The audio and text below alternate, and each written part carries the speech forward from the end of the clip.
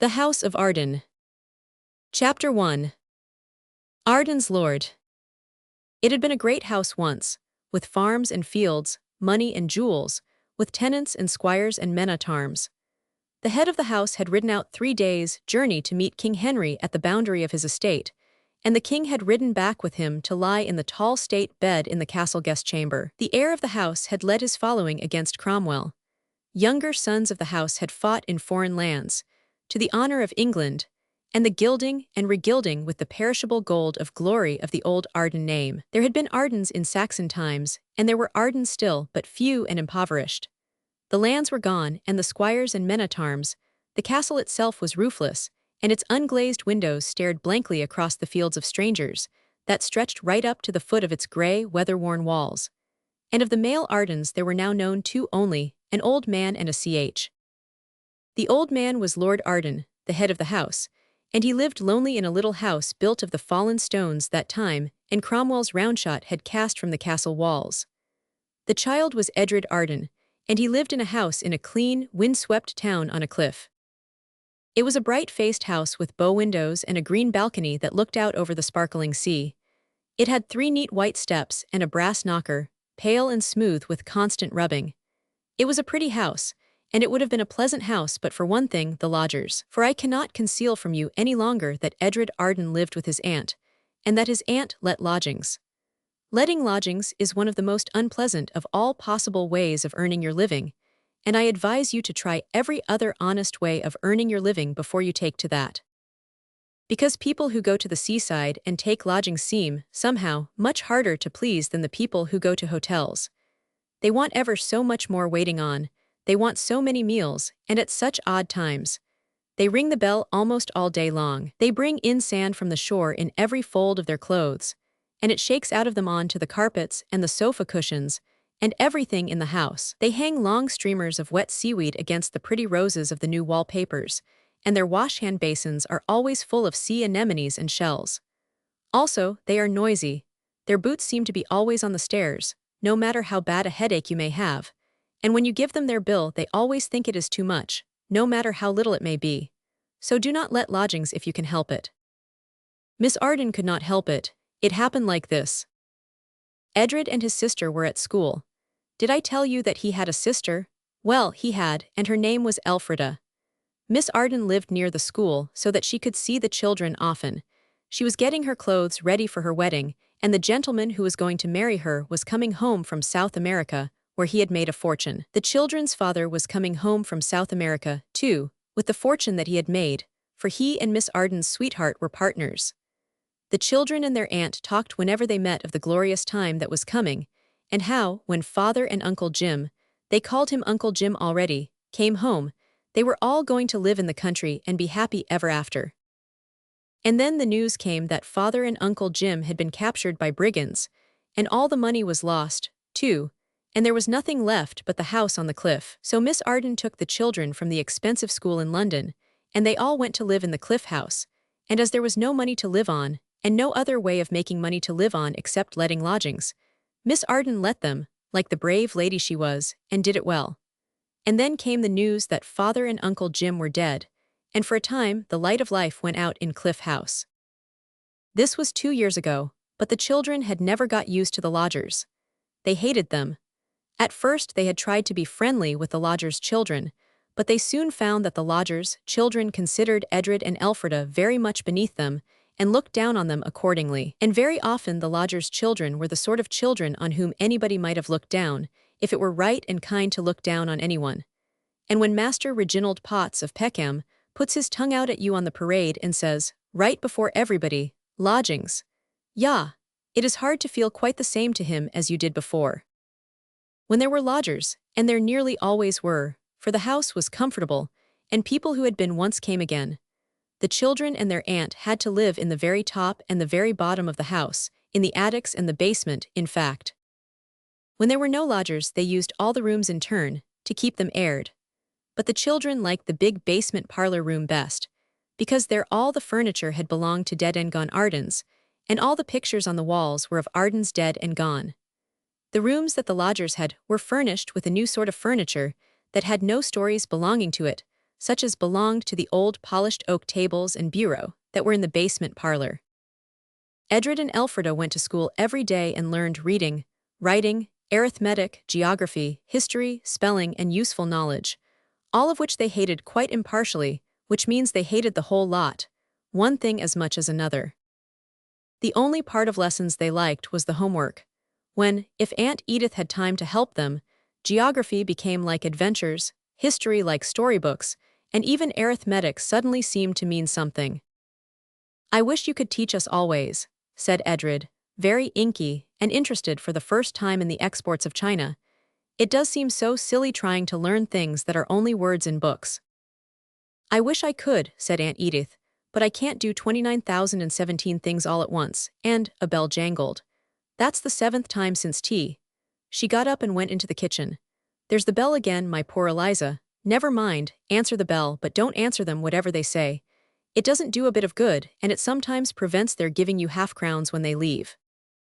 "I do love it when they go," said Elfrida. "Yes," said her aunt. "A cab top-heavy with luggage, the horse's nose turned stationward, it's a heavenly sight, when the bill is paid but then, I'm just as glad to see the luggage coming. Chickens! When my ship comes home, we'll go and live on a desert island where there aren't any cabs, and we won't have any lodgers in our cave." "When I grow up," said Edred, "I shall go across the sea and look for your ship and bring it home.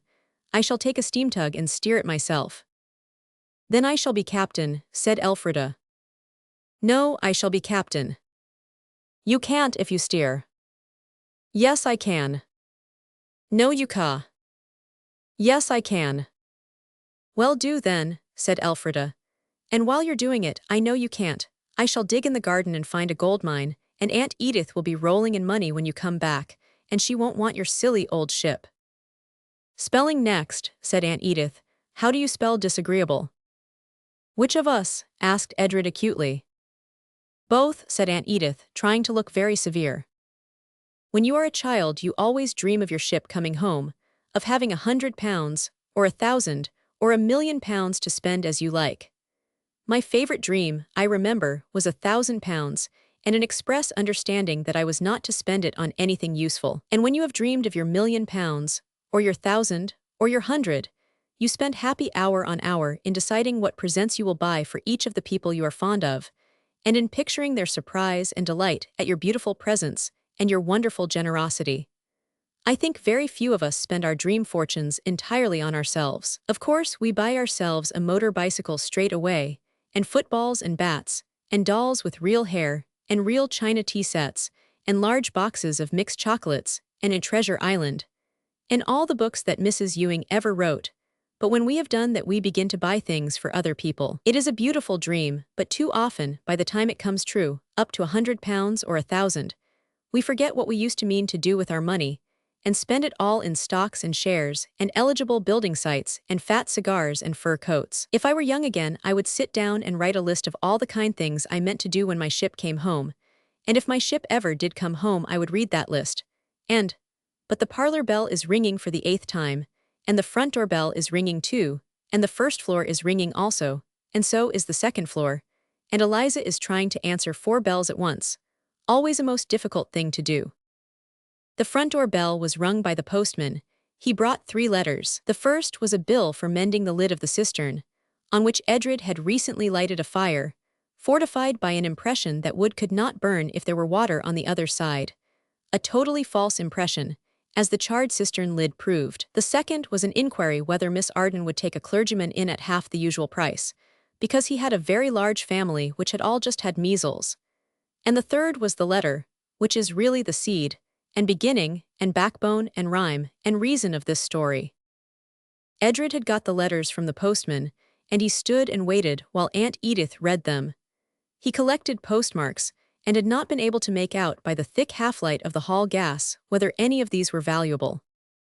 The third letter had a very odd effect on Aunt Edith. She read it once and rubbed her hand across her eyes. Then she got up and stood under the chandelier, which wanted new burners badly, and so burned with a very unlighting light, and read it again. Then she read it a 3rd time, and then she said, "Oh." "What is it, Auntie?" Elfrida asked anxiously. "Is it the taxes?" It had been the taxes once, and Elfrida had never forgotten. If you don't understand what this means, ask your poorest relations, who are also likely to be your nicest, and if they don't know, ask the washerwoman. No, it's not the taxes, darling, said Aunt Edith. On the contrary. I don't know what the contrary or opposite of taxes is, any more than the children did, but I am sure it is something quite nice, and so were they. Oh, Auntie, I am so glad, they both said, and said it several times before they asked again. What is it? I think I'm not quite sure, but I think it's a ship come home. Oh, just a quite tiny little bit of a ship, a toy boat, hardly more than that. But I must go up to London tomorrow the first thing, and see if it really is a ship, and if so, what sort of ship it is. Mrs. Blake shall come in, and you'll be good as gold, children, won't you? Yes, oh yes, said the two. And not make booby traps for the butcher, or go on the roof in your nightgowns, or play Red Indians in the dustbin, or make apple pie beds for the lodgers. Aunt Edith asked, hastily mentioning a few of the little amusements which had lately enlivened the spare time of her nephew and niece.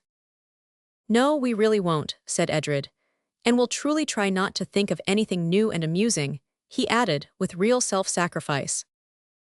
I must go by the 8:30 train. I wish I could think of some way of amusing you, she ended, for she was too kind to say of keeping you out of mischief for the day, which was what she really thought. I'll bring you something jolly for your birthday, Edred. Wouldn't you like to spend the day with nice Mrs. Hammond? Oh no, said Edred, and added on the inspiration of the moment, why mayn't we have a picnic, just Elf and me, on the downs to keep my birthday? It doesn't matter it being the day before, does it? You said we were too little last summer, and we should this, and now it is this, and I have grown 2 inches and Elf's grown 3, so we're 5 inches taller than when you said we weren't big enough. Now you see how useful arithmetic is, said the aunt. Very well, you shall. Only wear your old clothes and always keep in sight of the road. Yes, you can have a whole holiday, and now to bed. Oh, there's that bell again, poor dear Eliza. A Clapham cub, belonging to one of the lodgers, happened to be going up to bed, just as Edred and Elfrida came through the baize door that shut off the basement from the rest of the house. He put his tongue out through the banisters at the children of the house and said, Little slavies. The cub thought he could get up the stairs before the two got round the end of the banisters, but he had not counted on the long arm of Elfrida, whose hand shot through the banisters and caught the cub's leg and held on to it till Edred had time to get round. The two boys struggled up the stairs together and then rolled together from top to bottom, where they were picked up and disentangled by their relations. Except for this little incident, going to bed was uneventful. Next morning Aunt Edith went off by the 8:30 train. The children's school satchels were filled, not with books, but with buns. Instead of exercise books there were sandwiches, and in the place of inky pencil boxes were 2 magnificent boxes of peppermint creams which had cost a whole shilling each, and had been recklessly bought by Aunt Edith in the agitation of the parting hour when they saw her off at the station.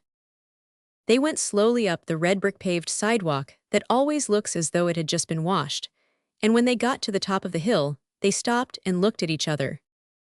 It can't be wrong, said Edred. She never told us not to, said Elfrida.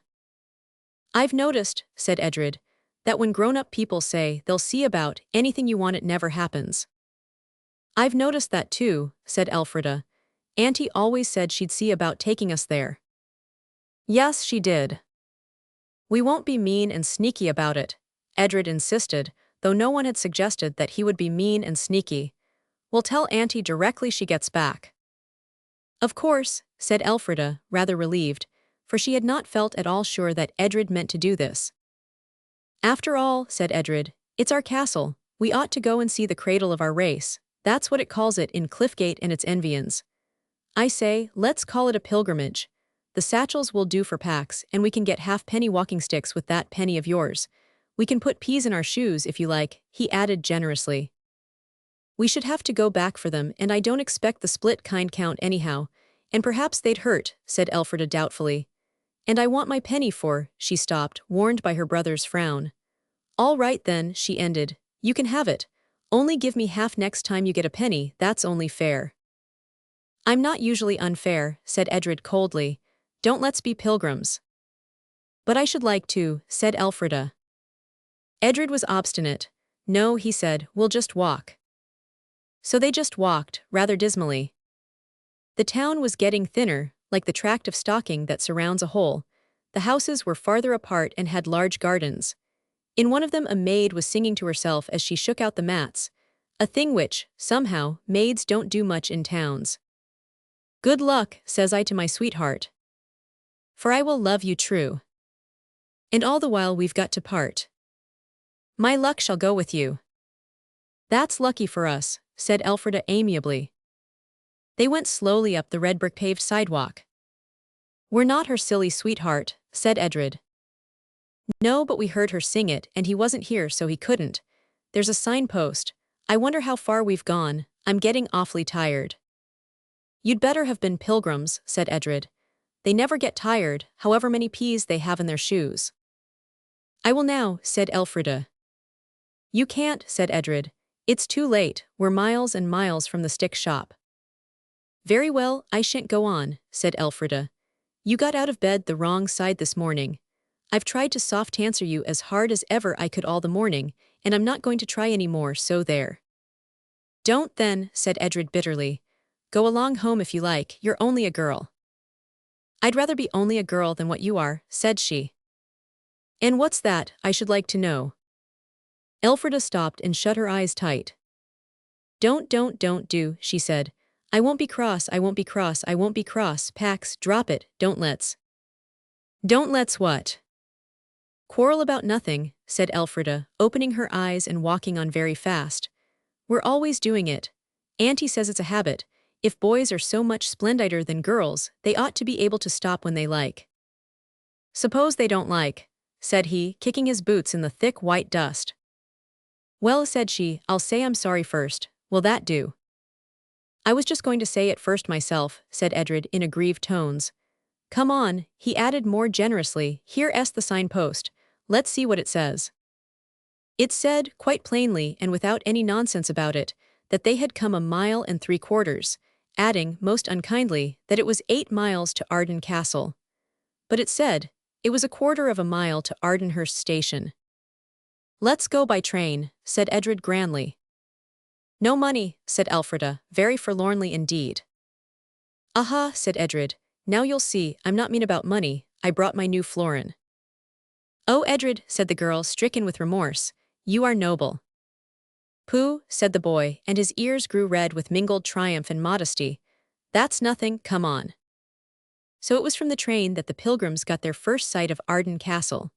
It stands up boldly on the cliff where it was set to keep off foreign foes and guard the country round about it. But of all its old splendor, there is now nothing but the great walls that the grasses and wild flowers grow on, and round towers whose floors and ceilings have fallen away, and roofless chambers where owls build, and brambles and green ferns grow strong and thick. The children walked to the castle along the cliff path where the skylarks were singing like mad up in the pale sky, and the bean fields, where the bees were busy, gave out the sweetest scent in the world, a scent that got itself mixed with the scent of the brown seaweed that rises and falls in the wash of the tide on the rocks at the cliff foot. "Let's have dinner here," said Elfrida, when they reached the top of a little mound from which they could look down on the castle. So they had it. 2 bites of sandwich and 1 of peppermint cream, that was the rule. And all the time they were munching, they looked down on the castle, and loved it more and more. "Don't you wish it was real and we lived in it?" Elfrida asked, when they had eaten as much as they wanted, not of peppermint creams of course, but they had finished them. "It is real, what there is of it." "Yes, but I mean if it was a house with chimneys, and fireplaces, and doors with bolts, and glass in the windows." "I wonder if we could get in," said Edred. "We might climb over," said Elfrida, looking hopefully at the enormous walls, 60 feet high, in which no gate or gap showed. "There's an old man going across that field, no, not that one, the very green field. Let's ask him." So they left their satchels lying on the short turf, that was half wild thyme, and went down, but they were not quite quick enough. Before they could get to him, the old man had come through the field of young corn, clambered over a stile, and vanished between the high hedges of a deep-sunk lane. So over the stile and down into the lane went the children, and caught up with the old man just as he had clicked his garden gate behind him, and had turned to go up the bricked path between beds of woodruff, and anemones, and narcissus, and tulips of all colors. His back was towards them. Now it is very difficult to address a back politely, so you will not be surprised to learn that Edred said, "Hi," and Elfrida said, "Halloa, I say." The old man turned and saw at his gate two small figures dressed in what is known as sailor costume. They saw a very wrinkled old face with snowy hair and mutton-chop whiskers of a silvery whiteness. There were very bright twinkling blue eyes in the sun-browned face, and on the clean-shaven mouth a kind, if tight, smile. "Well," said he, "and what do you want?"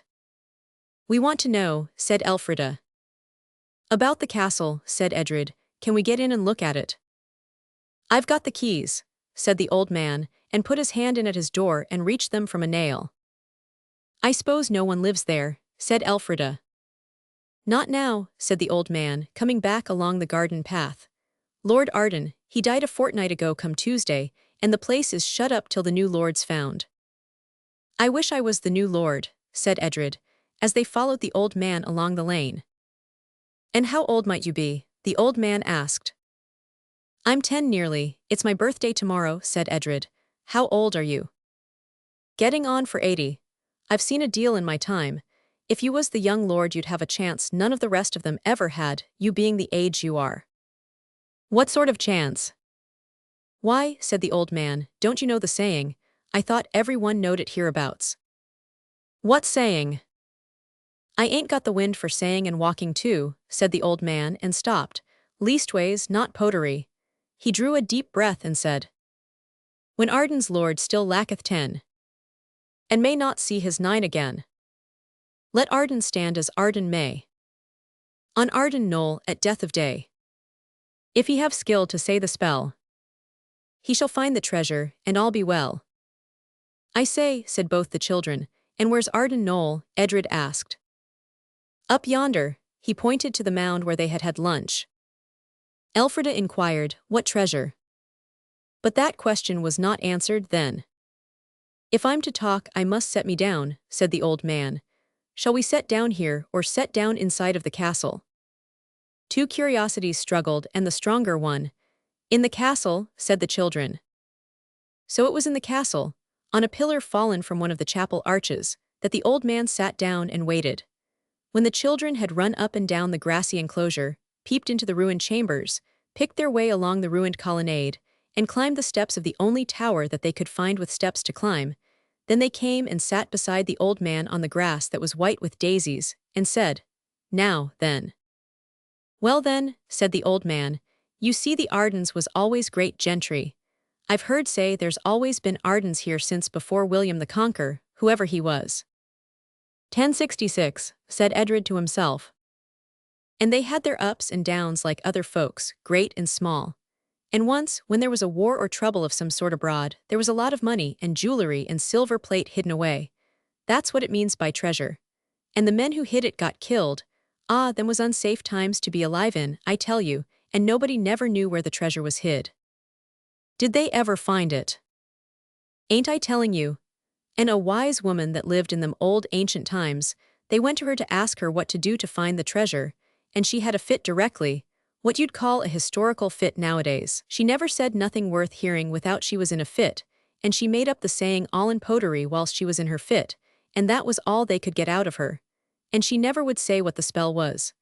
Only when she was a-dying, Lady Arden, that was then, was very took up with nursing of her, and before she breathed her lastest she told Lady Arden the spell." He stopped for lack of breath. "And what is the spell?"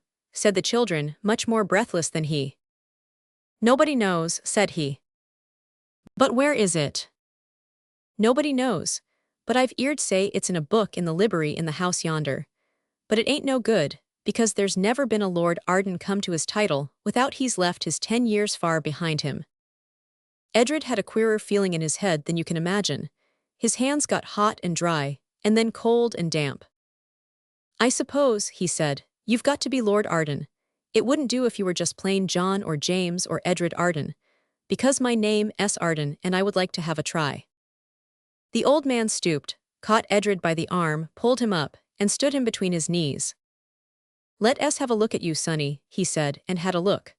"Aye," he said, "you're an Arden for sure, to think of me not seeing that. I might have seen your long nose and your chin that sticks out like a spur. I ought to have known it anywhere, but my eyes ain't what they was. If you was Lord Arden, What's your father's name, his christened name I mean? Edred the same as mine, but father's dead, said Edred gravely. And your grandfather's name, it was George, was it, George William?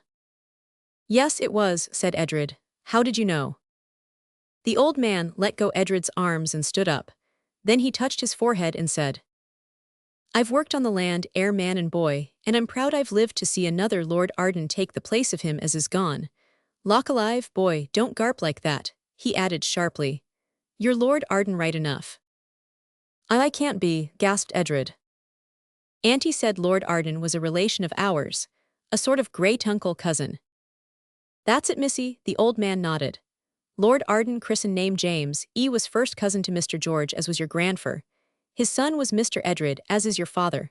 The late Lord not avin any sons, nor daughters neither for the matter of that, the title comes to your branch of the family. I've heard Snigsworthy, the lawyer's apprentice from Lewis, tell it over 50 times this last 3 weeks.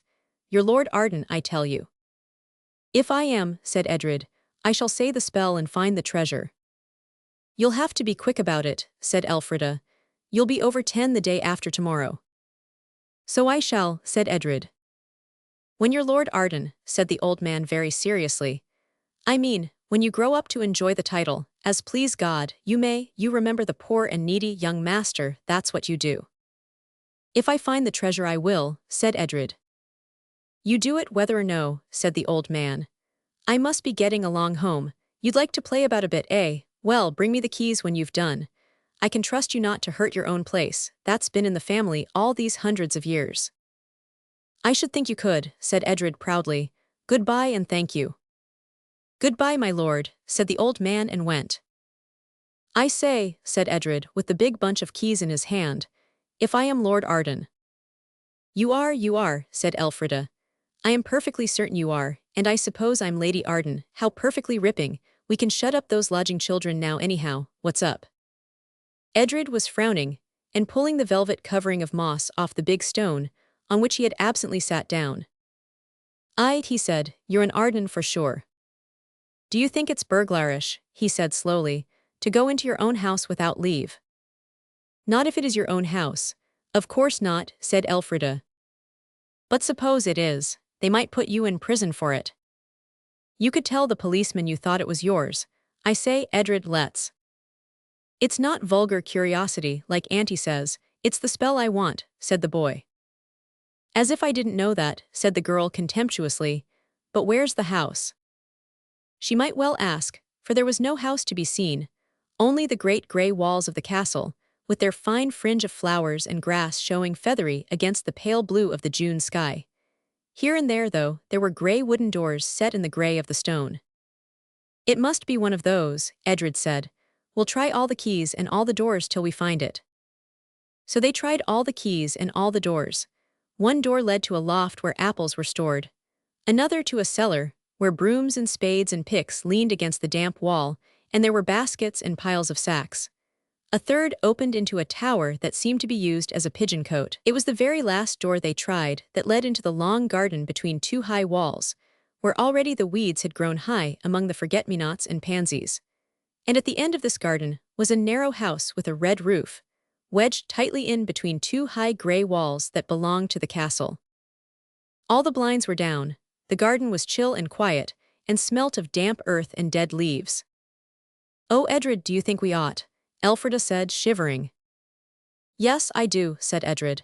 And you're not being good, whatever you may think, you're only being frightened. Elfrida naturally replied, I'm not, come on. But it was very slowly, and with a feeling of being on tiptoe and holding their breaths, that they went up to those blinded windows that looked like sightless eyes. The front door was locked, and none of the keys would fit it. I don't care, said Edred. If I am Lord Arden, I've got a right to get in, and if I'm not, I don't care about anything, so here goes. Elfrida almost screamed, half with horror and half with admiration of his daring, when he climbed up to a little window by means of an elder tree that grew close to it, tried to open the window, and when he found it fast, deliberately pushed his elbow through the glass. Thus, he said rather unsteadily, the heir of Arden Castle re-enters his estates. He got the window open and disappeared through it. Elfrida stood clasping and unclasping her hands, and in her mind, trying to get rid of the idea of a very large and sudden policeman appearing in the garden door and saying, in that deep voice so much admired in our village constables, "Where's your brother?" No policeman came, fortunately, and presently a blind went up, a French window opened, and there was Edred beckoning her with the air of a conspirator. It needed an effort to obey his signal, but she did it.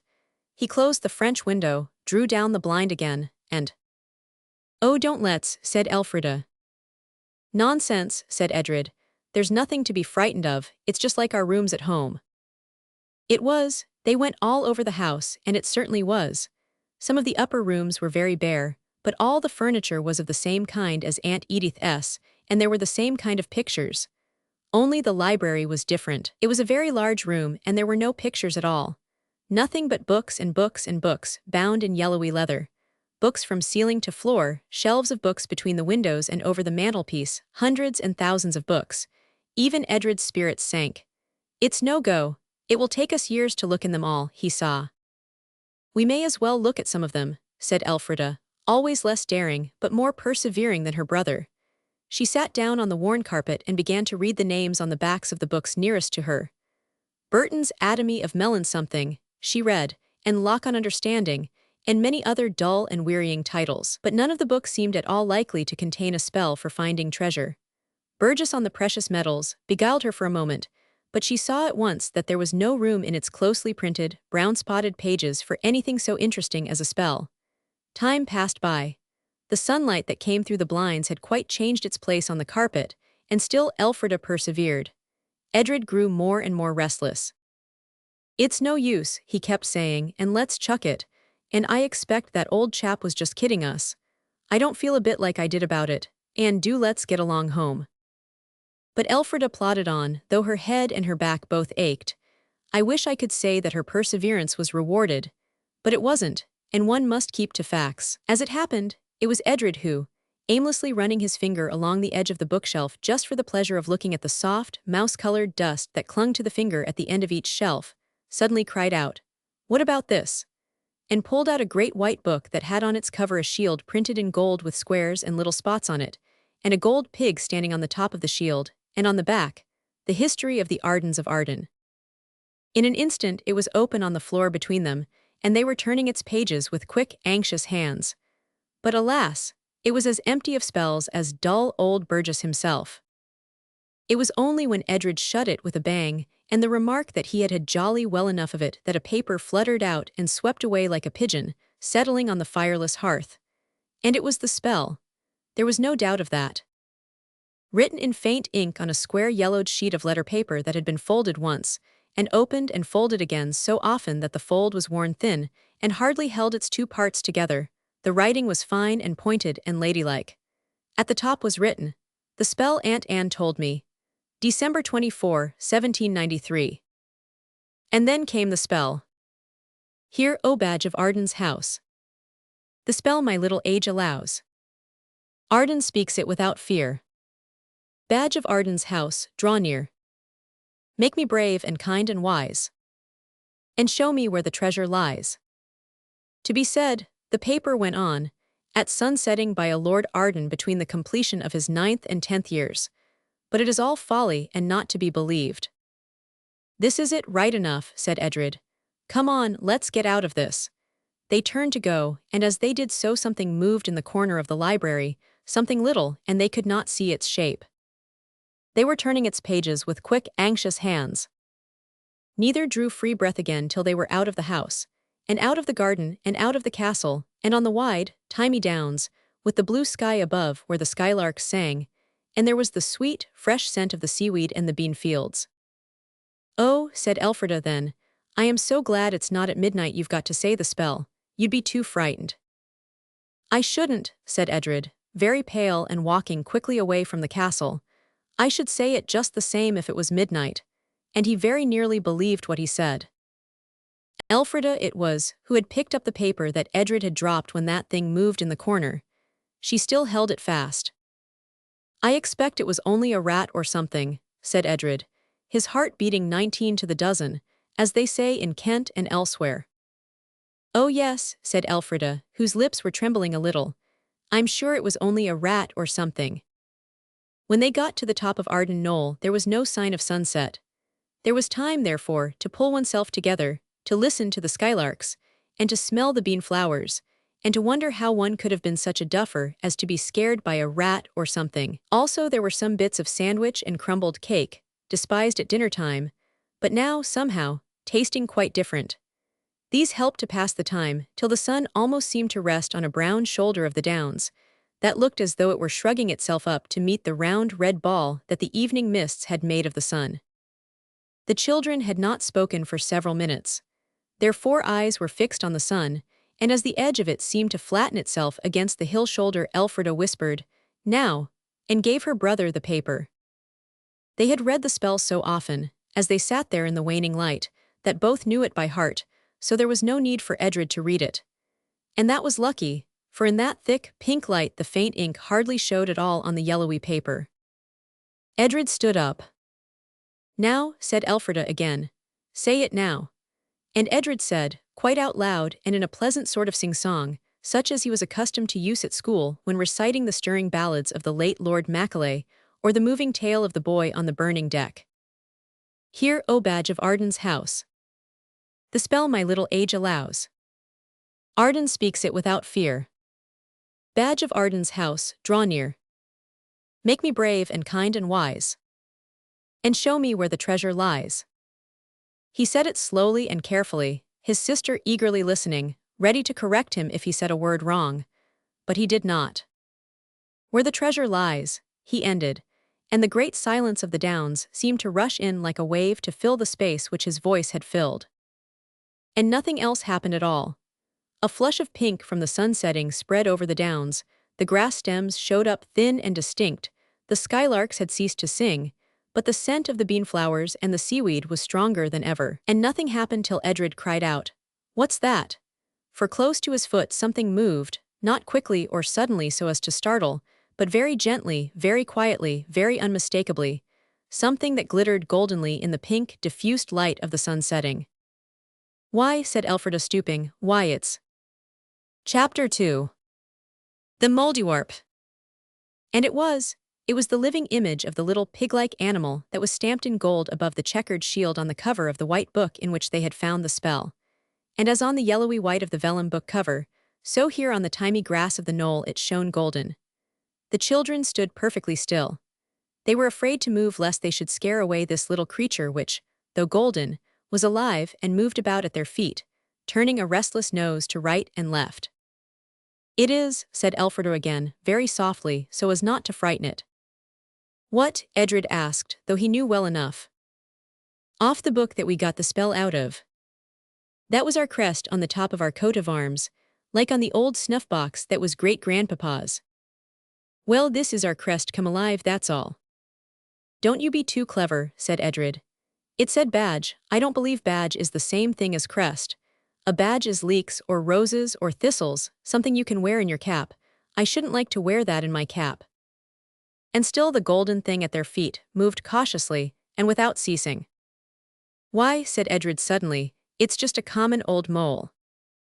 "It isn't, it's our own crest, that's on the spoons and things. It's our own old family mole that's our crest. How can it be a common mole, it's all golden." And even as she spoke, it left off being golden. For the last bit of sun dipped behind the shoulder of the downs, and in the grey twilight that was left the mole was white. Anyone could see that. "Oh," said Elfrida, but she stuck to her point. "So you see," she went on, "it can't be just a really mole. Really moles are black." "Well," said Edred, "it's very tame, I will say that." "Well," Edred was beginning, but at that same moment the mole also, suddenly and astonishingly, said, "Well." There was a hushed pause, then. "Did you say that?" Elfrida whispered. "No," said Edred, "you did." "Don't whisper now," said the mole. "'Tain't purty manners, so I tells 'ee." With one accord the two children came to their knees, one on each side of the white mole. "I say," said Edred. "Now don't," said the mole, pointing its nose at him quite as disdainfully as any human being could have pointed a finger. "Don't you go for to pretend you don't know as Mouldiwarps, as got tongues in dara heads, same's what you've got." "But not to talk with," said Elfrida softly. Don't you tell me, said the Mouldiwarp, bristling a little. Hasn't no one told you a fairy tale? All us beasts has tongues, and when we're dare us uses of n. When you're where, said Edred, rather annoyed at being forced to believe in fairy tales, which he had never really liked. Why, in a fairy tale for sure, said the mole. Wherever to goodness else on earth do you suppose you be? We're here, said Edred, kicking the ground to make it feel more solid and himself more sure of things, on Arden Knoll. And ain't that in a fairy tale? Demanded the Mouldiwarp triumphantly. You do talk so free, you called me and here I be, what do you want? Are you, said Elfrida, thrilling with surprise and fear, and pleasure and hope and wonder, and a few other things which, taken in the lump, are usually called 1,000 conflicting emotions. Are you the badge of Arden's house? Course I be, said the mole. What's left of it, and never did I think to be called one by the Arden boy and gel as didn't know their own silly minds. What do you want, eh? We told you in the spell, said Elfrida. Oh, be that all, said the mole bitterly. Nothing else, I'm to make him brave and wise and show him to treasure. Milksop, it said, so suddenly and fiercely that it almost seemed to spit the words in poor Edred's face. I'm not, said Edred, turning turkey red. I got into the house and found the spell anyway. Yes, and who did all the looking for it? She did. Bless you, I was there, I know all about it. If it was showing her the treasure now, there'd be some sense in it. I think you're very unfair, said Elfrida, as earnestly as though she had been speaking to a grown-up human being. If he was brave and wise, we shouldn't want you to make him it. You ain't got nothing to do with it, said the mole crossly. Yes, she has, said Edred. I mean to share and share with her whatever I get, and if you could make me wise I'd teach her everything you taught me, but I don't believe you can, so there. Do you believe I can talk? The mole asked, and Edred quite definitely and surprisingly said. No, I don't, you're a dream, that's all you are, he said, and I'm dreaming you. And what do you think? The mole asked Elfrida, who hesitate. I think, she said at last, that it's getting very dark and Aunt Edith will be anxious about us, and will you meet us another day? There isn't time to make us brave and wise tonight. That there ain't for sure, said the mole meaningly. But you might tell us where the treasure is, said Edred. That comes last, greedy, said the mole. I've got to make you kind and wise first, and I see I've got my work cut out. Good night. It began to move away. Oh, don't go, said Elfrida, we shall never find you again. Oh, don't, oh, this is dreadful. The mole paused. I've got to let you find me again. Don't upset yourself, it said bitterly. When you wants me, come up onto the knoll and say a piece of poetry to call me and I'll come, and it started again. But what poetry? Edred asked. Oh, anything, you can pick and choose. Edred thought of the lays of ancient Rome. Only, 'tain't no good without you makes it up yourselves, said the Mouldiwarp. Oh, said the two, much disheartened. And course it must be askin' me to kindly come to you. Get along home. Where are you going? Elfrida asked. Home too, of course, it said, and this time it really did go. The two children turned towards the lights of Ardenhurst Station in perfect silence. Only as they reached the place where the downturf ends and the road begins, Edred said, in tones of awe, I say. And Elfrida answered, yes, isn't it? Then they walked, still without talking, to the station. The lights there, and the voices of porters and passengers, the rattle of signal wires and the ping, ping of train signals, had on them the effect of a wet sponge passed over the face of a sleeper by some already up person. They seemed to awaken from a dream, and the moment they were in the train, which fortunately came quite soon, they began to talk. They talked without stopping till they got to Cliffville Station, and then they talked all the way home, and by the time they reached the house with the green balconies and the smooth, pale, polished door knocker, they had decided, as children almost always do in cases of magic adventure, that they had better not say anything to anyone. As I am always pointing out, it is extremely difficult to tell your magic experiences to people who not only will not, but cannot believe you. This is one of the drawbacks of really wonderful happenings. Aunt Edith had not come home, but she came as they were washing their hands and faces for supper. She brought with her presents for Edred's birthday, nicer presents, and more of them than he had had for 3 years. She bought him a box of wonderfully varied chocolate and a box of tools, a very beautiful bat and a cricket ball and a set of stumps, and a beetle-backed paint box in which all the colors were whole pans, and not half ones, as they usually are in the boxes you get as presents. In this were beautiful paintbrushes, 2 camel's hair ones, and a sable with a point as fine as fine. "You are a dear, Auntie," he said, with his arms very tight round her waist.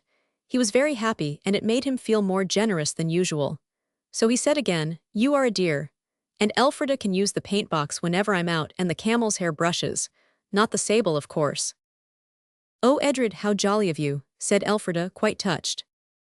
"I've got something for Elfrida too," said Aunt Edith, feeling among the rustling pile of brown paper and tissue paper and string and cardboard and shavings that were the husks of Edred's presents.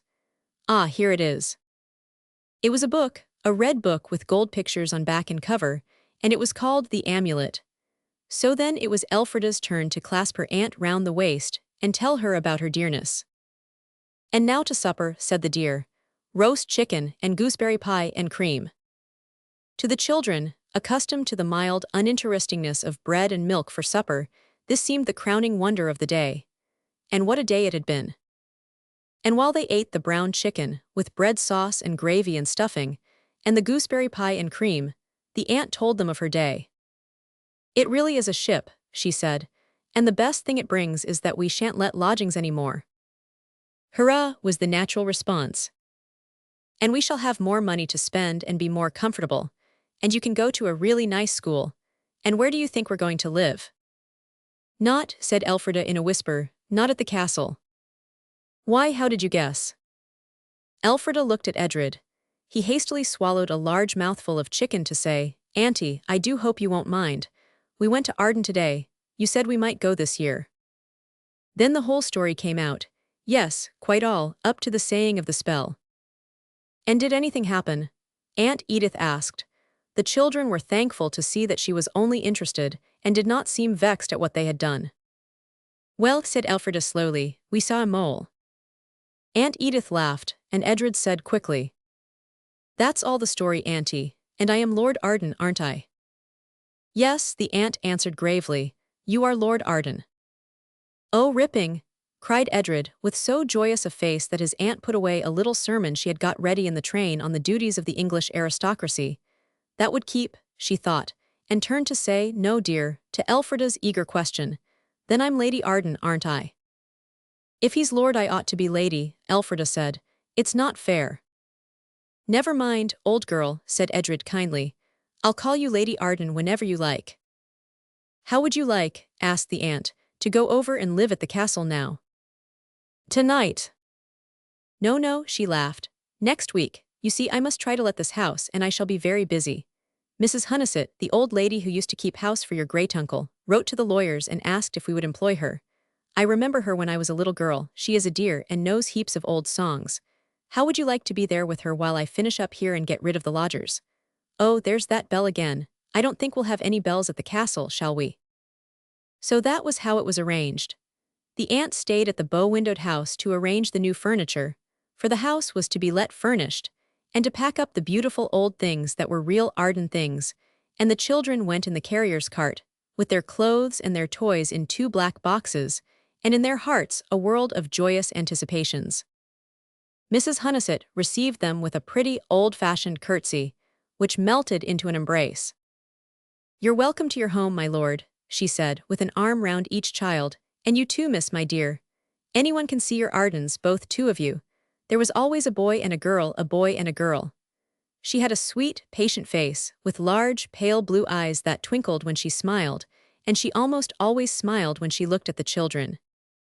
Oh, but it was fine to unpack one's own box, to lay out one's clothes in long cedarwood drawers, fronted with curved polished mahogany, to draw back the neat muslin blinds from lattice-paned windows that had always been Arden windows, to look out, as so many Ardens must have done, over land that, as far as one could see, had belonged to one's family in old days. That it no longer belonged hardly mattered at all to the romance of hearts only 10 and 12 years old. Then to go down one's own shallow, polished stairs, where portraits of old Ardens hung on the wall, and to find the cloth laid for dinner in one's own wainscoted parlor, laid for 2. I think it was nice of Edred to say, the moment Mrs. Hunnison had helped them to toad in the hole and left them to eat it. "May I pass you some potatoes, Lady Arden?" Elfrida giggled happily. The children went in the carrier's cart. The parlor was furnished with the kind of furniture they knew and loved. It had a long, low window that showed the long, narrow garden outside. The walls were paneled with wood, browny gray under its polish. "Oh," said Elfrida, "there must be secret panels here." And though Edred said, "Secret fiddlesticks," he in his heart felt that she was right. "After dinner, may we explore?" Elfrida asked, and Mrs. Hunnison, most charming of women, answered heartily. "Why not? It's all his own, bless his dear heart." So they explored. The house was much bigger than they had found it on that wonderful first day when they had acted the part of burglars. There was a door covered with faded green baize. Mrs. Hunnison pointed it out to them with, "Don't you think this is all? There's the other house beyond." And at the other side of that door there was, indeed, the other house. The house they had already seen was neat, orderly, beeswaxed, as Mrs. Hunnison said, till every bit of furniture shone like a mirror or a fond hope. But beyond the baize door there were shadows, there was dust, windows draped in cobwebs, before which hung curtains tattered and faded, drooping from their poles like the old banners that, slowly rotting in great cathedrals, sway in the quiet air where no wind is, stirred, perhaps, by the breath of fame's invisible trumpet to the air of old splendors and glories. The carpets lay in rags on the floors, on the furniture the dust lay thick, and on the boards of corridor and staircase. On the four-post beds in the bedchambers the hangings hung dusty and rusty. The quilts showed the holes eaten by moths and mice. In one room a cradle of carved oak still had a coverlet of tattered silk dragging from it. From the great kitchen hearth, where no fire had been this very long time, yet where still the ashes of the last fire lay gray and white, a chill air came. The place smelt damp and felt. "Do you think it's haunted?" Elfrida asked. "Rot," was her brother's brief reply, and they went on. They found long, narrow corridors hung crookedly with old, black-framed prints, which drooped cobwebs, like gray-draped crepe. They found rooms with floors of gray, uneven oak, and fireplaces in whose grates lay old soot and the broken nests of starlings hatched very long ago. Edred's handkerchief, always a rag of all work, rubbed a space in one of the windows, and they looked out over the swelling downs. This part of the house was not built within the castle, that was plain. When they had opened every door and looked at every roomful of decayed splendor they went out and round. Then they saw that this was a wing built right out of the castle, a wing with squarish windows, with carved dripstones. All the windows were yellow as parchment, with the inner veil laid on them by time and the spider. The ivy grew thick round the windows, almost hiding some of them altogether. "Oh," cried Elfrida, throwing herself down on the turf, "it's too good to be true, I can't believe it." "What I can't believe," said Edred, doing likewise, "is that precious mole." "But we saw it," said Elfrida. "You can't help believing things when you've seen them." "I can," said Edred, superior. "You remember the scarlet toadstools in Hereward. Suppose those peppermint creams were enchanted to make us dream things." "They were good," said Elfrida. "I say." "Well, have you made up any poetry to call the mole with?" "Have you?" "No, I've tried though." "I've tried, and I've done it." "Oh, Edred, you are clever, do say it." "If I do you think the mole will come?" "Of course it will." "Well," said Edred slowly, "of course I want to find the treasure and all that, but I don't believe in it. It isn't likely, that's what I think. Now is it likely?" "Unlikelier things happened in the amulet," said Elfrida. "Ah," said Edred, "that's a story." "The mole said we were in a story. I say, Edred, do say your poetry." Edred slowly said it. "Mole, mole, come out of your hole. I know you're blind, but I don't mind." Elfrida looked eagerly round her. There was the short turf, the castle walls, ivied and gray, rose high above her, pigeons circled overhead, and in the arches of the windows and on the roof of the house they perched, preening their bright feathers or telling each other, "Coo, coo, koru, koru," whatever that may mean. But there was no mole, not a hint or a dream or idea of a mole. "Edred," said his sister. "Well, did you really make that up? Don't be cross, but I do think I've heard something like it before." I adopted it, said Edred. Said Elfrida. Haven't you seen it in books, adopted from the French? I altered it. I don't believe that'll do. How much did you alter? What's the real poetry like? The mole, the mole. He lives in a hole. The mole is blind. I don't mind, said Edred sulkily. Auntie told me it the day you went to her with Mrs. Harrison. I'm sure you ought to make it up all yourself. You see, the mole doesn't come. There isn't any mole, said Edred. Let's both think hard. I'm sure I could make poetry if I knew how to begin. If anyone's got to make it, it's me, said Edred. You're not Lord Arden. You're very unkind, said Elfrida, and Edred knew she was right. I don't mind trying, he said condescendingly. You make the poetry and I'll say it. Elfrida buried her head in her hands and thought till her forehead felt as large as a mangel wurzel, and her blood throbbed in it like a church clock ticking. Got it yet? He asked, just as she thought she really had got it. Do, said the poet in agony. Then there was silence, except for the pigeons and the skylarks, and the mooing of a cow at a distant red-roofed farm. Will this do? She said at last, lifting her head from her hands and her elbows from the grass. There were deep dents and lines on her elbows made by the grass stalk she had leaned on so long. Spit it out, said Edred. Thus encouraged, Elfrida said, very slowly and carefully, Oh, Mouldiwarp, I think it would rather be called that than mole, don't you? Oh, Mouldiwarp, do please come out and show us how to set about it. That means the treasure. I hope it'll understand. That's not poetry, said Edred. Yes, it is, if you say it right on. Oh, Mouldiwarp, do please come out and show us how to set about it. There ought to be some more, said Edred, rather impressed, all the same. There is, said Elfrida. Oh, wait a minute, I shall remember directly. What I mean is, how to find the treasure and make Edred brave and wise and kind. I'm kind enough if it comes to that, said Lord Arden. Oh, I know you are, but poetry has to rhyme, you know it has. I expect poets often have to say what they don't mean because of that. Well, say it straight through, said Edred, and Elfrida said obediently. Oh, Mouldiwarp, do please come out and show us how to set about it. What I mean is how to find the treasure and make Edred brave and wise and kind. I'll write it down if you've got a pencil. Edred produced a piece of pink chalk, but he had no paper, so Elfrida had to stretch out her white petticoat, put a big stone on the hem, and hold it out tightly with both hands, while Edred wrote at her dictation. Then Edred studiously repeated the lines again and again, as he was accustomed to repeat the Battle of Ivry, till at last he was able to stand up and say, Oh, Mouldiwarp, do please come out and show me how to set about it. What I mean is how to find the treasure and make me brave and wise. If you don't mind, he added. And instantly, there was the white mole. What do you want now? It said very crossly indeed, and call that poetry. It's the first I ever made, said Elfrida of the hot ears. Perhaps it'll be better next time. We want you to do what the spell says, said Edred. Make you brave and wise, that can't be done all in a minute. That's a long job, that is, said the mole viciously.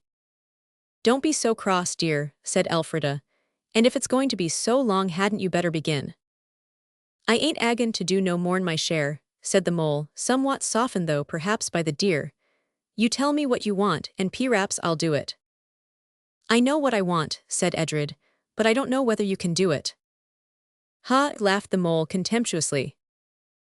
I got it out of a book Elfrida got on my birthday, Edred said. The children in it went into the past. I'd like to go into the past and find that treasure. Choose your period, said the mole wearily. Choose your period, what time you'd like to go back to. If you don't choose before I've counted 10, it's all off. 1, 2, 3, 4. It counted 10 through a blank silence. 9, 10, it ended.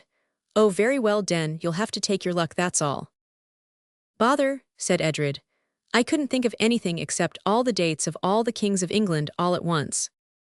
Lucky to know said the mole, and so plainly not believing that he did know them that Edred found himself saying under his breath, William I, 1066, William II, 1087, Henry I, 1100.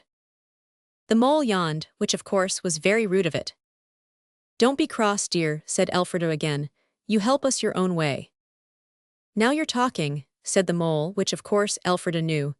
"Well, I'll give you a piece of advice. Don't you be nasty to each other for a whole day and then—" "You needn't talk," said Edred, still under his breath. "Very well," said the mole, whose ears were sharper than his eyes. "I won't." "Oh, do," sighed Elfrida. "What is it we are to do when we've been nice to each other for a whole day?" "Well, when you've done that," said the mole, "look for the door." "What door?" asked Elfrida. "The door," said the mole. "But where is it?" Edred asked. "In the house it be, of course," said the mole. "Where else to gracious should it be?" And it ran with mouse-like quickness across the grass, and vanished down what looked like a rabbit hole. "Now," said Elfrida triumphantly, "you've got to believe in the mole." "Yes," said Edred, "and you've got to be nice to me for a whole day, or it's no use my believing." "Aren't I generally nice?" the girl pleaded, and her lips trembled. "Yes," said her brother. "Yes, Lady Arden, and now I'm going to be nice too, and where shall we look for the door?" This problem occupied them till tea time. After tea, they decided to paint with the new paint box and the beautiful new brushes. Elfrida wanted to paint Mr. Miller's illustrations in the amulet, and Edred wanted to paint them too. This could not be, as you will see if you have the book. Edred contended that they were his paints. Elfrida reminded him that it was her book. The heated discussion that followed ended quite suddenly and breathlessly. "I wouldn't be a selfish pig," said Edred. "No more would I," said Elfrida. "Oh, Edred, is this being nice to each other for 24 hours? "Oh," said Edred. "Yes, well, all right, never mind, we'll begin again tomorrow." But it is much more difficult than you would think to be really nice to your brother or sister for a whole day. 3 days passed before the two Ardens could succeed in this seemingly so simple thing. The days were not dull ones at all. There were beautiful things in them that I wish I had time to tell you about, such as climbings and discoveries and books with pictures, and a bureau with a secret drawer. It had nothing in it but a farthing and a bit of red tape. Secret drawers never have, but it was a very nice secret drawer for all that. And at last a day came when each held its temper with a strong bit. They began by being very polite to each other, and presently it grew to seem like a game. "Let's call each other Lord and Lady Arden all the time, and pretend that we're no relation," said Elfrida. And really that helped tremendously. It is wonderful how much more polite you can be to outsiders than you can to your relations, who are, when all's said and done, the people you really love.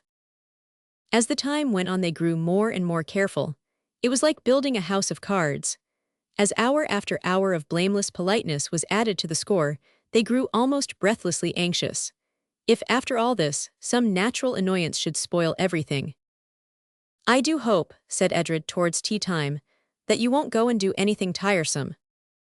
"Oh dear, I do hope I shan't," said Elfrida. And this was just like them both. After tea they decided to read, so as to lessen the chances of failure. They both wanted the same book, Treasure Island it was, and for a moment the niceness of both hung in the balance. Then, with one accord each said, "No, you have it." And the matter ended in each taking a quite different book that it didn't particularly want to read. At bedtime Edred lighted Elfrida's candle for her, and she picked up the matches for him when he dropped them. "Bless their hearts," said Mrs. Hunnissett in the passage. They parted with the heartfelt remark, "We've done it this time." Now, of course, in the 3 days when they had not succeeded in being nice to each other, they had looked for the door. But as the mole had not said where it was, nor what kind of a door, their search had not been fruitful. Most of the rooms had several doors, and as there were a good many rooms, the doors numbered 57, counting cupboards. And among these there was none that seemed worthy to rank above all others as the door. Many of the doors in the old part of the house looked as though they might be the one, but since there were many no one could be sure. "How shall we know?" Edred asked next morning through his egg and toast. "I suppose it's like when people fall in love," said Elfrida through hers. "You see the door and you know at once that it is the only princess in the world, for you, I mean door of course," she added. And then, when breakfast was over, they stood up and looked at each other. "Now," they said together, "we'll look at every single door. Perhaps there'll be magic writing on the door come out in the night like mushrooms, said the girl. More likely that mole was kidding us, said the boy. Oh no, said the girl. And we must look at them on both sides, everyone.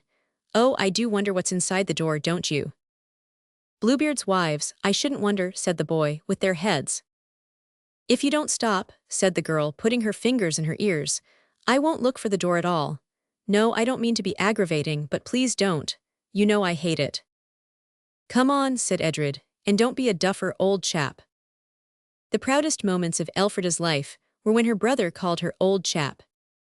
So they went and looked at all the 57 doors, one after the other on the inside and on the outside. Some were painted and some were grained, some were carved and some were plain, some had panels and others had none, but they were all of them doors, just doors and nothing more. Each was just a door, and none of them had any claim at all to be spoken of as the door. And when they had looked at all the 57 on the inside and on the outside, there was nothing for it but to look again. So they looked again, very carefully, to see if there were any magic writing that they hadn't happened to notice. And there was. So then they began to tap the walls to try and discover a door with a secret spring. And that was no good either. There isn't any old door, said Edred. I told you that mole was pulling our leg. I'm sure there is, said Elfrida, sniffing a little from prolonged anxiety. Look here, let's play it like the willing game. I'll be blindfolded, and you hold my hand and we'll meet to find the door. I don't believe in the willing game, said Edred disagreeably. No more do I, said Elfrida. But we must do something, you know. It's no good sitting down and saying there isn't any door. There isn't, all the same, said Edred. Well, come on. So Elfrida was blindfolded with her best silk scarf, the blue one with the hem-stitched ends, and Edred took her hands. And at once, this happened in the library, where they had found the spell. Elfrida began to walk in a steady and purposeful way. She crossed the hall and went through the green baize door into the other house, went along its corridor and up its dusty stairs, up and up and up. We've looked everywhere here, said Edred, but Elfrida did not stop for that. I know I'm going straight to it, she said. Oh, do try to believe a little, or we shall never find anything, and went on along the corridor, where the spiders had draped the picture frames with their gray crepe curtains. There were many doors in this corridor, and Elfrida stopped suddenly at one of them, a door just like the others. This, she said, putting her hand out till it rested on the panel, all spread out like a pink starfish. This is the door. She felt for the handle, turned it, and went in, still pulling at Edred's hand and with the blue scarf still on her eyes. Edred followed. I say, he said, and then she pulled off the scarf. The door closed itself very softly behind them. They were in a long attic room close under the roof, a room that they had certainly, in all their explorings, never found before. There were no windows, the roof sloped down at the sides almost to the floor. There was no ceiling, old worm-eaten roof beams showed the tiles between, and old tie-beams crossed it so that as you stared up it looked like a great ladder with the rungs very far apart. Here and there through the chinks of the tiles a golden dusty light filtered in, and outside was the tick, tick of moving pigeon feet, the rustling of pigeon feathers, the coracoo of pigeon voices. The long room was almost bare. Only along each side, close under the roof, was a row of chests, and no two chests were alike. Oh, said Edred, I'm kind and wise now, I feel it inside me, so now we've got the treasure, we'll rebuild the castle. He got to the nearest chest and pushed at the lid, but Elfrida had to push too before he could get the heavy thing up. And when it was up, alas, there was no treasure in the chest, only folded clothes. So then they tried the next chest. And in all the chests there was no treasure at all, only clothes. Clothes and more clothes again. Well, never mind, said Elfrida, trying to speak comfortably. They'll be splendid for dressing up in. That's all very well, said Edred, but I want the treasure. Perhaps, said Elfrida with some want of tact, perhaps you're not good and wise yet. Not quite, I mean, she hastened to add. Let's take the things out and look at them, perhaps the treasure's in the pockets. But it wasn't, not a bit of it, not even a threepenny bit. The clothes in the first chest were full riding cloaks and long boots, short-waisted dresses and embroidered scarves, tight breeches and coats with bright buttons. There were very interesting waistcoats and odd-shaped hats. One, a little green one, looked as though it would fit Edred. He tried it on. And at the same minute Elfrida lifted out a little straw bonnet trimmed with blue ribbons. Here's one for me, she said, and put it on. And then it seemed as though the cooing and rustling of the pigeons came right through the roof and crowded round them in a sort of dazzlement and cloud of pigeon noises. The pigeon noises came closer and closer, and garments were drawn out of the chest and put on the children. They did not know how it was done, any more than you do. But it seemed, somehow, that the pigeon noises were like hands that helped, and presently there the two children stood in clothing such as they had never worn. Elfrida had a short-waisted dress of green-sprigged cotton, with a long and skimpy skirt. Her square-toed brown shoes were gone, and her feet wore flimsy sandals. Her arms were bare, and a muslin handkerchief was folded across her chest. Edred wore very white trousers that came right up under his arms, a blue coat with brass buttons, and a sort of frilly tucker round his neck. "I say," they both said, when the pigeon noises had taken themselves away, and they were face to face in the long, empty room. "That was funny," Edred added. "Let's go down and show Mrs. Hunnissett." But when they got out of the door, they saw that Mrs. Hunnissett or someone else must have been very busy while they were on the other side of it, for the floor of the gallery was neatly swept and polished. A strip of carpet, worn but clean, ran along it, and prints hung straight and square on the cleanly, whitewashed walls, and there was not a cobweb to be seen anywhere. The children opened the gallery doors as they went along, and every room was neat and clean, no dust, no tattered curtains, only perfect neatness and a sort of rather bare comfort showed in all the rooms. Mrs. Hunnissett was in none of them. There were no workmen about, yet the baize door was gone, and in its stead was a door of old wood, very shaky and crooked. The children ran down the passage to the parlor and burst open the door, looking for Mrs. Hunnissett. There sat a very upright old lady and a very upright old gentleman, and their clothes were not the clothes people wear nowadays. They were like the clothes the children themselves had on. The old lady was hemming a fine white frill, the old gentleman was reading what looked like a page from some newspaper. "Hoity-toity," said the old lady very severely, "we forget our manners, I think. Make your curtsy, miss." Elfrida made one as well as she could. "To teach you respect for your elders," said the old gentleman, "you had best get by heart one of Dr. Watts's divine and moral songs. I leave you to see to it, my lady." "Hoity-toity," said the old lady very severely, "we forget our manners, I think." He laid down the sheet and went out, very straight and dignified, and without quite knowing how it happened the children found themselves sitting on two little stools in a room that was, and was not, the parlor in which they had had that hopeful eggy breakfast, each holding a marbled side of Dr. Watts's hymns. "You will commit to memory the whole of the one commencing. Happy the child whose youngest years receive instruction well. And you will be deprived of pudding with your dinners," remarked the old lady. "I say," murmured Edred. "Oh, hush," said Elfrida, as the old lady carried her cambric frills to the window-seat. "But I won't stand it," whispered Edred. "I'll tell Aunt Edith, and who's she anyhow?" He glowered at the old lady across the speckless carpet. "Oh, don't you understand?" Elfrida whispered back. "We've got turned into somebody else, and she's our grandmamma." I don't know how it was that Elfrida saw this and Edred didn't. Perhaps because she was a girl, perhaps because she was 2 years older than he. They looked hopelessly at the bright sunlight outside, and then at the dull, small print of the marble-backed book.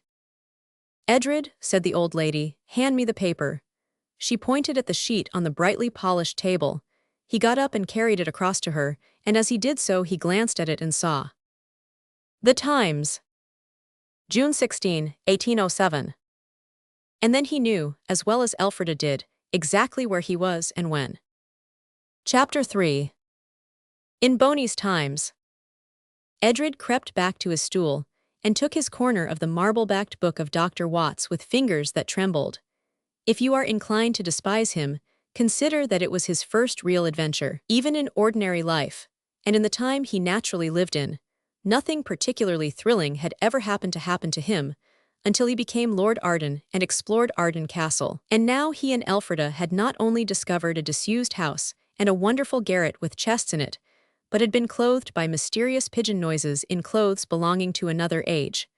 But you will say, pigeon noises can't clothe you in anything, whatever it belongs to. Well, that was just what Edred told himself at the time, and yet it was certain that they did. This sort of thing it was that made the whole business so mysterious. Further, he and his sister had managed somehow to go back 100 years. He knew this quite well, though he had no evidence but that one sheet of newspaper. He felt it, as they say, in his bones. I don't know how it was. Perhaps the air felt 100 years younger. Shepherds and country people can tell the hour of night by the feel of the air, so perhaps very sensitive people can tell the century by much the same means. These, of course, would be the people to whom adventures in times past or present would be likely to happen. We must always consider what is likely, especially when we are reading stories about unusual things. I say, Edred whispered presently, we've got back to 1807. That paper says so. I know, Elfrida whispered. So she must have had more of that like shepherds telling the time of night feeling than even her brother. I wish I could remember what was happening in history in 1807, said Elfrida. But we never get past Edward Roman IV. We always have to go back to the Saxons because of the new girls. But we're not in history. We're at Arden, Edred said. We are in history. It'll be awful not even knowing who's king, said Elfrida. And then the stiff old lady looked up over very large spectacles with thick silver rims and said, Silence. Presently she laid down the Times and got ink and paper, no envelopes, and began to write. She was finishing a letter. The large sheet was almost covered on one side. When she had covered it quite, she turned it round and began to write across it. She used a white goose-quill pen. The inkstand was of china, with gold scrolls and cupids and wreaths of roses painted on it. On one side was the inkwell, on the other a thing like a china pepper pot, and in front a tray for the pens and sealing wax to lie in. Both children now knew their unpleasant poem by heart, so they watched the old lady, who was grandmother to the children she supposed them to be. When she had finished writing, she sprinkled some dust out of the pepper pot over the letter to dry the ink. There was no blotting paper to be seen. Then she folded the sheet, and sealed it with a silver seal from the pen tray, and wrote the address on the outside. Then, Have you got your task? She asked. Here it is, said Elfrida, holding up the book. No impudence, miss, said the grandmother sternly. You very well know that I mean, have you got it by rote yet? And you know, too, that you should say ma'am whenever you address me. Yes, ma'am, said Elfrida, and this was taken to mean that she knew her task. Then come and say it. No, no, you know better than that. Feet in the first position, hands behind you, head straight, and do not fidget with your feet. So then first Elfrida, and then Edred recited the melancholy verses. Now, said the old lady, you may go and play in the garden. Mayn't we take your letter to the post? Elfrida asked. Yes, but you are not to stay in the George Bar, mind, not even if Mrs. Skinner should invite you. Just hand her the letter and come out. Shut the door softly, and do not shuffle with your feet. Yes, ma'am, said Elfrida, and on that they got out. They'll find us out bound to, said Edred. We don't know a single thing about anything. I don't know where the George is, or where to get a stamp or anything. We must find someone we can trust, and tell them the truth, said Elfrida. There isn't anyone, said Edred, that I'd trust. You can't trust the sort of people who stick this sort of baby flummery round a chap's neck. He crumpled his starched frill with hot, angry fingers. Mine prickles all round too, Elfrida reminded him, and it's lower and you get bigger as you go down, so it prickles more of me than yours does you. Let's go back to the attic and try and get back into our own time. I expect we just got into the wrong door, don't you? Let's go now. Oh no, said Elfrida. How dreadfully dull. Why, we shall see all sorts of things and be top in history for the rest of our lives. Let's go through with it. Do you remember which door it was, the attic, I mean? Edred suddenly asked. Was it the third on the left? I don't know, but we can easily find it when we want it. I'd like to know now, said Edred obstinately. You never know when you are going to want things.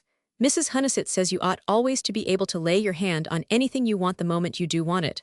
I should like to be quite certain about being able to lay our hands on our own clothes. Suppose someone goes and tidies them up. You know what people are. All right, said Elfrida, we'll go and tidy them up ourselves. It won't take a minute. It would certainly not have taken 5, if things had been as the children expected. They raced up the stairs to the corridor where the prints were. It's not the first door, I'm certain, said Edred, so they opened the second, but it was not that either. So then they tried all the doors in turn, even opening at last the first one of all. And it was not that, even. It was not any of them. We've come to the wrong corridor, said the boy. It's the only one, said the girl. And it was. For though they hunted all over the house, upstairs and downstairs, and tried every door, the door of the attic they could not find again. And what is more, when they came to count up, there were 57 doors without it. 55, 56, 57, said Elfrida, and ended in a sob. The door's gone, we shall have to stay here for ever and ever. Oh, I want Auntie, I do, I do. She sat down abruptly on a small green mat in front of the last door, which happened to be that of the kitchen. Edred says he did not cry too. And if what he says is true, Elfrida's crying must have been louder than was usual with her. For the kitchen door opened, and the two children were caught up in two fat arms and hurried into a pleasant kitchen, where bright brass and copper pots hung on the walls, and between a large fire and a large meat screen, a leg of mutton turned round and round with nobody to help it. Hold your noise, said the owner of the fat arms, who now proved to be a very stout woman in a chocolate-colored print gown sprigged with blue roses. She had a large linen apron and a cap with flappy frills, and between the frills just such another good, kind, jolly face as Mrs. Hunniset's own. Here, stop your mouths, she said, or your granny'll be after you to say nothing of Boney. Stop your crying, do, and see what Cookie S. got for you. She opened a tin canister, and picked out 2 lumps of brown stuff that looked like sand, about the size and shape of prunes they were. What's that? Edred asked. Drab at me, said the cook, what a child it is, not know sugar when he sees it. Well, well, Master Edred, what next, I should like to know. The children took the lumps and sucked them. They were of sugar, sure enough, but the sugar had a strong, coarse taste behind its sweetness, and if the children had really not been quite extra polite and kind they would have followed the promptings of nature but of course, they knew that this would be both disgusting and ungrateful. So they got the sugar down somehow, while Cook beamed at them with a wide, kind smile between her cap frills, and 2 hands, as big as little beefsteak puddings, on her hips. Now no more crybabying, she said. Run along and play. We've got to take Granny's letter to post, said Edred, and we don't. Cook, said Elfrida on a sudden impulse, can you keep a secret? Can't I? Said the cook. Haven't I kept the secret of how furmity's made, and Bakewell pies and all? There's no furmity to hold a candle to mine in this country, as well you know. We don't know anything, said Elfrida. That's just it, and we daren't let Granny know how much we don't know. Something S happened to us, so that we can't remember anything that happened more than an hour ago. Bless me, said the cook. Don't you remember old Cookie giving you the baked apple dumplings when you were sent to bed without your suppers a week come Thursday? No, said Elfrida, but I'm sure you did, only what are we to do? You're not deceiving poor Cookie, are you now, like you did about the French soldiers being hid in the windmill, upsetting all the village like you did? No, it's true, it's dreadfully true, you'll have to help us. We don't remember anything, either of us. The cook sat down heavily, in a polished armchair with a patchwork cushion. She's overlooked you, there's not a doubt about it, you're bewitched. Oh, my pretty little dears, that ever I should see the day. The cook's fat, jolly face twisted and puckered in a way with which each child was familiar in the face of the other. Don't cry, they said both together, and Elfrida added, who's overlooked what? Old Betty Lovell has, that I'll be bound. She's bewitched you both, sure as eggs is eggs. I knew there'd be some sort of a to-do when my lord had her put in the stocks for stealing sticks in the wood. We've got to get her to take it off, my dears, that's what we've got to do, for sure. Without you could find a white mouldywarp, and that's not likely. A white mouldywarp, said both the children, and again they spoke together like a chorus and looked at each other like conspirators. You know the rhyme, oh, but if you've forgotten everything you've forgotten that too. Say it, won't you, said Edder. Let's see, how do it go? White mouldywarp a spell can make. White mouldywarp a spell can break. When all be well, let mouldywarp be. When all goes ill, then turn to he. Well, all's not gone ill yet, said Elfrida, wriggling her neck in its prickly muslin tucker. Let's go and see the witch. You'd best take her something, a screw of sugar she'd like, and a pinch of tea. Why should not say thank you for it, said Edred, looking at the tiny packets. I expect you've forgotten, said Cook gently. That tea's 10 shillings a pound and sugar's gone up to 3 and 6 since the war. What war? The French war. You haven't forgotten we're at war with Boney and the French. And the bonfire we had up at the church, when the news came of the drubbing we gave them at Trafalgar, and poor dear Lord Nelson and all, and your grandfather reading out about it to them from the George balcony, and all the people waiting to cheer, and him not able to get it out for choking pride and because of Lord Nelson, God bless him. And the people couldn't get their cheers out neither, for the same cause, and every one blowing their noses and shaking each other's hands like as if it was a mad funeral. How splendid, said Elfrida, but we don't remember it. Nor you don't remember how you killed all the white butterflies last year because you said they were Frenchies in their white coats. And the birching you got, for cruelty to dumb animals, his lordship said. You howled for an hour together after it, so you did. I'm glad we've forgotten that anyhow, said Edred. Gracious, said the cook. 11:30, and my eggs not so much as broke for my pudding. Off you go with your letter. Don't you tell anyone else about you forgetting. And then you come home along by daring Spinney, and go see old Betty. Speak pretty to her and give her the tea and sugar, and keep your feet crossed under your chair if she asks you to sit down. And I'll give you an old knife blade apiece to put in your pockets. She can't do nothing if you've got steel on you. And get her to take it off, the ill-wishing, I mean. And don't let her know you've got steel. They don't like to think you've been beforehand with them. So the children went down across the fields to the George, and the bean-flowers smelt as sweet, and the skylarks sang as clearly, and the sun and the sky were just as golden and blue as they had been last week. And last week was really 100 years on in the future, and yet it was last week too from where they were. Time is a very confusing thing, as the children remarked to each other more than once. They found the George halfway up Arden village, a stately great house shaped like an E, with many windows and a great porch with a balcony over it. They gave their letter to a lady in a round cap who sat sewing in a pleasant room where there were many bottles and kegs, and rows of bright pewter ale pots, and little fat mugs to measure other things with, and pewter plates on a brown dresser. There were greyhounds, too, all sprawling, legs and shoulders and tails entangled together like a bunch of dead eels, before the widest hearth the children had ever seen. They hurried away the moment they had given the letter. A coach, top-heavy with luggage, had drawn up in front of the porch, and as they went out they saw the ostlers leading away the 6 smoking horses. Edred felt that he must see the stables, so they followed, and the stables were as big as the house, and there were horses going in and horses going out, and hay and straw, and ostlers with buckets and ostlers with harness, and stalls and loose boxes beyond counting, and bustle and hurry beyond words. However many horses have you got? Said Elfrida, addressing a man who had not joined in the kindly chorus of hulloa little uns that greeted the children, so she judged him to be a newcomer, as he was. 250, said the man. What for? Elfrida asked. Why, for the coaches, and the postchaise, and the king's messengers, for sure, the man answered. How else does all get about the country, and get to hear the newses, if it wasn't for the stable the George keeps? And then the children remembered that this was the time before railways, and telegrams, and telephones. It is always difficult to remember exactly where one is when one happens to get into a century that is not one's own. Edred would have liked to stay all day watching the busyness of everyone and the beautifulness of the horses, but Elfrida dragged him away. They had to find the witch, she reminded him, and in a dreadful tumble-down cottage with big holes in its roof of rotten thatch, they did find her. She was exactly like the pictures of witches in story books, only she had not a broomstick or a high-pointed hat. She had instead a dirty cap that had once been white, and a rusty gown that had once been black, and a streaky shawl that might once, perhaps, have been scarlet. But nobody could be sure of that now.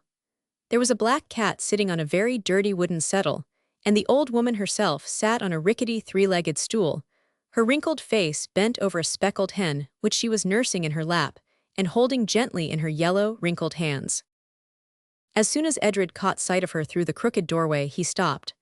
I'm not going in, he said. What's the good? We know jolly well she hasn't bewitched us, and if we go cheeking her she may, and then we shall be in a nice hole. There's the tea and sugar, said Elfrida. You just give it her and come away. I'll wait for you by the stile.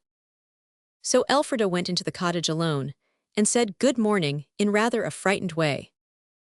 I've brought you some tea and sugar, she said, and stood waiting for the thank you, without which it would not be polite to say good morning and to go away. The thank you never came.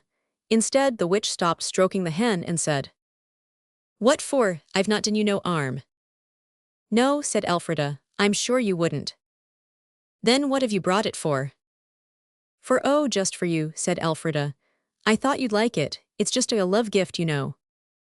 This was Aunt Edith's way of calling a present that didn't come just because it was your birthday or Christmas, or you had had a tooth out. A love gift, said the old woman slowly, after all this long time. I've brought you some tea and sugar, she said. Elfrida did not understand. How should she?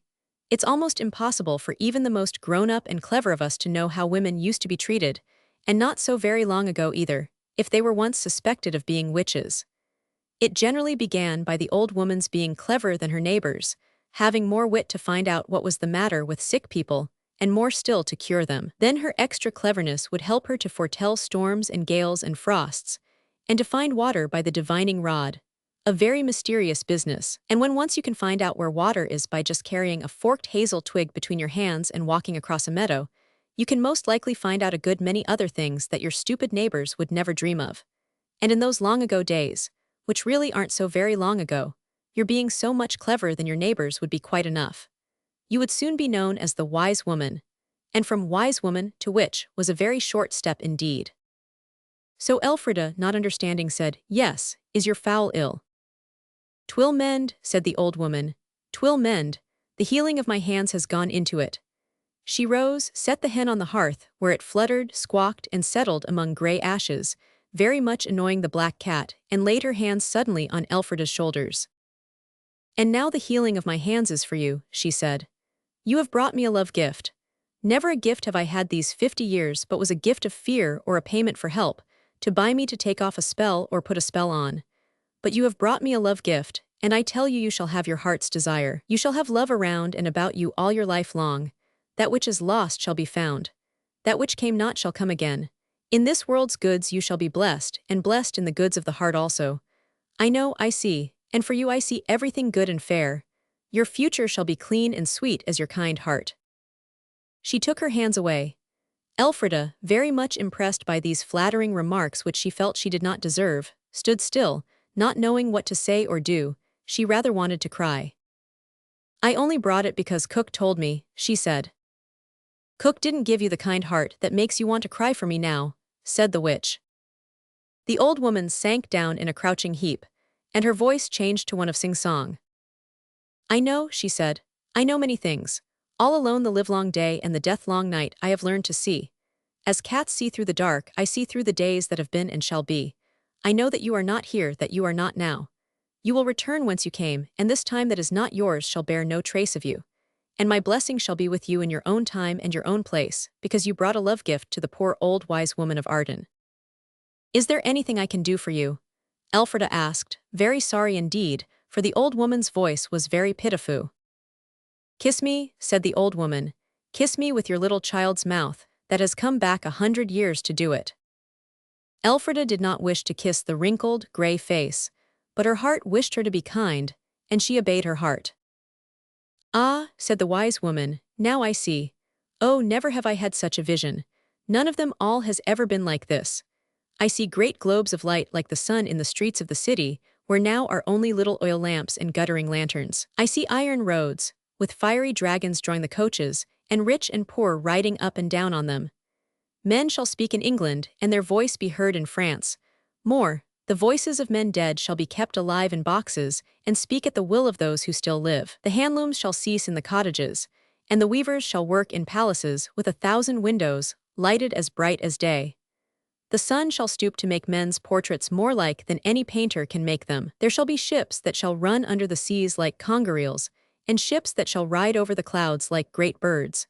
And bread that is now 1 shilling and 9 pence shall be 5 pence, and the corn and the beef shall come from overseas to feed us. And every child shall be taught who can learn, and— Peace, prater, cried a stern voice in the doorway. Elfrida turned. There stood the grandfather, Lord Arden, very straight and tall and grey, leaning on his gold-headed cane, and beside him Edred, looking very small and found out. The old witch did not seem to see them. Her eyes, that rolled and blinked, saw nothing. But she must have heard, for— Loss to Arden, she said. Loss and woe to Arden. The hangings of your house shall be given to the spider, and the mice shall eat your carved furnishings. Your gold shall be less and less, and your house go down and down till there is not a field that is yours about your house." Lord Arden shrugged his shoulders. "Likely tales," he said, "to frighten babes with. Tell me rather, if you would have me believe, what shall hap tomorrow." "Tomorrow," said the wise woman, "the French shall land in Limchurch Bay." Lord Arden laughed. "And I give you a sign, 3 signs," said the woman faintly, "for it is tiring work seeing into the future, even when you are enlightened with a kiss from someone who has been there. You shall see the white Mouldiwarp, that is the badge of Arden, on your threshold as you enter." "That shall be one sign," said the old man mockingly. "And the second," she said, "shall be again the badge of your house, in your own chair in your own parlor." "That seems likely," said Lord Arden, sneering. "And the third," said she, "shall be the badge of your house in the arms of this child." She turned her back, and picked the hen out of the ashes. Lord Arden led Edred and Elfrida away, one in each hand, and as he went he was very severe on disobedient children who went straying after wicked witches, and they could not defend themselves without blaming the cook, which of course they would not do. "Bread and water for dinner," he said, "to teach you better ways." "Oh, grandfather," said Elfrida, catching at his hand, "don't be so unkind, just think about when you were little. I'm sure you liked looking at witches, didn't you now?" Lord Arden stared angrily at her, and then he chuckled. "It's a bold girl, so it is," he said. "I own I remember well seeing a witch ducked no further off than Newchurch, and playing truant from my tutor to see it too." "There now, you see," said Elfrida coaxingly. "We don't mean to be naughty, we're just like what you were. You won't make it bread and water, will you? Especially if bread is so dear." Lord Arden chuckled again. "Why, the little white mouse has found a tongue, and never was I spoken to so bold since the days I wore petticoats myself," he said. "Well, well, we'll say no more about it this time." And Edred, who had privately considered that Elfrida was behaving like an utter idiot, thought better of it. The Mouldiwarp made a little run and a little jump, and Elfrida caught it. So they turned across the summer fields to Arden Castle. There seemed to be more of the castle than when the children had first seen it, and it was tidier, much. And on the doorstep sat a white mole. "There now," said Elfrida. The mole vanished like a streak of white paint that is rubbed out. "Pooh," said Lord Arden, "there's plenty white moles in the world." But when he saw the white mole sitting up in his own carved armchair in the parlor, he owned that it was very unusual. Elfrida stooped and held out her arms. She was extremely glad to see the mole, because ever since she and her brother had come into this strange time, she had felt that it would be the greatest possible comfort to have the mole at hand, the mole, who understood everything, to keep and advise, and above all, to get them safely back into the century they belonged to. And the Mouldiwarp made a little run and a little jump, and Elfrida caught it and held it against her waist with both her hands. "Stay with me," whispered Elfrida to the mole. "By George," said Lord Arden to the universe. "So now you see," said Edred to Lord Arden. Chapter 4. The Landing of the French. Then they had dinner. The children had to sit very straight and eat very slowly, and their glasses were filled with beer instead of water. And when they asked for water, Lady Arden asked how many more times they would have to be told that water was unwholesome. Lord Arden was very quiet. At quite the beginning of dinner he had told his wife all about the wise woman, and the landing of the French, and the 3 signs, and she had said, "Law, save us, my lord, you don't say so," and gone on placidly cutting up her meat.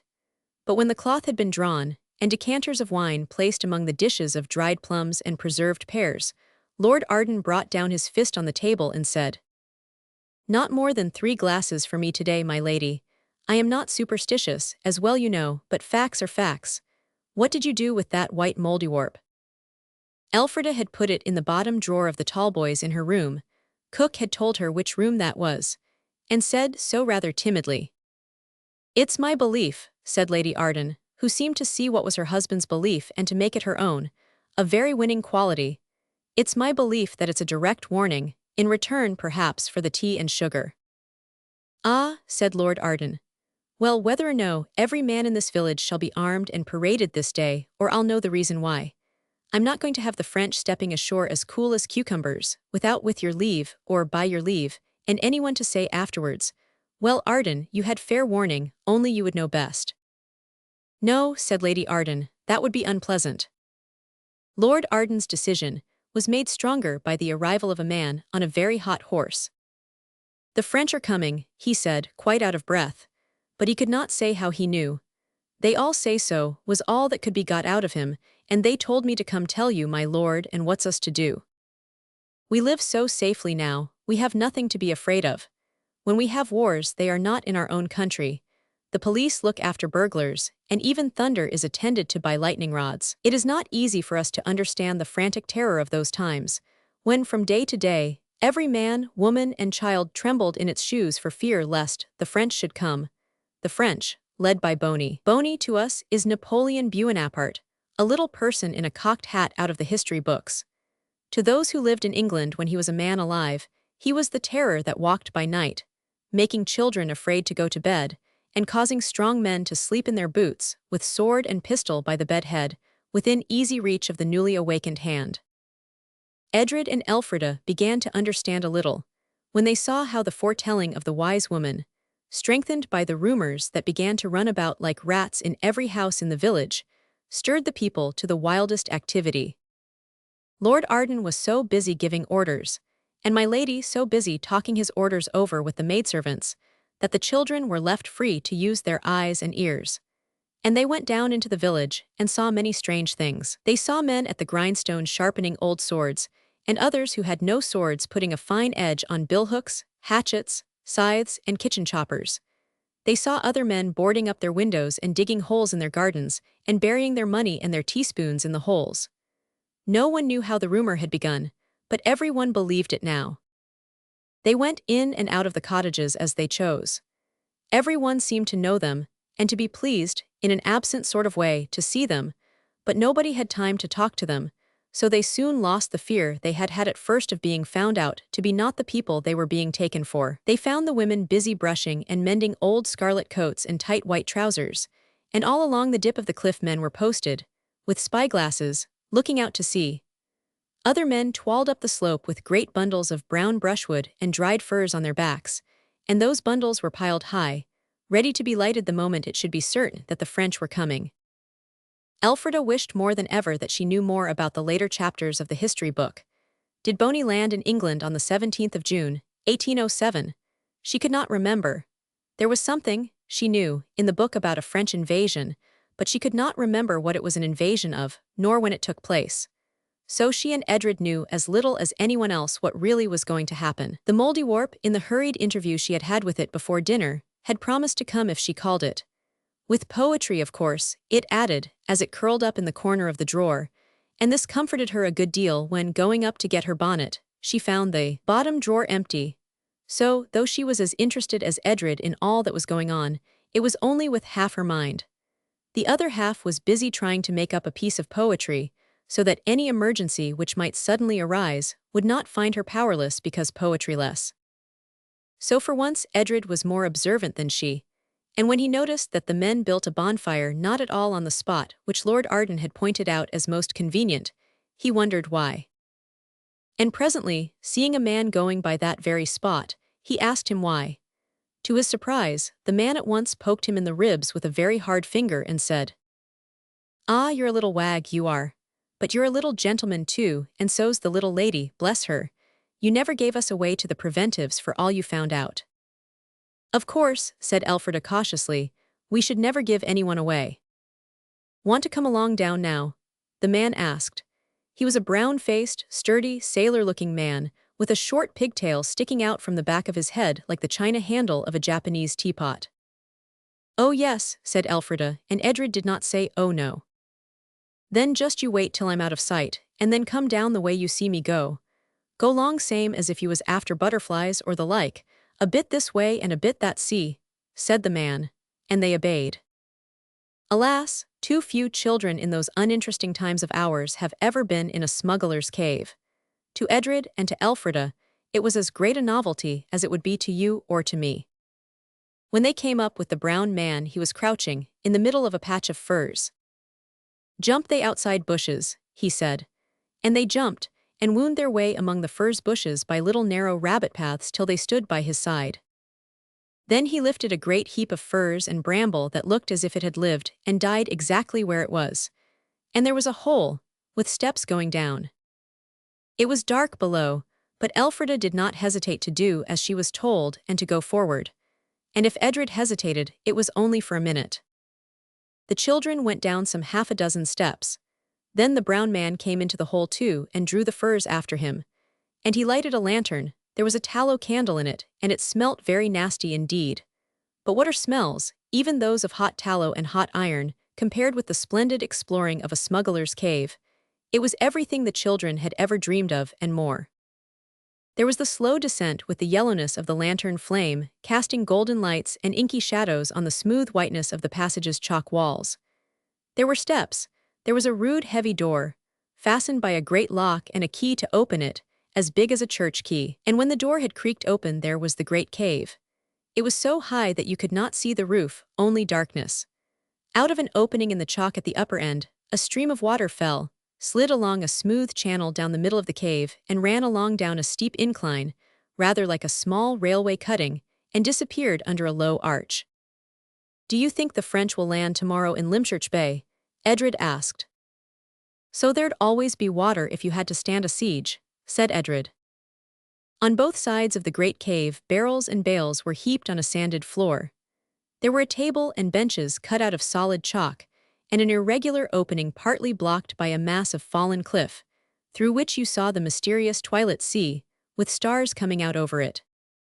You saw this and you felt, quite suddenly, too, a wild wind that pressed itself against you like a wrestler trying a fall, and whistled in your ears and drove you back to the big cave, out of breath and panting.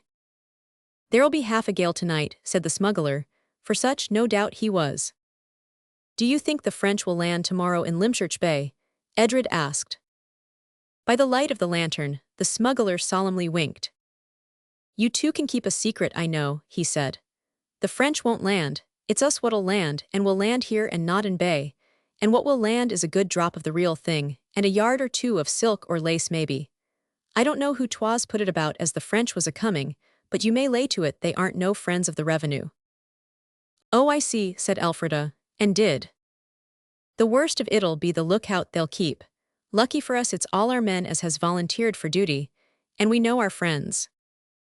"But do you mean," said Edred, "that you can be friends with a Frenchman when we're at war with them?" "It's like this, little man," said the smuggler, sitting down on a keg that stood handily on its head ready for a seat.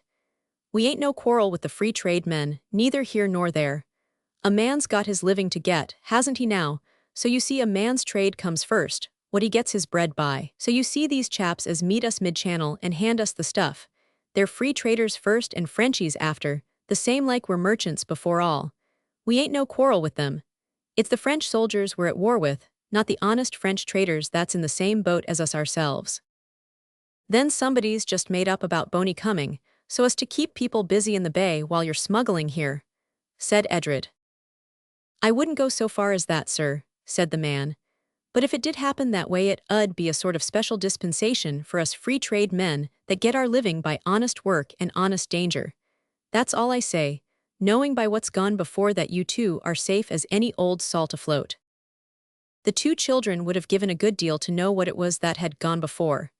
But they never did know. And sometimes, even now, they wonder what it was that the Edred and Elfrida of those days had done to win the confidence of this swaggering smuggler. They both think, and I dare say they are right, that it must have been something rather fine.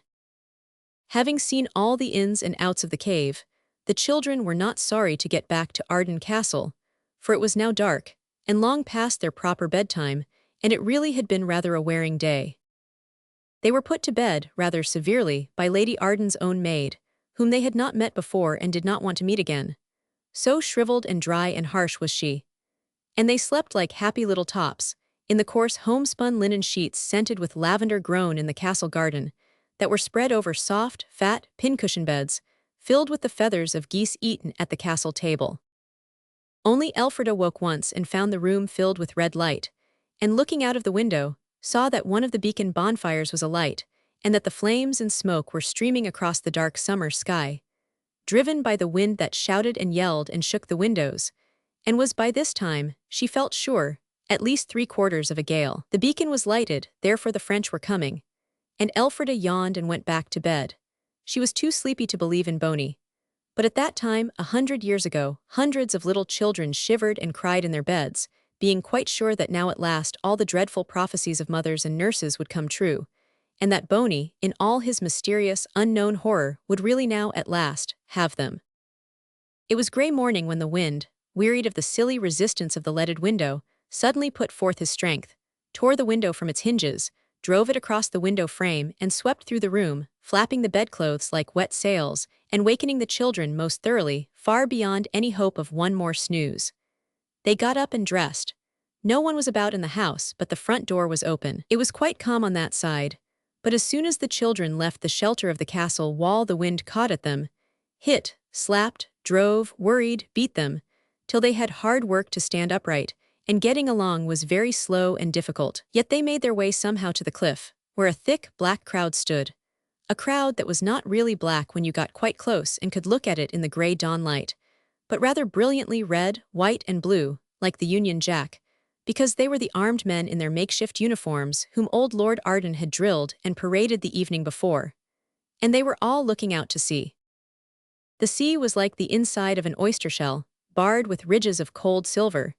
The sky above was grey as a gull's wing, and between sea and sky, a ship was driving straight on to the rocks 100 feet below. "'Tis a French ship by her rig," someone said. "The first of the fleet, a scout," said another, "and heaven has sent a storm to destroy them like it destroyed the accursed Armada in Queen Bess's time." And still the ship came nearer. "'Tis the Bon Esperance," said the low voice of the smuggler friend close to Elfrida's ear, and she could only just hear him through the whistling of the gale. "'Tis true what old Betty said, the French will land here today, but they'll land dead corpses. And all our little cargo, they've missed our boat in the gale, it'll all be smashed to bits afore our eyes. It's poor work being a honest merchant." The men in their queer uniforms, carrying their queer weapons, huddled closer together, and all eyes were fixed on the ship as it came on and on. "Is it sure to be wrecked?" whispered Elfrida, catching at old Lord Arden's hand. "No hope, my child, get you home to bed," he saw. It did not make any difference that all this had happened 100 years ago. There was the cold, furious sea lashing the rocks far down below the cliff. Elfrida could not bear to stay and see that ship smash on the rocks as her carved workbox had smashed when she dropped it on the kitchen bricks. She could not even bear to think of seeing it. Poetry was difficult, but to stay here and see a ship wrecked, a ship that had men aboard, was more difficult still. "Oh, Mouldiwarp, do come to me. I cannot bear it, do you see?" Was not perhaps fine poetry, but it expressed her feelings exactly, and anyhow it did what it was meant to do. The white mole rubbed against her ankles even as she spoke. She caught it up. "Oh, what are we to do?" "Go home," it said, "to the castle, you'll find the door now." And they turned to go. And as they turned, they heard a grinding crunch, mixed with the noise of the waves and winds, enormously louder, but yet just the sort of noise a dog makes when he is eating the bones of the chicken you had for dinner, and gets the chicken's ribs all at once into his mouth. Then there was a sort of sighing moan from the crowd on the cliff, who had been there all night for the French to land, and then Lord Arden's voice. "The French have landed," she spoke the truth. "The French have landed, heaven help them." And as the children ran towards the house, they knew that every man in that crowd would now be ready to risk his life, to save from the sea those Frenchies, whom they had sat up all night to kill with swords and scythes and bills and meat choppers. Men are queer creatures.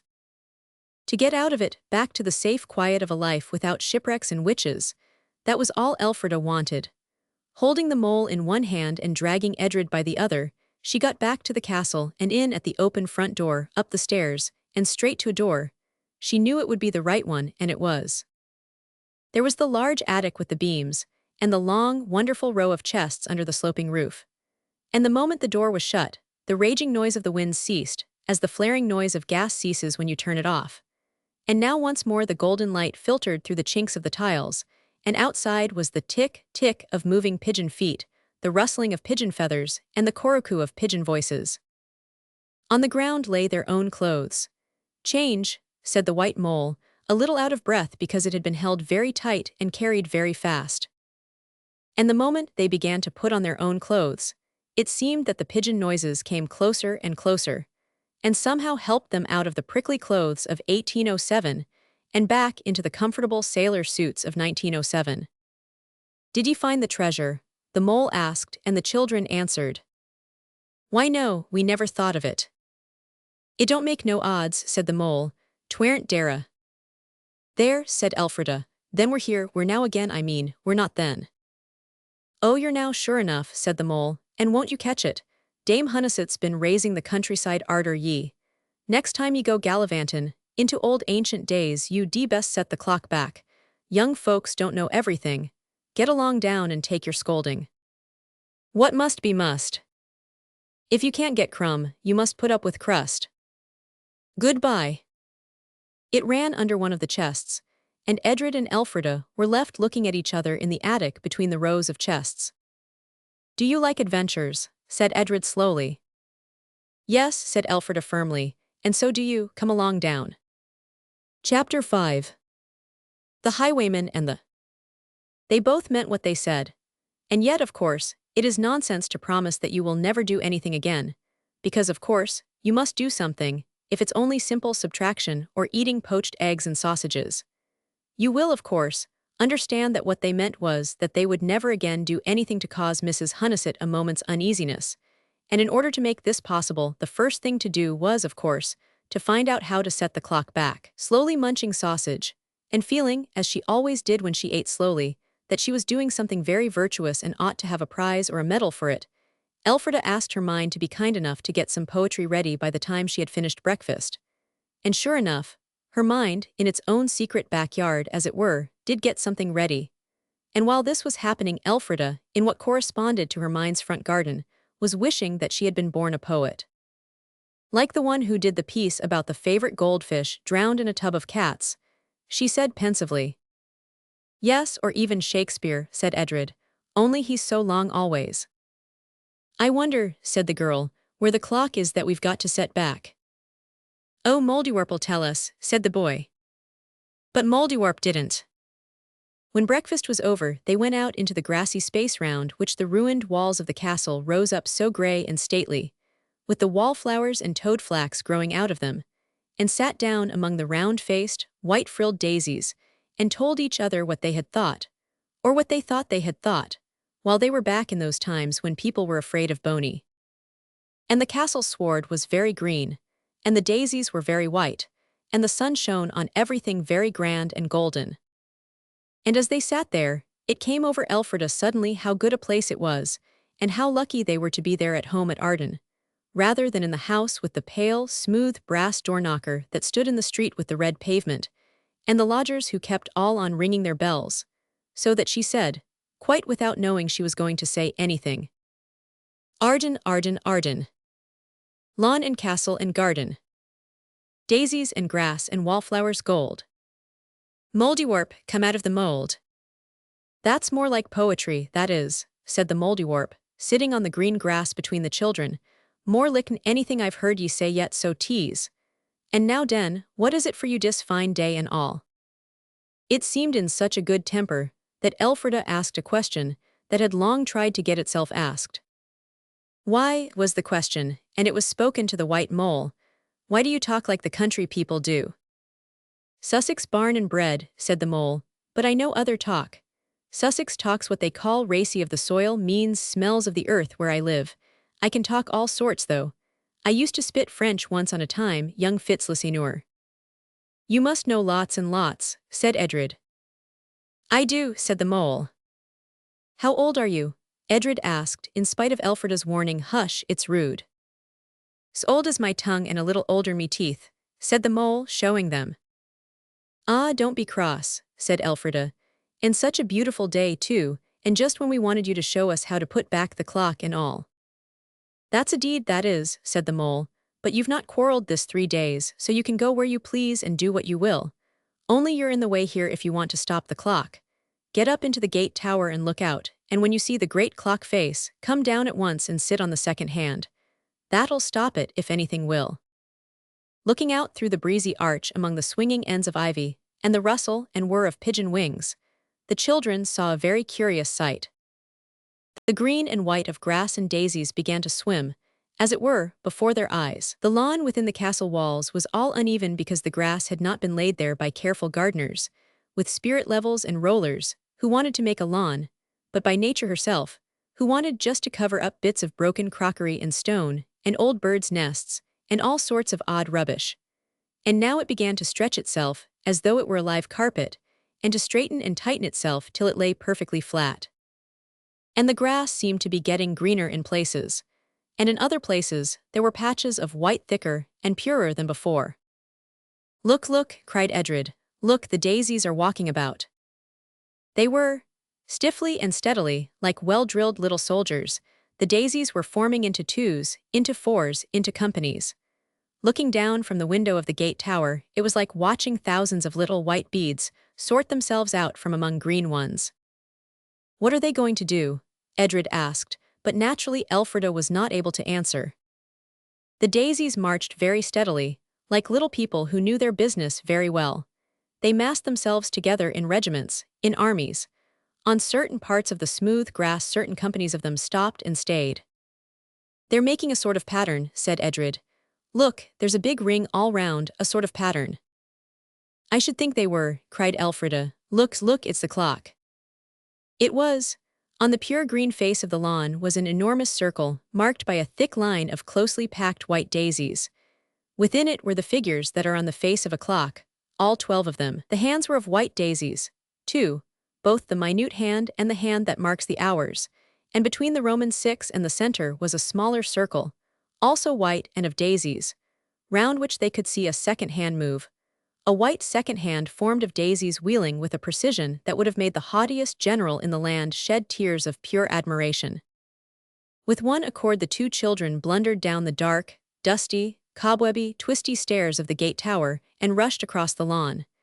In the very center of the clock face sat the Mouldiwarp, looking conscious and a little conceited. "How did you do it?" Elfrida gasped. "The daisies did it. Poor little things, they can't invent it all. But they do carry out other people's ideas quite nicely. All the white things have to obey me, of course," it added carelessly. They sat down on the close, white line of daisies. "And this is the clock." The Mouldiwarp giggled. "My child, what presumption, the clock is much too big for you to see ever all at once. The sun's the center of it. This is just a pretending clock. It'll do for what we want, of course, or I wouldn't have had it made for you. Sit down on the second hand. Oh no, it won't hurt the daisies. Count 100, yes, that's right." They sat down on the close, white line of daisies and began to count earnestly. "And now," the Mouldiwarp said, when the 100 was counted, "it's just the same time as it was when you began, so now you understand." They said they did, and I am sure I hope you do. "But if we sit here," said Elfrida, "how can we ever be anywhere else?" "You can't," said the Mouldiwarp, "so one of you will have to stay and the other to go." "You go, Elfie," said Edred. "I'll stay till you come back." "That's very dear of you," said Elfrida, "but I'd rather we went together. Can't you manage it?" she asked the mole. "I could, of course," it said, "but he's afraid to go without you," it said suddenly. "He isn't, and he's 2 years younger than me anyway," Elfrida said hotly. "Well, go without him," said the mole. "You understand perfectly, don't you, that when he has stopped the clock your going is the same as your not going, and your being here is the same as not being, and, what I mean," it added, hastily returning to Sussex talk, "you needn't be so turble put out. He won't know you've gone nor yet, won't believe you've come back. Be off with my gel." Elfrida hesitated. Then, "Oh, Edred," she said, "I have had such a time. Did it seem very long? I know it was horrid of me, but it was so interesting I couldn't come back before." "Nonsense," said Edred. "Well, go if you like, I don't mind." "I've been, I tell you," said Elfrida, dragging him off the second hand of the daisy clock, whose soldiers instantly resumed their wheeling march. "So now you see," said the mole. "Tell you what, next time you want her stop de clock we'll just wheel de barra onto it. Now you go along and play. You've had enough Arden magic for this air first day, so you ave, bless your hearts and all." And they went. That was how Edred perceived the adventure of the highwayman, and but I will not anticipate. The way the adventure seemed to Elfrida was rather different. After the mole said my gel, she hesitated, and then went slowly towards the castle where the red roof of the house showed between the old, ivy-grown gray buttresses. She looked back to see Edred and the Moldywurp close together on the face of the wonderful green and white clock. They were very still. She made her mind up, ran indoors and up the stairs and straight to the door. She found it at once, shut the door, and opened the second chest to the right. You change your clothes, and the times change too. Change, that is what you've got to do. Koru koru koru koru, said the pigeons, or the silence, or Elfrida. I wonder, she said, slipping on a quilted green satin petticoat with pink rosebuds embroidered on it, whether Shakespeare began being a poet like that, just little odd lines coming into his head without him meaning them too. And her mind, as she put on a pink and white brocaded dress, was busy with such words as our great poet, Miss Elfrida Arden, or Miss Arden, the female Milton of nowadays. She tied a white, soft little cap with pink ribbons under her chin and ran to open the door. She was not a bit afraid. It was like going into a dream. Nothing would be real there. Yet as she ran through the attic door and the lace of her sleeve caught on a big rusty nail and tore with a harsh hissing noise, she felt very sorry. In a thing that was only a dream, that lace felt very real, and was very beautiful. Come, see how the new scarf becomes thy bet. Is it not vastly modish? But she had only half the first half of a thought to give to the lace, for the door opened, not on the quiet corridor with the old prince at Arden Castle, but on a quite strange panelled room, full of a most extraordinary disorder of stuffs. Feathers, dresses, cloaks, bonnet boxes, parcels, rolls, packets, lace, scarves, hats, gloves, and finery of all sorts. There were a good many people there. Serving maids, she knew they were serving maids, a gentleman in knee breeches showing some fine china on a lacquered tray, and in the middle a very pretty, languishing-looking young lady with whom Elfrida at once fell deeply in love. All the women wore enormous crinolines, or hoops.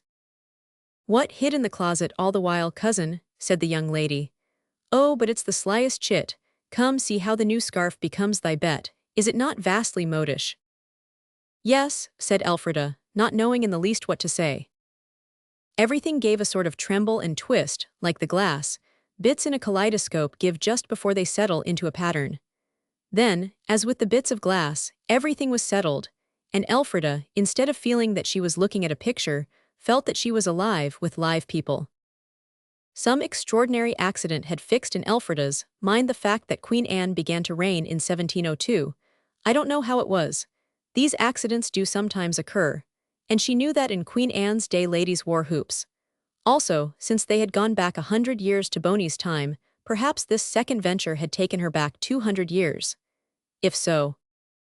Please, she said very quickly, is this 1707, and is Queen Anne dead? Heaven forbid, said everyone in the room, and Bet added, La child, don't delay us with your prattle. The coach will be here at 10, and we must lie at Tonbridge tonight. So Elfrida, all eyes and ears, squeezed into a corner between a bandbox and a roll of thick, pink-flowered silk and looked and listened. Bet, she gathered, was her cousin, and Arden too. She and Bet and the maids, and an escort of she couldn't quite make out how many men, were to go down to Arden together. The many men were because of the Arden jewels, that had been reset in the newest mode, and the collar of pearls and other presents Uncle Arden had given to Bet. And the highwaymen, who, she learned, were growing so bold that they would attack a coach in St. Paul's churchyard in broad daylight. Bet, it seemed, had undertaken commissions for all her girl friends near Arden, and had put off most of them till the last moment. She had carefully spent her own pin money during her stay in town, and was now hastily spending theirs. The room was crowded with tradesmen and women, actually pushing each other to get near the lady who had money to spend. One woman with a basket of china was offering it in exchange for old clothes or shoes, just as old women do now at back doors. And Cousin Bet's maid had a very good bargain. She considered, in a china teapot and 2 dishes, in exchange for a worn, blue lutestring dress and a whooped petticoat of violet quilted satin. Then there was a hasty meal of cakes and hot chocolate, and Elfrida being wrapped up in long-skirted coat and scarves almost beyond bearing, it was announced that the coach was at the door. It was a very tight fit when at last they were all packed into the carriage, for though the carriage was large there was a great deal to fill it up, what with Cousin Bet and her great hoops, and the maids, and the bandboxes and packages of different sizes and shapes, and the horrid little pet dog that yapped and yawed, and tried to bite everyone from the footman to Elfrida. The streets were narrow and very dirty, and smelt very nasty in the hot June sun. And it was very hot and stuffy inside the carriage, and more bumpety than you would think possible, more bumpety even than a wagon going across a furrowed cornfield. Elfrida felt rather headachy, as you do when you go out in a small boat, and everyone says it is not at all rough. By the time the carriage got to Lewisham, Elfrida's bones were quite sore, and she felt as though she had been beat. There were no springs to the carriage, and it reminded her of a bathing machine more than anything else.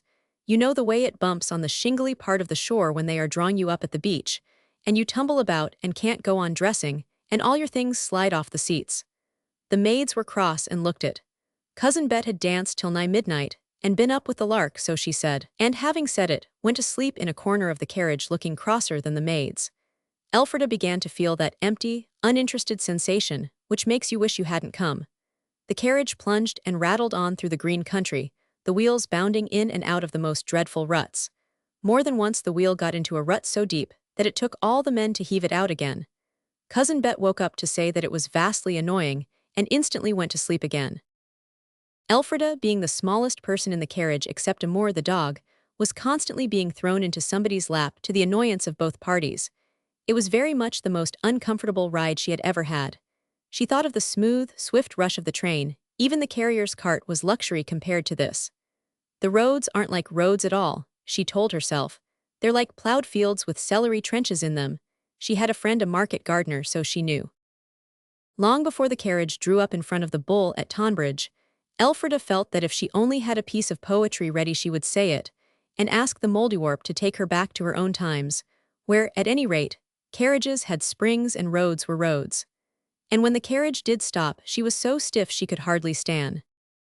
"Come along in," said a stout, pleasant-faced lady in a frilled cap. "Come in, my poppet. There's a fine supper, though it's me says it, and a bed that you won't beat in Kent for soft and clean, you may lay to that." There was a great bustle of shouting ostlers and stablemen. The horses were taken out before the travellers were free of the carriage. Supper was laid in a big, low upper room, with shining furniture and windows at both ends, one set looking on the road where the sign of the Bull creaked and swung, and the other looking on a very neat green garden, with clipped box hedges and yew arbors. Getting all the luggage into the house seemed likely to be a long business.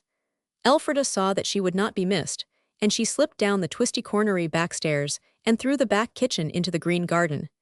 It was pleasant to stretch one's legs, and not to be cramped and buffeted and shaken. But she walked down the grass path rather demurely, for she was very stiff indeed. And it was there, in a yew arbor, that she came suddenly on the grandest and handsomest gentleman that she had ever seen. He wore a white wig, very full at the sides and covered with powder, and a full-skirted coat of dark blue silk, and under it a long waistcoat with the loveliest roses and forget-me-nots tied in bunches with gold ribbons, embroidered on silk. He had lace ruffles and a jeweled brooch, and the jolliest blue eyes in the world. He looked at Elfrida very kindly with his jolly eyes. "A lady of quality, I'll be bound," he said, "and travelling with her suite." "I'm Miss Arden of Arden," said Elfrida. "Your servant, madam," said he, springing to his feet and waving his hat in a very flourishing sort of bow. Elfrida's little curtsy was not at all the right kind of curtsy, but it had to do. "And what can I do to please Miss Arden of Arden?" he asked. "Would she like a ride on my black mare?" "Oh no, thank you," said Elfrida, so earnestly that he laughed as he said, "Sure I should not have thought fear lived with those eyes." "I'm not afraid," said Elfrida contemptuously. "Only I've been riding in a horrible carriage all day, and I feel as though I never wanted to ride on anything any more." He laughed again.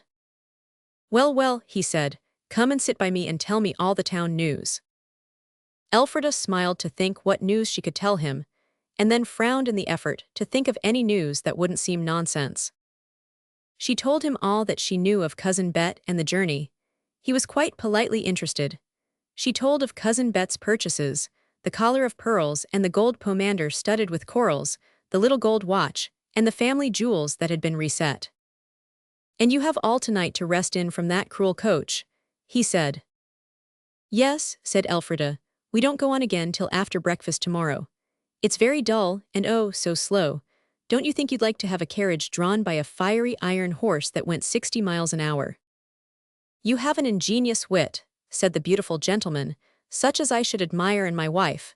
Will you marry me when you shall be grown a great girl?" "No," said Elfrida. "You'd be too old, even if you were to be able to stop alive till I was grown up, you'd be much too old." "How old do you suppose I shall be when you're 17? "I should have to do sums," said Elfrida, who was rather good at these exercises. She broke a twig from a currant bush and scratched in the dust. "I don't know," she said, raising a flushed face and trampling out her sum with little shoes that had red heels, "but I think you'll be 230.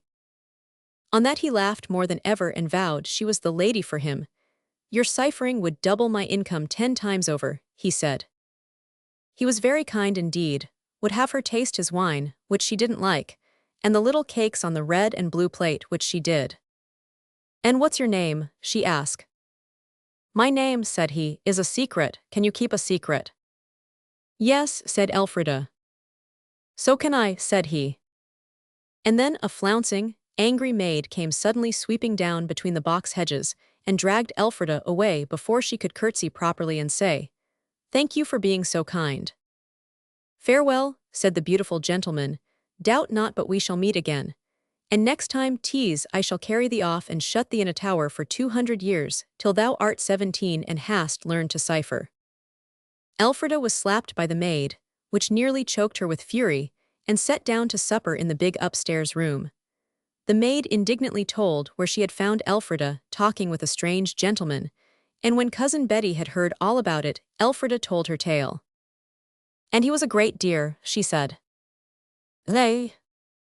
A very beautiful gentleman. I wish you'd been there, Cousin Betty, you'd have liked him too."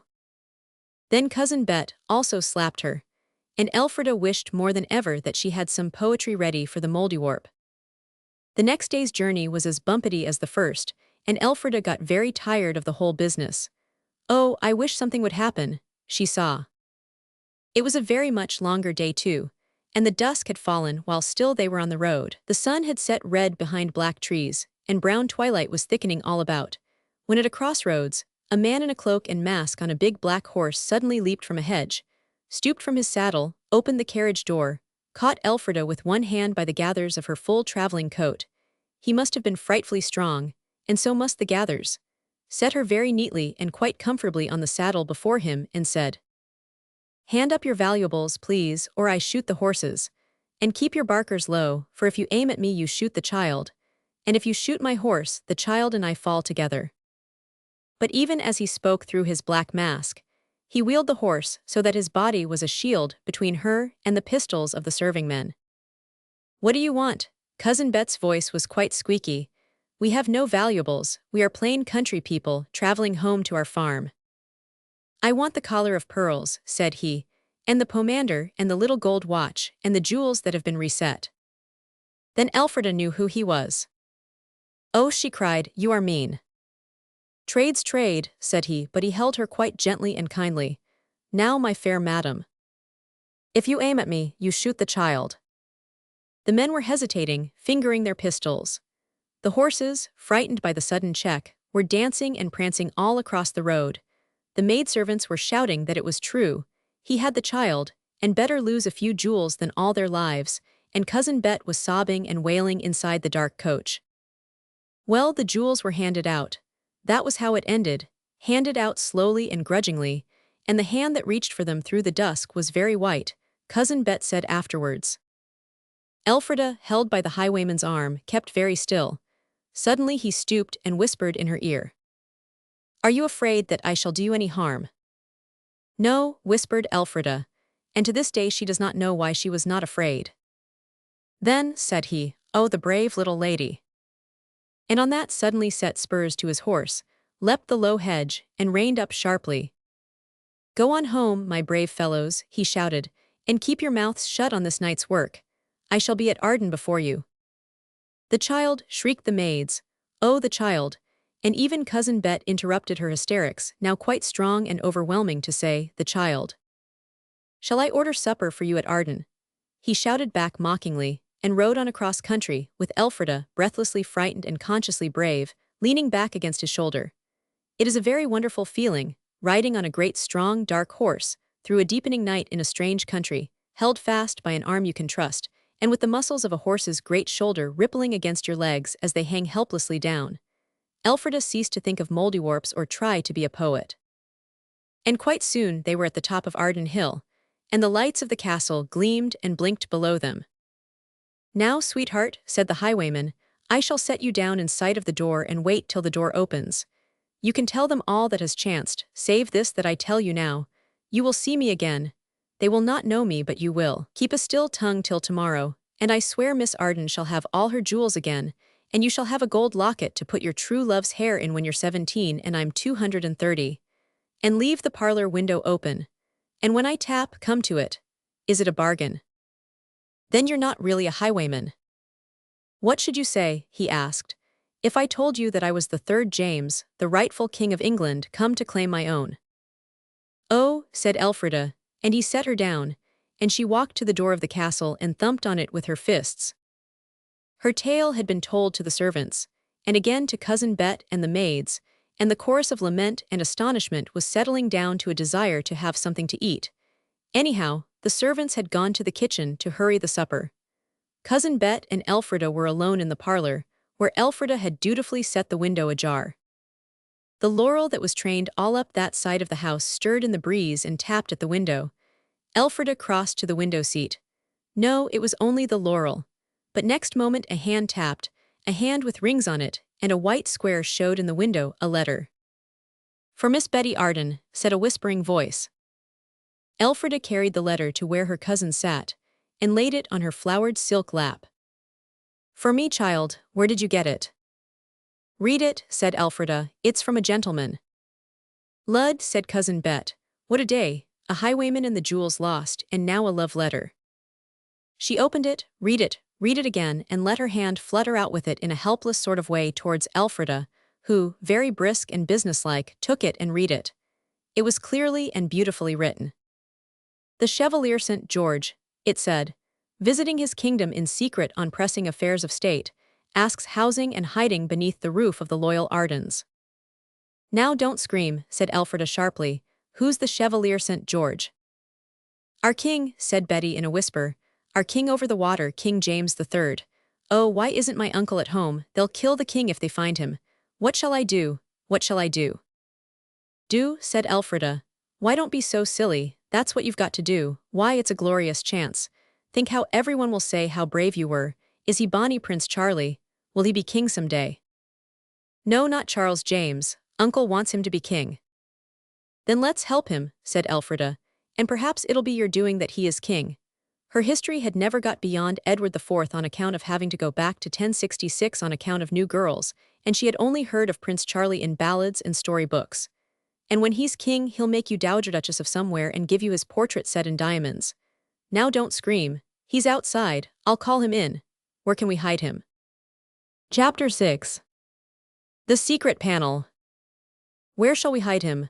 Elfrida asked impatiently. Cousin Bet, fired by Elfrida's enthusiasm, jumped up and began to finger the carved flowers above the chimney-piece. "The secret room," she said, "but slip the bolt to and turn the key in the lock." Elfrida locked the room door, and turned to see the carved mantelpiece open like a cupboard. Then Elfrida flew to the window and set back the casement very wide, and in climbed the beautiful gentleman and stood there, very handsome and tall, bowing to Miss Betty, who sank on her knees and kissed the white, jeweled hand he held out. "Quick," said Elfrida, "get into the hole." "There are stairs," said Betty, snatching a candle in its silver candlestick and holding it high. Betty handed him the candle. The Chevalier St. George sprang to a chair, got his knee on the mantelpiece, and went into the hole, just as Alice goes through the looking-glass in Mr. Tenniel's picture. Betty handed him the candle, which his white hand reached down to take. Then Elfrida jumped on the chair and shut the panel, leaped down, and opened the room door just as the maid reached its other side with the supper tray. When the cousins were alone, Bet threw her arms round Elfrida. "Don't be afraid, little cousin," she whispered. "Your cousin Bet will see that no harm comes to you from this adventure." "Well, I do think," said Elfrida, getting out of the embrace most promptly, "when it was me let him in, and you'd have screamed the house down if I hadn't stopped you." "Stop chattering, child," said Bet, drawing a distracted hand over her pretty forehead, and let me set my wits to work how I may serve my king. I, said Elfrida scornfully, should give him something to eat and see that his bed's aired, but I suppose that would be too vulgar and common for you. The two looked at each other across the untasted supper. Impertinent chit, said Bet. Chit yourself, said Elfrida. Then she laughed. Come, Cousin Bet, she said, your uncle's away and you're grown up. I'll tell you what to do. You just be wise and splendid, so that your portrait'll be in the illustrated Christmas numbers in white satin and an anxious expression. The savior of her king, that's what it'll say. Don't wander in your speech, child, said Cousin Bet, pressing her hand to her brow. I've enough to distract me without that, and if you desire to ask my pardon, do so. Oh well, I beg your pardon there, said Elfrida with extreme irritation. Now perhaps you'll give your king something to eat. Climb into that hole with a tray, and the servants, perhaps, coming in any minute, what would you say to them if they did? All right then, I'll go, said Elfrida, only too glad of the chance.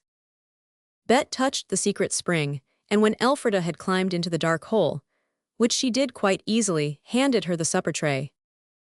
Oh bother, said Elfrida, setting it down at her feet with great promptness. It's too heavy, he'll have to come down and fetch it. Give me a candle and shut the panel and tell me which way to go. To the right and up the steps. Be sure you kneel and kiss his hand before you say a word. Elfrida reached down for the candle in its silver candlestick. The panel clicked into place, and she stood there among the cobwebby shadows of the secret passage, the light in her hand and the tray at her feet. It's only a Mouldiwarp magic adventure, she said, to hearten herself, turned to the right and went up the stairs. They were steep and narrow. At the top she saw the long, light line of a slightly open door. To knock seemed unwise.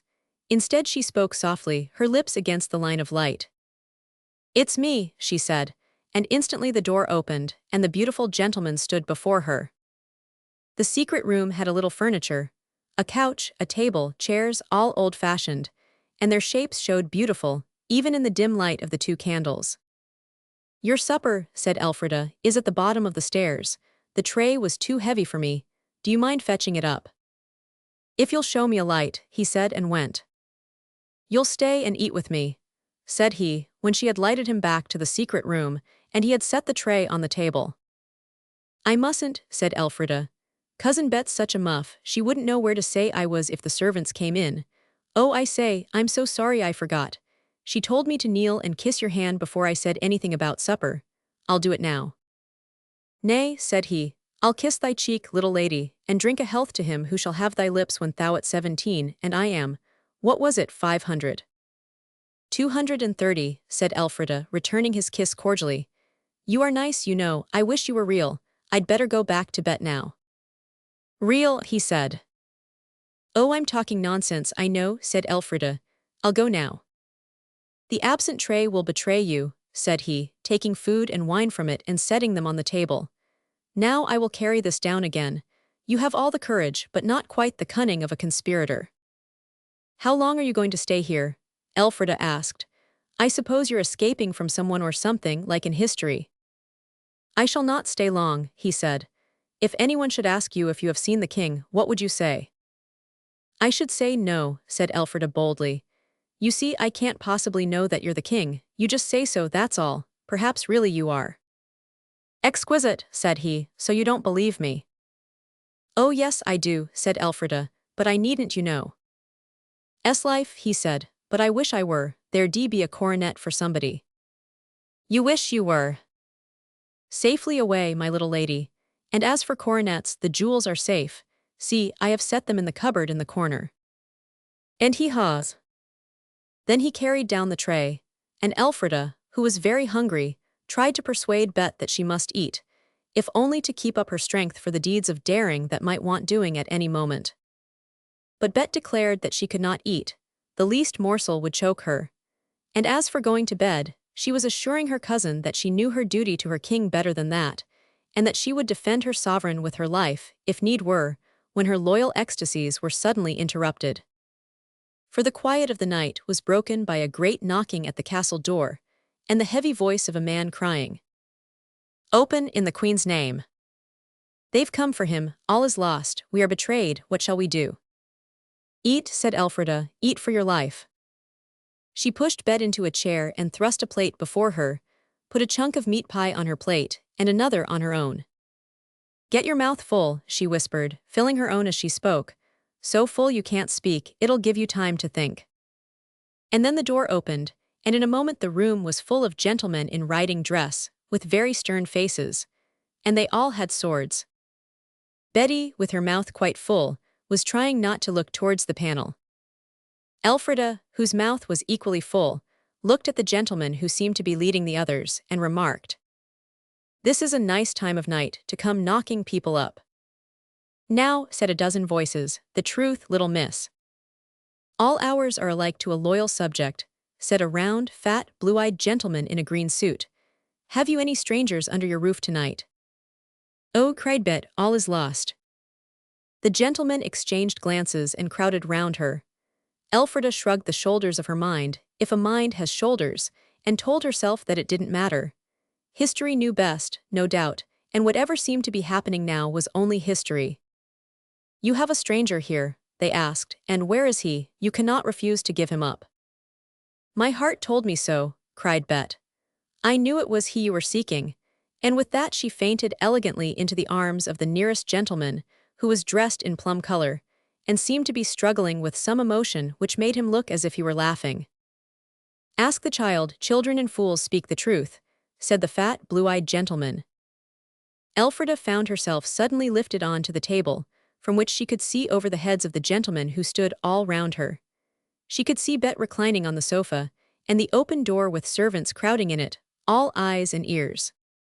"Now," said a dozen voices, "the truth, little miss." "What do you want to know?" she asked, and in a much lower tone, "I shan't tell you anything unless you send the servants away." The door was closed, and the truth was asked for again. "If you'll only tell me what you want to know," she said again. "Does any stranger lie here tonight?" "No," said Elfrida. She knew that the beautiful gentleman in the secret chamber was not lying down, but sitting to his supper. But Miss Arden said all is lost, and she knew 'twas he whom we sought.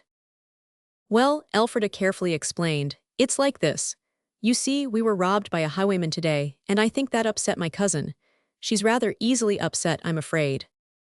"Very easily," several voices agreed, and someone added that it was a harebrained business. "The shortest way's the best," said the plum-colored gentleman. "Is Sir Edward Talbot here?" "No, he isn't," said Elfrida downrightly. "And I don't believe you've got any business coming into people's houses and frightening other people into fits, and I shall tell Lord Arden when he comes home. So now you know."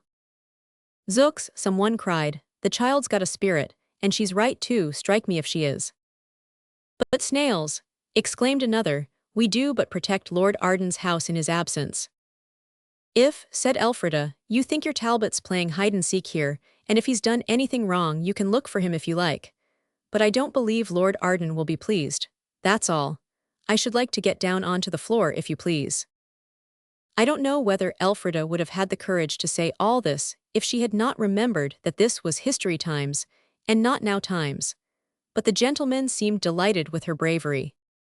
They lifted her gently down, and with many apologies for having discommoded the ladies, they went out of the room and out of the castle. Through the window, Elfrida heard the laughing voices and clatter and stamp of their horses' hoofs as they mounted and rode off. They all seemed to be laughing, and she felt that she moved in the midst of mysteries. She could not bear to go back into her own time without seeing the end of the adventure. So she went to bed in a large four-poster, with Cousin Bet for company. The fainting fit lasted exactly as long as the strange gentlemen were in the house and no longer, which was very convenient. Elfrida got up extremely early in the morning and went down into the parlor. She had meant to go and see how the king was, and whether he wanted his shaving water first thing, as her daddy used to do. But it was so very, very early that she decided that it would be better to wait a little. The king might be sleepy, and sleepy people were not always grateful, she knew, for early shaving water. So she went out into the fields where the dew was gray on the grass, and up on to Arden Knoll. And she stood there and heard the skylarks, and looked at the castle, and thought how new the mortar looked in the parts about the living house. And presently she saw two figures coming across the fields from where the spire of Arden Church rose out of the tops of trees, as round and green as the best double-curled parsley. And one of the gentlemen wore a green coat, and the other a purple coat. And she thought to herself how convenient it was to recognize people half a mile away by the color of their clothes.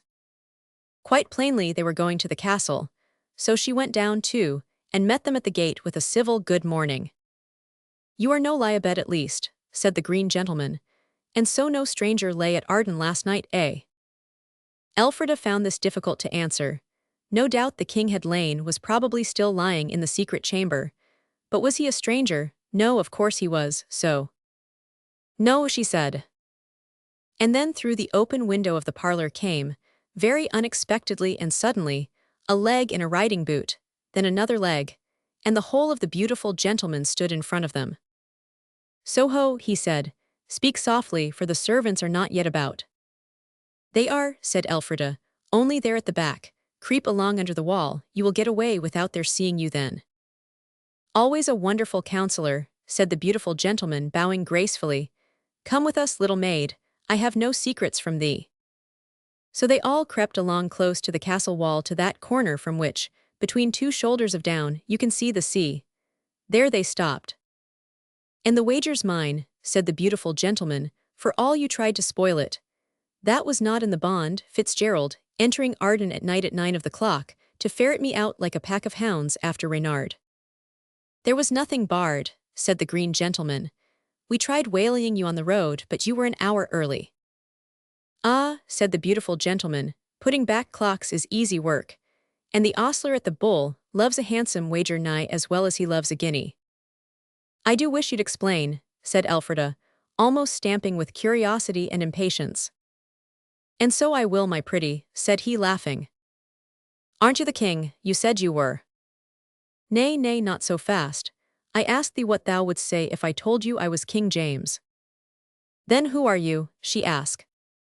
"Plain Edward Talbot, baronet, at your ladyship's service," he said, with another of his fine bows. "But I don't understand," she said. "Do tell me all about it from the beginning." So he told her, and the other gentlemen stood by, laughing. "The other night I was dining with Mr. Fitzgerald here, and the talk turned on highway robbery and on Arden Castle here with other matters. And these gentlemen with others of the party laid me a wager, 500 guineas it was, that I would not rob a coach. I took the wager. And I wagered beside that I would rob a coach of the Arden jewels, and that I would lie a night at Arden beside, and no one should know my name there. And I have done all three and won my wager. I am but newly come home from foreign parts, so your cousin could not know my face. But zounds, child, had it not been for thee I had lost my wager. I counted on Miss Arden's help, and a pale-faced, fainting, useless fine lady I should have found her. But thou'rt a girl in 1,000. And I'll buy thee the finest faring I can find next time I go to London. We are all friends. Tell pretty miss to hold that tongue of hers, and none shall hear the tale from us. But all these gentlemen coming last night, all the servants know." The gentlemen came, no doubt, to protect Miss Arden, in case the villainous highwayman should have hidden behind the window curtain. "Oh, but the wise child it is, has a care for every weak point in our armor." Then he told his friends the whole of the adventure, and they laughed very merrily, for all they had lost their wager, and went home to breakfast across the dewy fields. "It's nice of him to think me brave and all that," Elfrida told herself, "but I do wish he'd really been the king." When she had told Betty what had happened, everything seemed suddenly to be not worthwhile. She did not feel as though she cared to stay any longer in that part of the past, so she ran upstairs, through the attic and the pigeon noises, back into her own times, and went down and found Edred sitting on the second hand of the daisy clock, and he did not believe that she had been away at all. For all the time she had been away seemed no time to him, because he had been sitting on that second hand. So when the Mouldiwarp told them to go along in, they went, and the way they went was not in, but out, and round under the castle wall to the corner from which you could see the sea. And there they lay on the warm grass, and Elfrida told Edred the whole story, and at first he did not believe a word of it. "But it's true, I tell you," said she. "You don't suppose I should make up a whole tale like that, do you?" "No," said Edred. "Of course you're not clever enough, but you might have read it in a book." "Well, I didn't," said Elfrida, "so there. If it was really true, you might have come back for me. You know how I've always wanted to meet a highwayman. you know you do. How could I come back? How was I to get off the horse and run home and get in among the chests and the pigeon noises and come out here and take you back? The highwayman Talbot, I mean, would have been gone long before we got back. No, he wouldn't, said Edred obstinately. You forget I was sitting on the clock and stopping it. There wasn't any time while you were gone if you were gone. There was with me, said Elfrida, don't you see? There wouldn't have been if you'd come back where I was, Edred interrupted. How can you be so aggravating? Elfrida found suddenly that she was losing her temper. You can't be as stupid as that, really. Oh, can't I, said Edred. I can though if I like, and stupider, much stupider, he added darkly. You wait. Edred, said his sister slowly and fervently, sometimes I feel as if I must shake you. You dare, said Edred. Do you dare me to? Yes, said Edred fiercely. Of course you are aware that after that, by all family laws, Elfrida was obliged to shake him. She did, and burst into tears. He looked at her for a moment, but no, tears are unmanly. I would not betray the weakness of my hero. Let us draw a veil, or take a turn round the castle and come back to them presently. It is just as well that we went away when we did, for we really turned our backs on a most unpleasant scene. And now that we come back to them, though crying is still going on, Elfrida is saying that she is very sorry, and is trying to find her handkerchief to lend to Edred, whose own is unexpectedly mislaid. Oh, all right, he says, I'm sorry too, there, but us saying we're sorry won't make us unquarrel. That's the worst of it. We shan't be able to find the door for 3 days now. I do wish we hadn't, it is sickening. Never mind, said Elfrida. We didn't have a real I'll never speak to you again you see if I do quarrel, did we? I don't suppose it matters what sort of quarrel you had, said the boy in gloom. Look here, I'll tell you what, you tell me all about it over again and I'll try to believe you. I really will, on the honor of an Arden. So she told him all over again.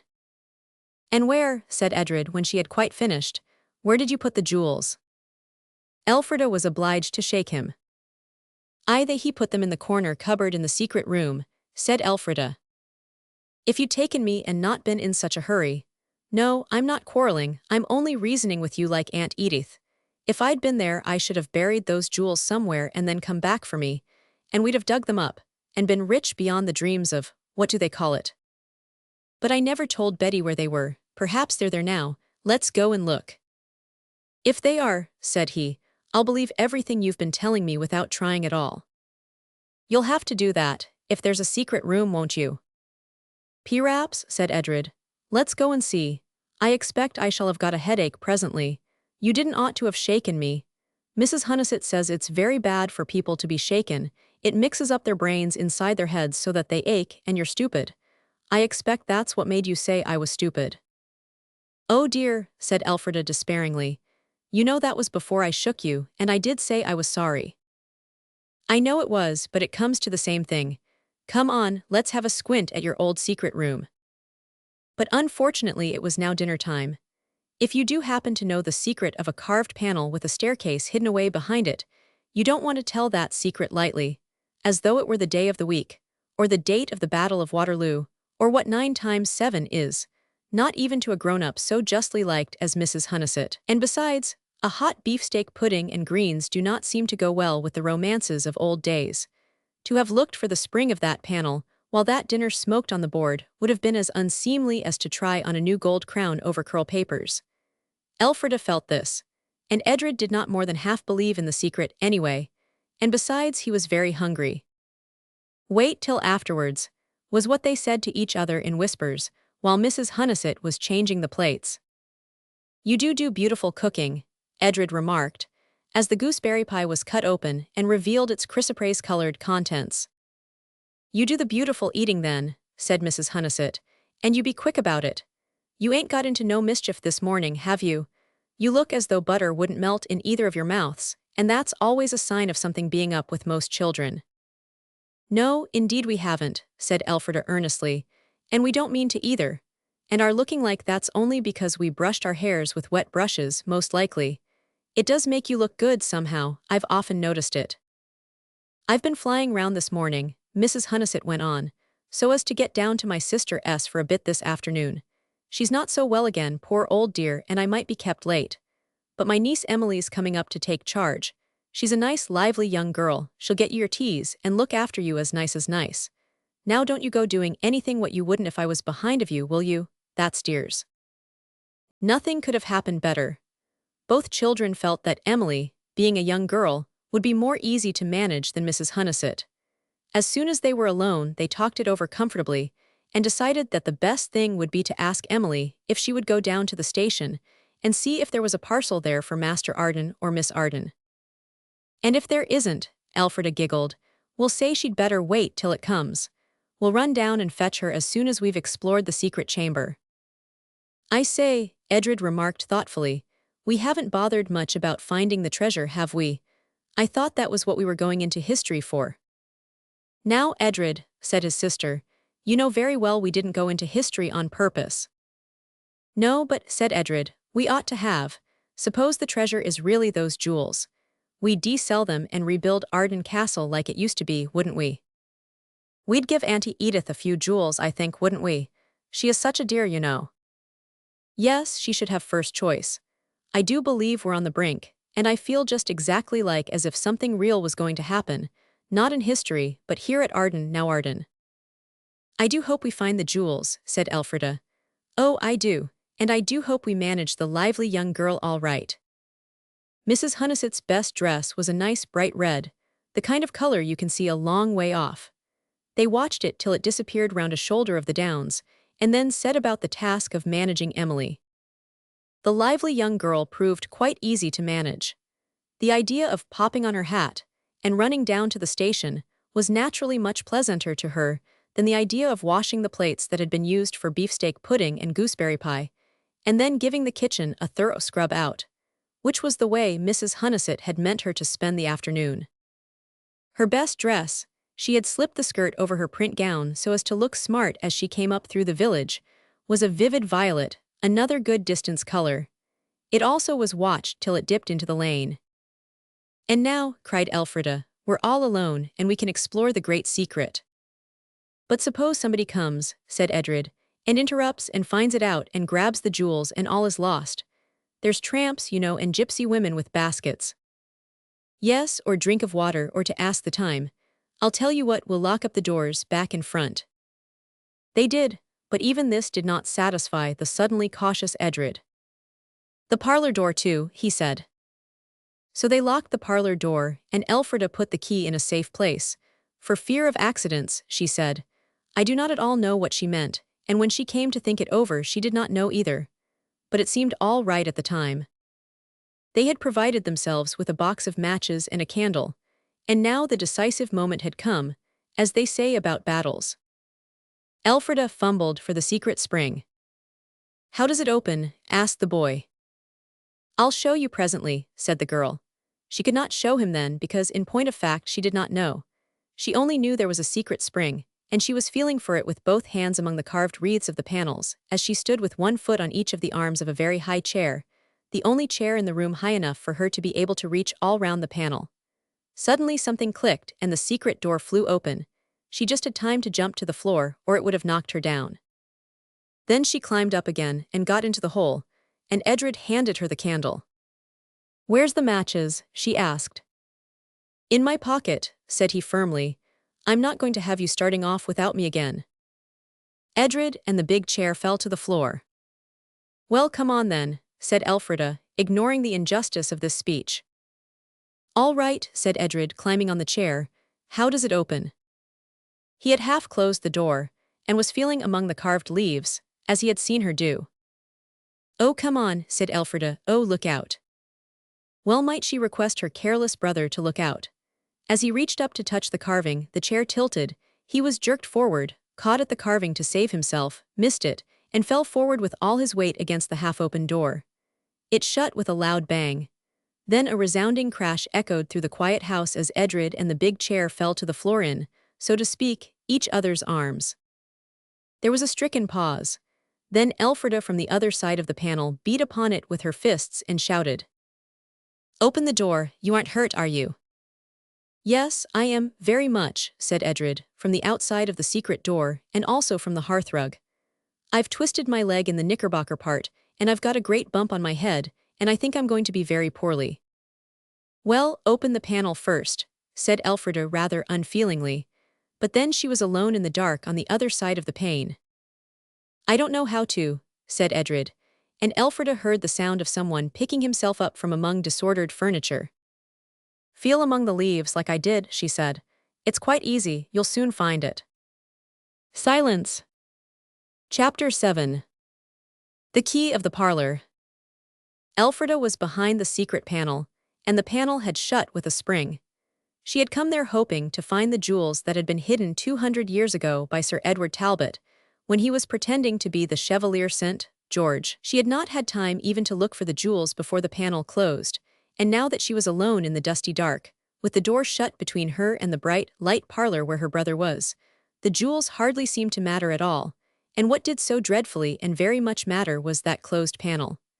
Edred had tried to open it, and he had fallen off the chair. Well, there had been plenty of time for him to get up again. "Why don't you open the door?" she called impatiently, and there was no answer. Behind that panel silence seemed 1,000 times more silent than it ever had before, and it was so dark, and Edred had the matches in his pocket. "Edred, Edred," she called suddenly and very loud, "why don't you open the door?" And this time he answered. "Because I can't reach," he said. I feel that I ought to make that the end of the chapter, and leave you to wonder till the next how Elfrida got out, and how she liked the not getting out, which certainly looked as though it were going to last longer than anyone could possibly be expected to find pleasant. But that would make the chapter too short, and there are other reasons. So I will not disguise from you that when Elfrida put her hand to her pocket and felt something there, something hard and heavy, and remembered that she had put the key of the parlor there because it was such a nice safe place, where it couldn't possibly be lost, she uttered what is known as a hollow groan. "Aha, you see now," said Edred outside. "You see I'm not so stupid after all." Elfrida was thinking. "I say," she called through the panel, "it's no use my standing here. I shall try to feel my way up to the secret chamber. I wish I could remember whether there's a window there or not. If I were you I should just take a book and read till something happens. Mrs. Hunniset's sure to come back some time." "I can't hear half you say," said Edred. "You do whiffle so." "Take a book," shouted his sister. "Read, Mrs. Hunniset will come back some time." So Edred got down a book called Red Cotton Nightcap Country, which he thought looked interesting, but I don't advise you to try it. And Elfrida, her heart beating rather heavily, put out her hands and felt her way along the passage to the stairs. "It's all very well," she told herself. "The secret panel is there all right, like it was when I went into the past, but suppose the stairs are gone, or weren't really ever there at all? Or suppose I walked straight into a wall or something? Or perhaps not a wall, a well," she suggested to herself with a sudden thrill of terror. And after that she felt very carefully with each foot in turn before she ventured to put it down in a fresh step. The boards were soft to tread on, as though they had been carpeted with velvet, and so were the stairs. For there were stairs, sure enough. She went up them very slowly and carefully, reaching her hands before her, and at last her hands came against something that seemed like a door. She stroked it gently, feeling for the latch, which she presently found. The door had not been opened for such a very long time that it was not at all inclined to open now. Elfrida had to shove with shoulder and knee, and with all the strength she had. The door gave way, out of politeness, I should think, for Elfrida's knee and shoulder and strength were all quite small, and there was the room just as she had seen it when the Chevalier St. George stood in it bowing and smiling by the light of one candle in a silver candlestick. Only now Elfrida was alone, and the light was a sort of green twilight that came from a little window over the mantelpiece, that was hung outside with a thick curtain of ivy. If Elfrida had come out of the sunlight, she would have called this a green darkness. But she had been so long in the dark that this shadowy dusk seemed quite light to her. All the same she made haste, when she had shut the door, to drag a chair in front of the fireplace and to get the window open. It opened inwards and it did not want to open at all. But it also was polite enough to yield to her wishes, and when it had suddenly given way she reached out and broke the ivy leaves off one by one, making more and more daylight in the secret room. She did not let the leaves fall outside, but on the hearthstone, for, said she, we don't want outside people to get to know all about the Ardens' secret hiding place. I'm glad I thought of that. I really am rather like a detective in a book. When all the leaves were plucked from the window's square, and only the brown ivy boughs left, she turned back to the room. The furniture was all powdered heavily with dust, and what had made the floor so soft to walk upon was the thick carpet of dust that lay there. There was the table on which the Chevalier St. George, no, Sir Edward Talbot, had set the tray. There were the chairs, and there, sure enough, was the corner cupboard in which he had put the jewels. Elfrida got its door open with I don't know what of mingled hopes and fears. It had 3 shelves, but the jewels were on none of them. In fact, there was nothing on any of them. But on the inside of the door her hand, as she held it open, felt something rough. And when she looked, it was a name carved. And when she swung the door well back so that the light fell full on it, she saw that the name was E. Talbot. So then she knew that all she had seen in that room before must have really happened 200 years before, and was not just a piece of magic moldywarpiness. She climbed up on the chair again and looked out through the little window. She could see nothing of the castle walls, only the distant shoulder of the downs, and the path that cut across it towards the station. She would have liked to see a red figure or a violet one coming along that path, but there was no figure on it at all. What do you usually do when you are shut up in a secret room, with no chance of getting out for hours? As for me, I always say poetry to myself. It is one of the uses of poetry. One says it to oneself in distressing circumstances of that kind, or when one has to wait at railway stations, or when one cannot get to sleep at night. You will find poetry most useful for this purpose. So learn plenty of it, and be sure it is the best kind, because this is most useful as well as most agreeable. She saw that the name was E. Talbot. Elfrida began with Ruin seize thee, ruthless king. But there were parts of that which she liked best when there were other people about, so she stopped it and began Horatius and the Bridge. This lasts a long time. Then came the favorite cat drowned in a tub of goldfish, and in the middle of that, quite suddenly, and I don't know why, she thought of the Mouldiwarp. We didn't quite quarrel, she told herself. At least not really, truly quarreling. I might try anyhow. So she set to work, to make a piece of poetry, to call up the Mouldiwarp with. This was how, after a long time, the first piece came out. The Mouldiwarp of Arden. By the 9 gods it swore that Elfrida of Arden should be shut up no more. By the 9 gods it swore it, and named a convenient time, no doubt, and bade its messengers ride forth, east and west, south and north, to let Elfrida out. But when she said it aloud, nothing happened.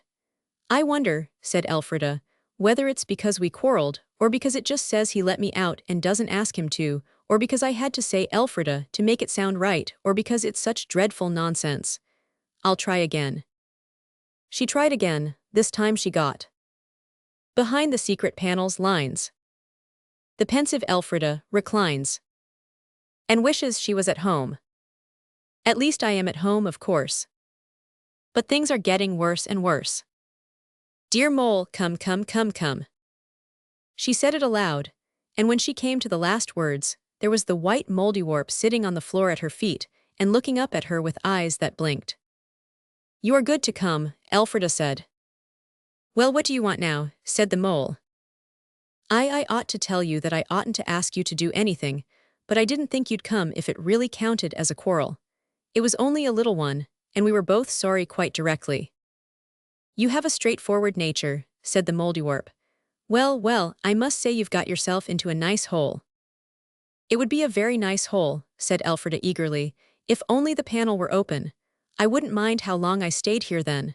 That's funny, isn't it? Yes, said the mole.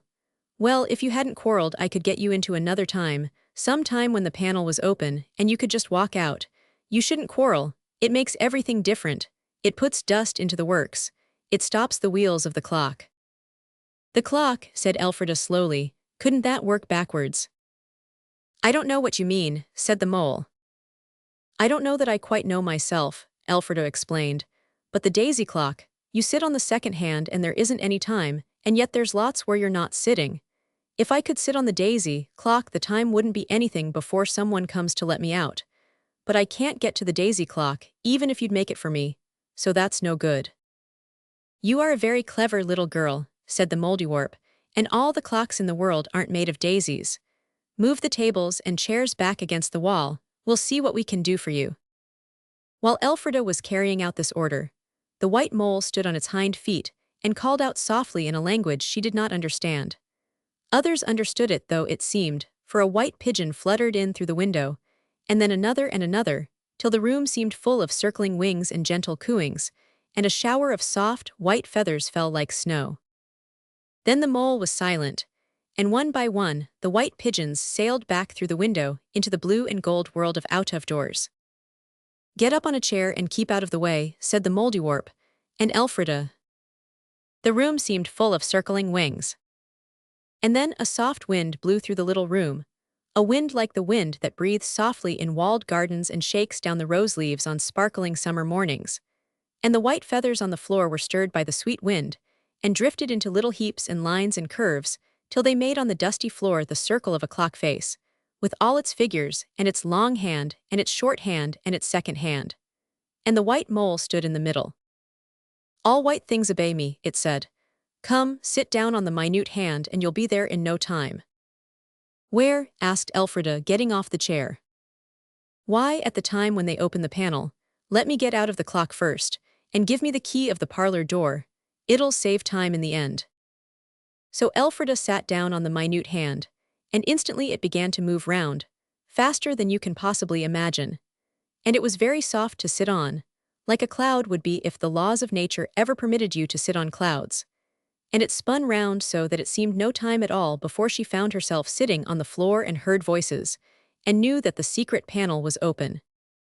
"I see," she said wisely, "it does work backwards, doesn't it?"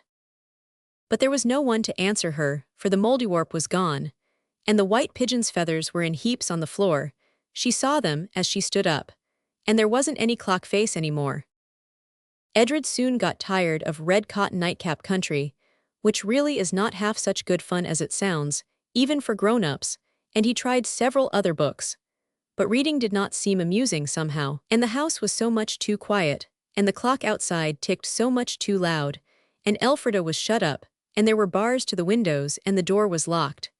He walked about, and sat in each of the chairs in turn, but no one of them was comfortable, and his thoughts were not comfortable either. Suppose no one ever came to let them out.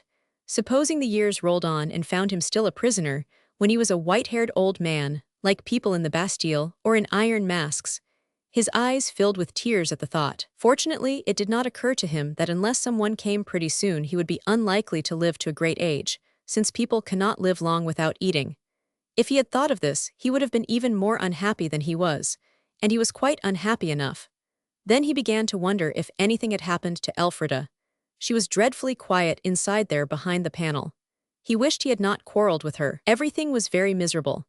He went to the window and looked out, as Elfrida had done, to see if he could see a red dress or a violet dress coming over the downs. But there was nothing. And the time got longer and longer, drawing itself out like a putty snake when you rub it between your warm hands. And at last, what with misery and having cried a good deal and its being long past tea time, he fell asleep on the window seat. He was roused by a hand on his shoulder, and a voice calling his name. Next moment, he was in the arms of Aunt Edith, or as much in her arms as he could be with the window bars between them. When he had told her where Elfrida was, and where the room key was, which took some time, he began to cry again, for he did not quite see, even now, how he was to be got out. "Now don't be a dear silly," said Aunt Edith.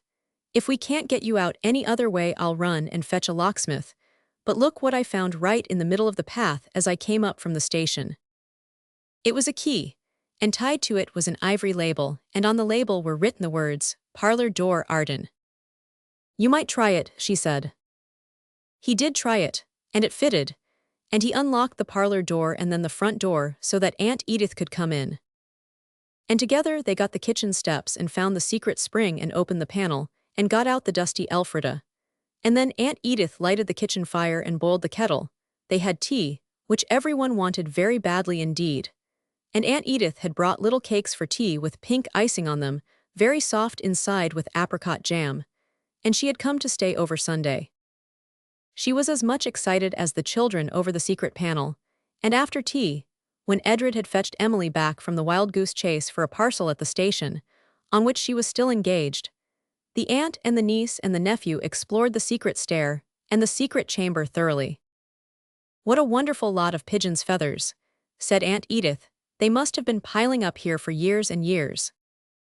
"It was lucky you finding that key," said Edred. "I wonder who dropped it. Where's the other one, Elf?"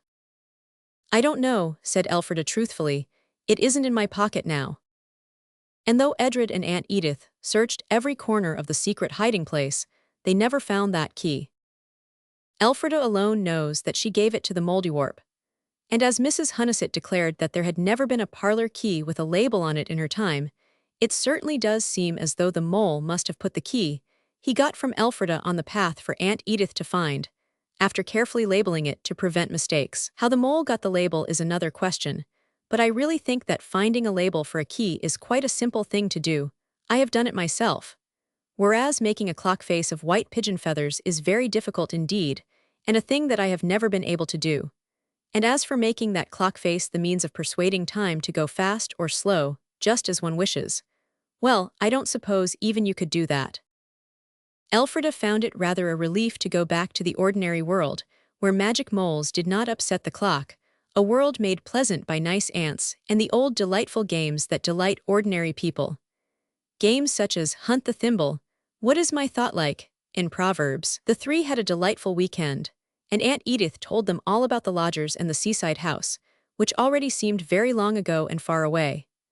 On Sunday evening, as they walked home from Arden Church, where they had tried to attend to the service, and not to look too much at the tombs and monuments of dead and gone Ardens that lined the chancel, the three sat down on Arden Knoll, and Aunt Edith explained things a little to them. She told them much more than they could understand about wills, and trustees, and incomes, but they were honored by her confidence, and pleased by the fact that she seemed to think they could understand such grown-up kind of things. And the thing that remained on their minds after the talk, like a ship cast up by a high tide, was this: that Arden Castle was theirs, and that there was very little money to keep it up with, so that everyone must be very careful, and no one must be at all extravagant. And Aunt Edith was going back to the world of lawyers, and wills, and trustees, early on Monday morning, and they must be very good children, and not bother Mrs. Hunnison, and never lock themselves in and hide the key in safe places. All this remained, as the lasting result of the pleasant talk on the downs in the softly lessening light. And another thing remained, which Edred put into words as the two children walked back from the station, where they had seen Aunt Edith into the train and waved their goodbyes to her. "It is very important indeed," he said, "for us to find the treasure. Then we could keep up the castle without any bother. We must have it built up again first, of course, and then we'll keep it up. And we won't have any old clocks and not keeping together this time. We'll both of us go and find the attic the minute our quarrel's 3 days old, and we'll ask the Mouldiwarp to send us to a time when we can really see the treasure with our own eyes. I do think that's a good idea, don't you?" he asked, with modest pride. "Very," Elfrida said. "And I say, Edred, I don't mean to quarrel any more if I can help it. It is such waste of time," she added in her best grown-up manner, "and it does delay everything so. Delays are dangerous. It says so in the proverb game. Suppose there really was a chance of getting the treasure and we had to wait 3 days because of quarreling. But I'll tell you one thing I found out. You can get the mole to come and help you, even if you have quarreled a little, because I did." And she told him how. "But I expect," she added, "it would only come if I were in the most awful trouble and all human aid despaired of." "Well, we're not that now," said Edred, knocking the head off a poppy with his stick, "and I'm jolly glad we're not." "I wonder," said Elfrida, "who lives in that cottage where the witch was. I know exactly where it is. I expect it's been pulled down, though. Let's go round that way. It'll be something to do." So they went round that way, and the way was quite easy to find. But when they got to the place where the tumble-down cottage had been in Boney's time, there was only a little slate-roofed house with a blue bill pasted up on its yellow brick face, saying that somebody's A1 gingerbeer and up-to-date minerals were sold there. The house was dull to look at, and they did not happen to have any spare money for gingerbeer, so they turned round to go home and suddenly found themselves face to face with a woman. She wore a red and black plaid blouse and a bought ready-made black skirt, and on her head was a man's peaked cap such as women in the country wear now instead of the pretty sun bonnets that they used to wear when I was a little girl. "So they've pulled the old cottage down," she said. "This new house'll be fine and dry inside, I lay. The rain comes in through the roof of the old one, so's you might a'most as well be laying in the open meadow." The children listened politely, and both were wondering where they had seen this woman before, for her face was strangely familiar to them, and yet they didn't seem really to know her either. Most of the cottages about here is just as bad as they always was, she went on. When Arden has the handling of the treasure, he'll see to it that poor folks lie warm and dry, won't he now? And then all in a minute the children both knew, and she knew that they knew. Why, said Edred, you're the… Yes, she said, I'm the witch come from old ancient times. If you can go back, I can go forth, because then and now's the same if I know how to make a clock. Can you make clocks? Said Elfrida. I thought it was only… So it be, said the witch. I can't make 'em, but I know them as can, and I've come ere to find you 'cause you brought me the tea and sugar. I've got the wise eye, I have. I can see back and forth. I looked forward and I saw ye, and I looked back and I saw what you're seeking, and I know where the treasure is and…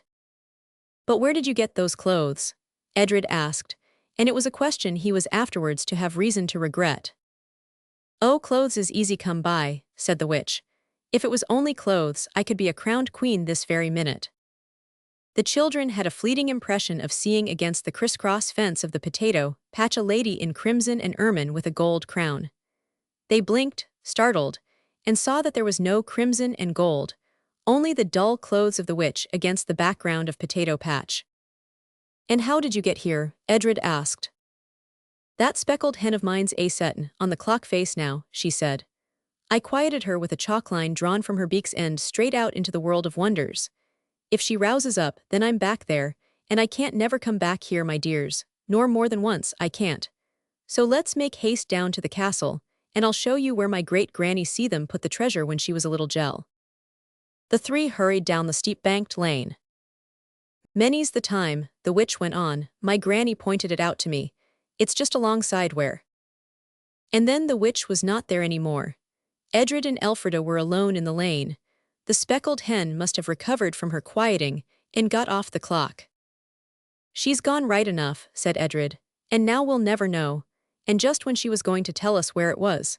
I do think it's too jolly stupid for anything. A lady in crimson and ermine with a gold crown. It's you that's too jolly stupid for anything, said Elfrida hotly. What did you want to go asking her about her silly clothes for? It was that did it. She'd have told us where it was before now if you hadn't taken her time up with clothes. As if clothes mattered. I do wish to goodness you'd sometimes try to behave as if you'd got some sense. Go it, said Edred bitterly.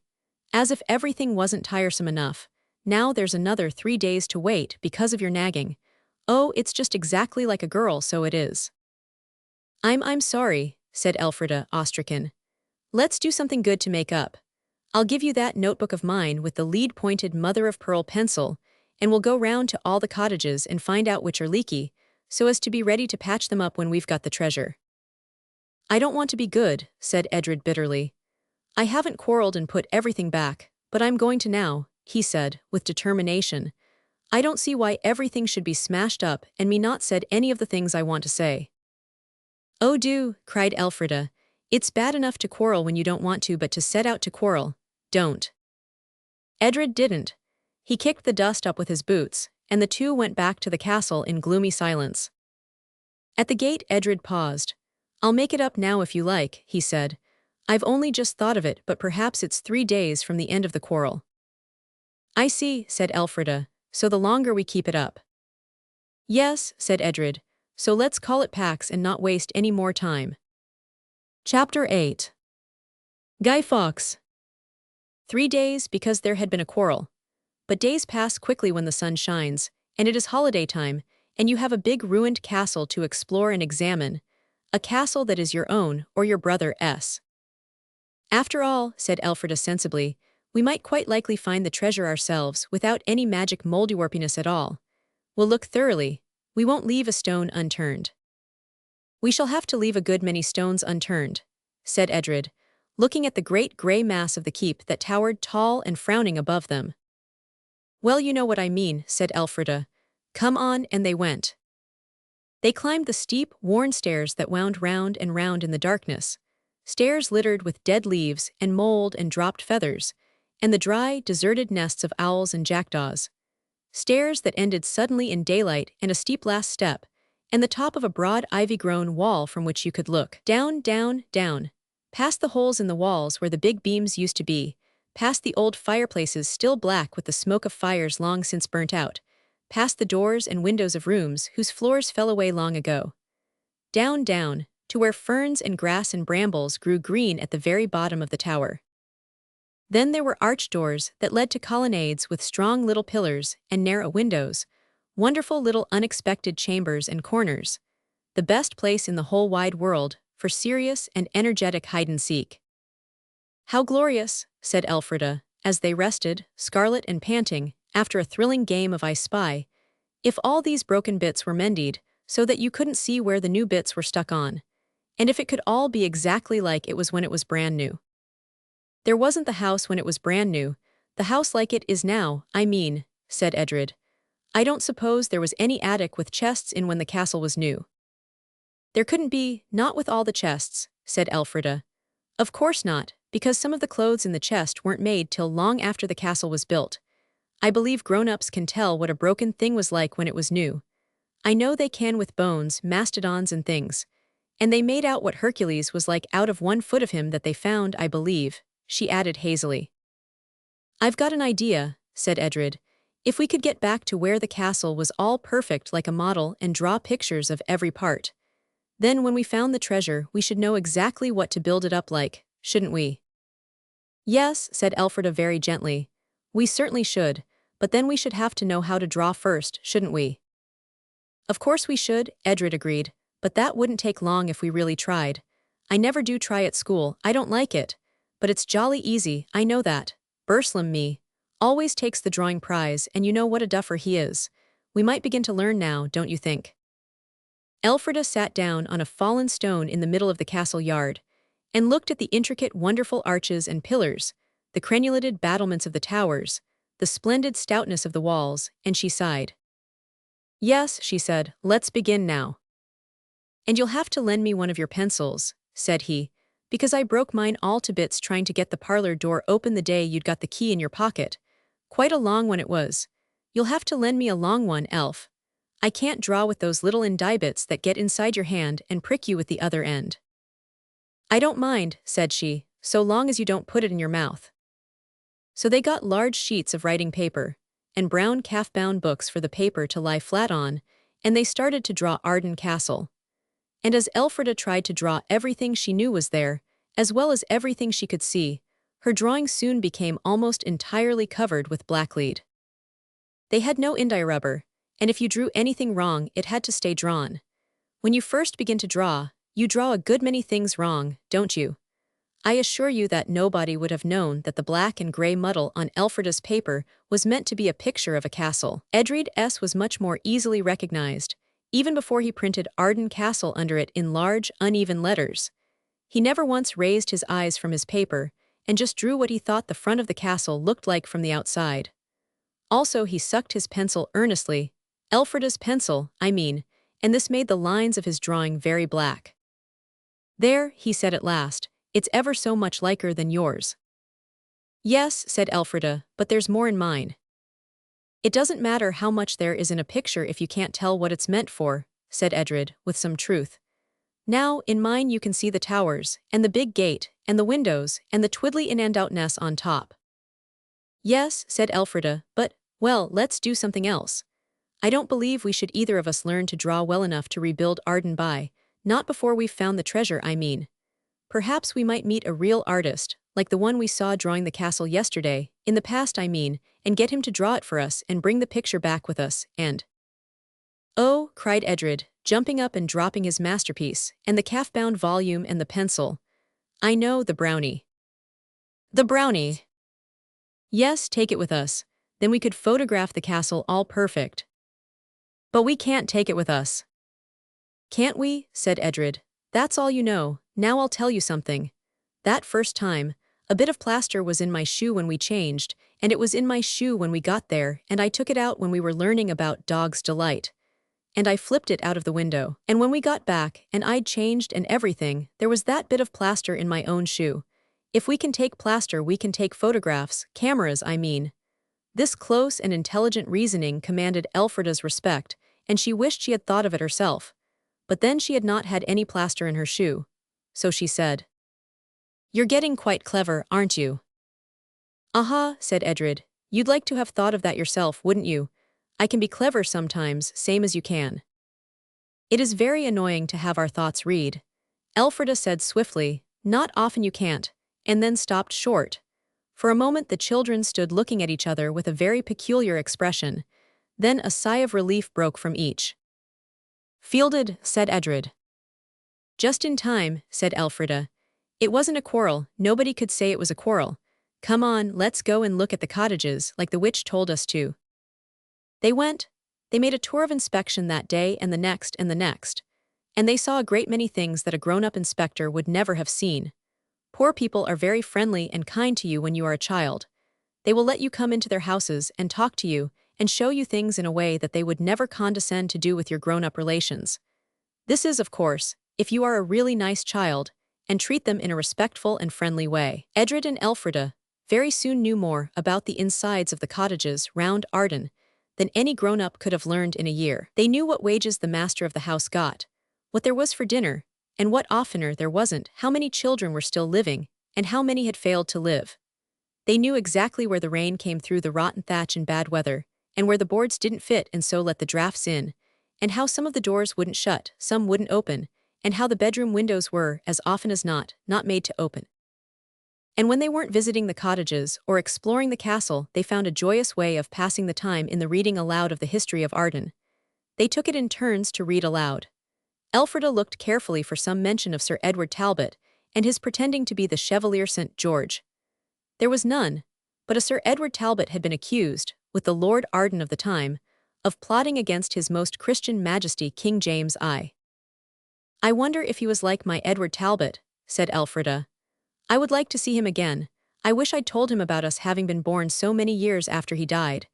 But it would have been difficult to explain, wouldn't it? Let's look in Green's history book and see what they looked like when it was His Most Christian Majesty King James I."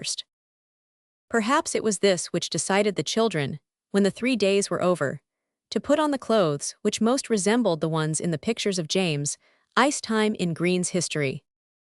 Edred had full breeches, puffed out like balloons, and a steeple-crowned hat, and a sort of tunic of crimson velvet, and a big starched ruff round his little neck, more uncomfortable even than your Eton collar is after you've been wearing flannels for days and days. And Elfrida had long, tight stays with a large, flat-shaped piece of wood down the front, and very full, long skirts over a very abrupt hoop.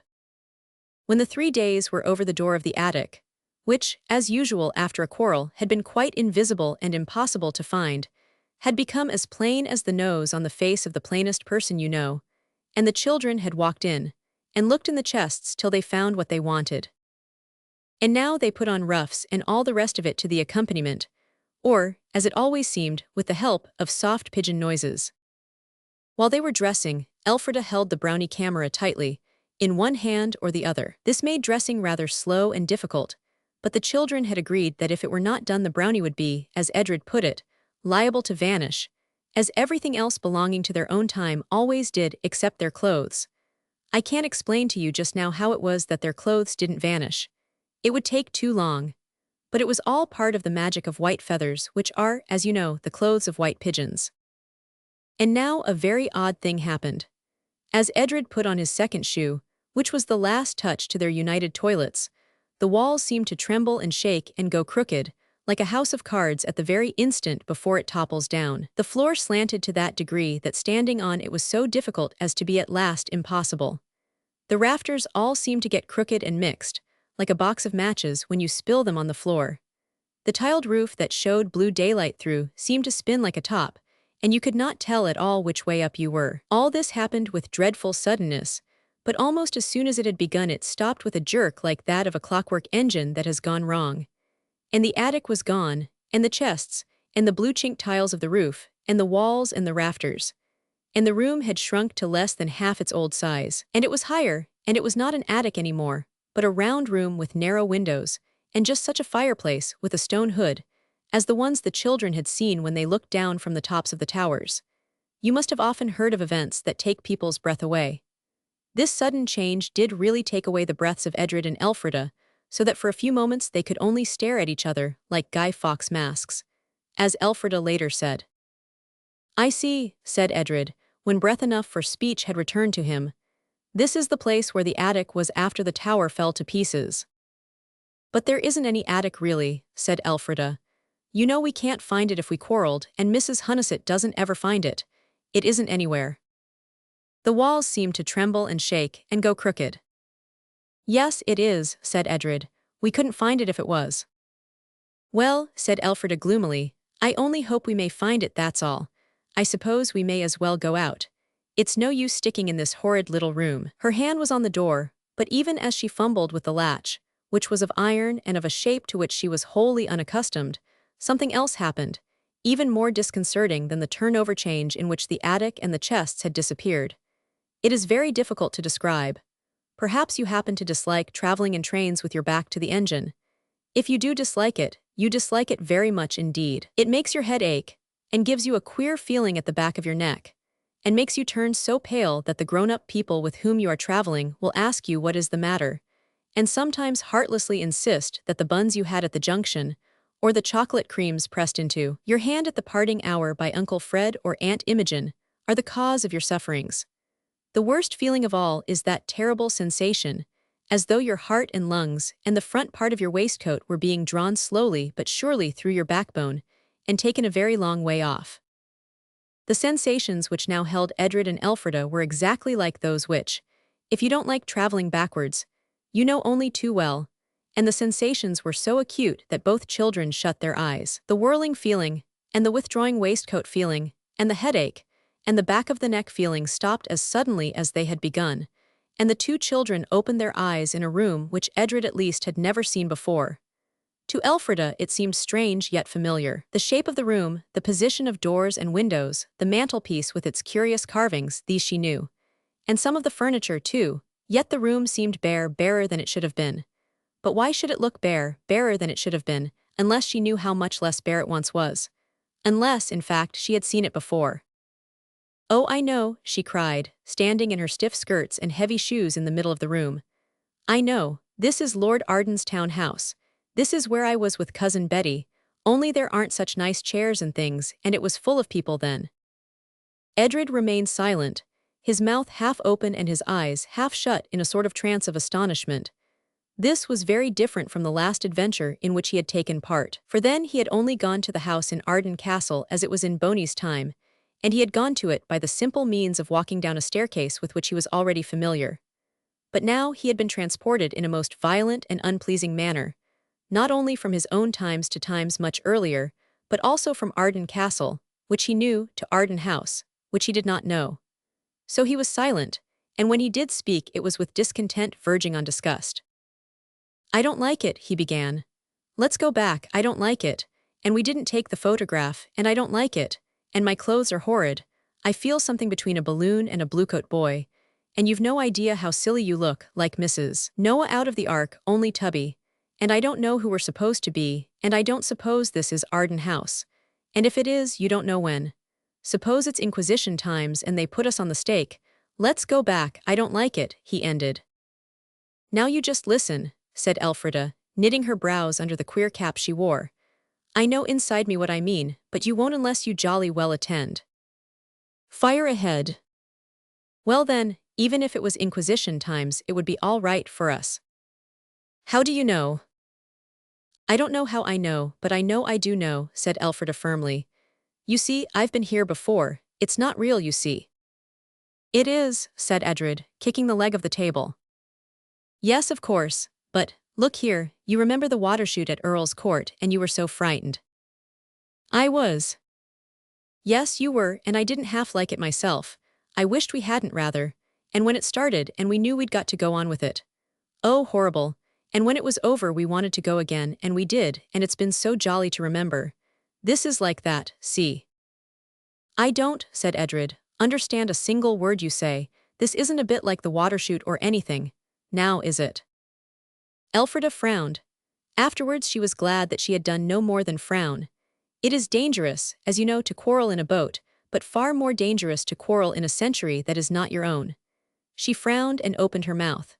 And just as her mouth opened the door of the room followed its example, and a short, dark, cross-looking woman in a brown skirt and strange cap came hurrying in. "So it's here you've hidden yourselves," she cried, "and I looking high and low to change your dress." "What for?" said Edred, for it was his arm which she had quite ungently caught. "For what?" she said as she dragged him out of the room. "Why, to attend my lord your father and your lady mother at the masque at Whitehall. Had you forgot already? And thou so desirous to attend them in thy new white velvet broidered with the orange tawny, and thy lady mother's diamond buckles, and the silken cloak, and the shoe roses, and the cobweb-lawn starched ruff, and the little sword and all." The woman had dragged Edred out of the room, and by the stairs by this time. Elfrida, following, decided that her speech was the harshest part of her. If she was really horrid, thought the girl, she wouldn't try to cheer him up with velvet and swords and diamond buckles. "Can I go?" she said aloud. The woman turned and slapped her, not hard but smartly. "I told thee how it would be if thou wouldst not hold that dunning tongue. No, thou can't go. Little ladies stay at home and sew their samplers. Thou'll go to court soon enough, I warrant." So Elfrida sat and watched while Edred was partially washed. The soap got in his eyes just as it gets in yours nowadays, and dressed in the beautiful white page's dress, white velvet, diamond buckles, little sword and all. "You are splendid," she said.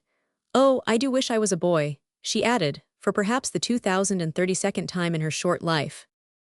"It's not that thou'll be wishing when thy time comes to go to court," said the woman.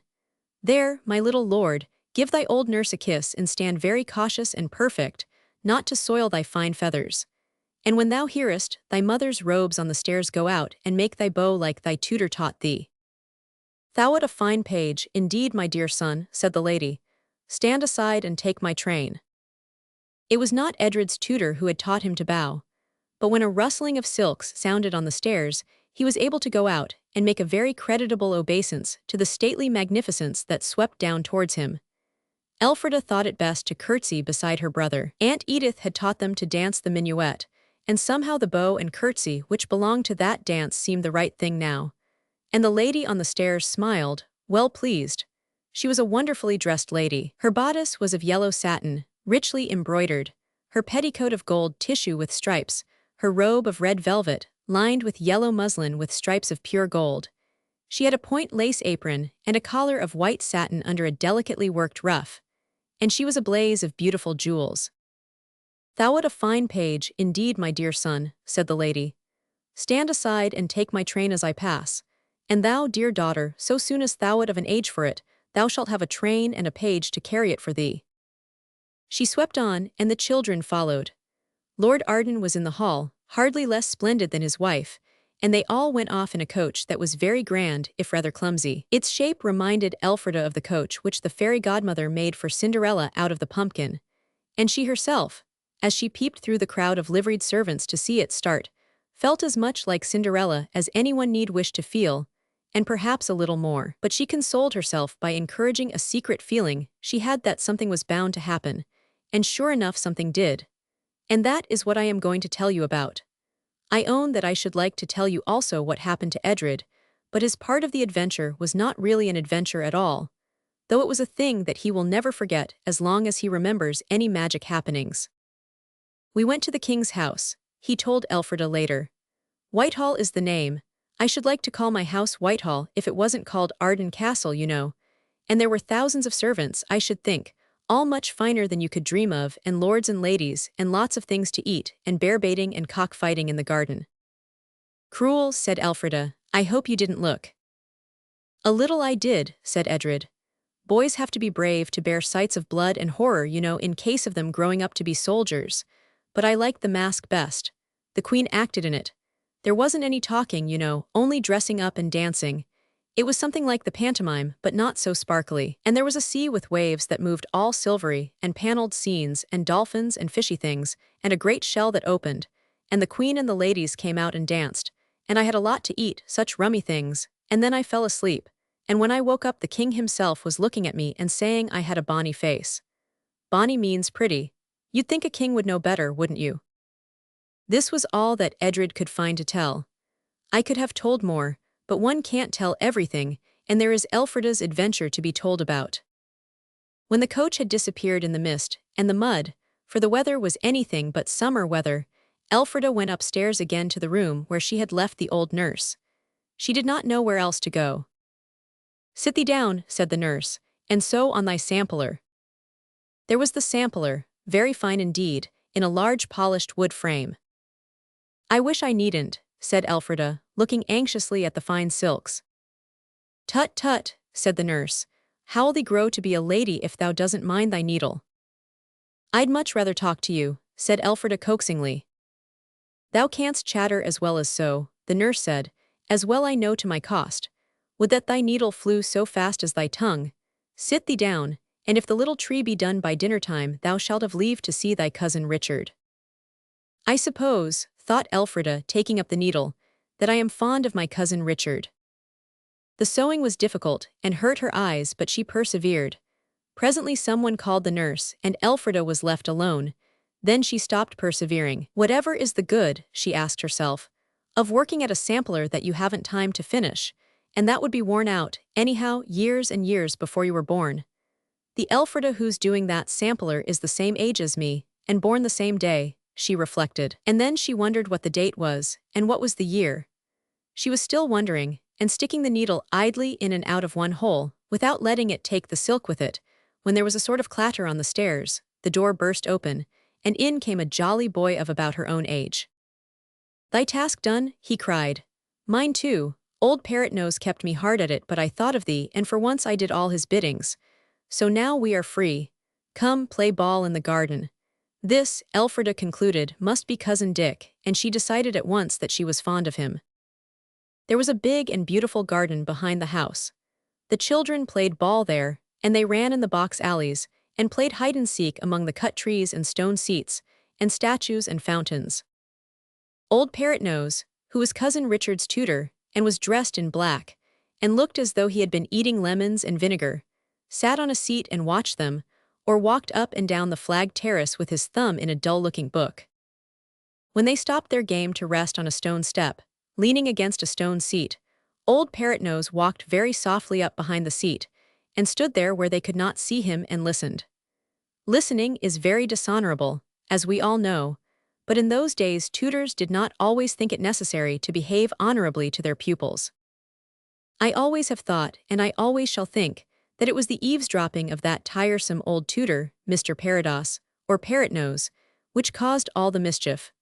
But Elfrida has always believed, and always will believe, that the disaster was caused by her knowing too much history. That is why she is so careful to make sure that no misfortune shall ever happen on that account. Anyway, that is one of the reasons why she never takes a history prize at school. "You never know," she says. And in fact, when it comes to a question in an historical examination, she never does know. This was how it happened. Elfrida, now that she was no longer running about in the garden, remembered the question that she had been asking herself over the embroidery frame, and it now seemed sensible to ask the question of someone who could answer it. So she said, "I say, Cousin Richard, what day is it?" Elfrida understood him to say that it was the 5th of November. "Is it really?" she said. "Then it's Guy Fawkes' Day. Do you have fireworks?" And in pure lightness of heart began to hum.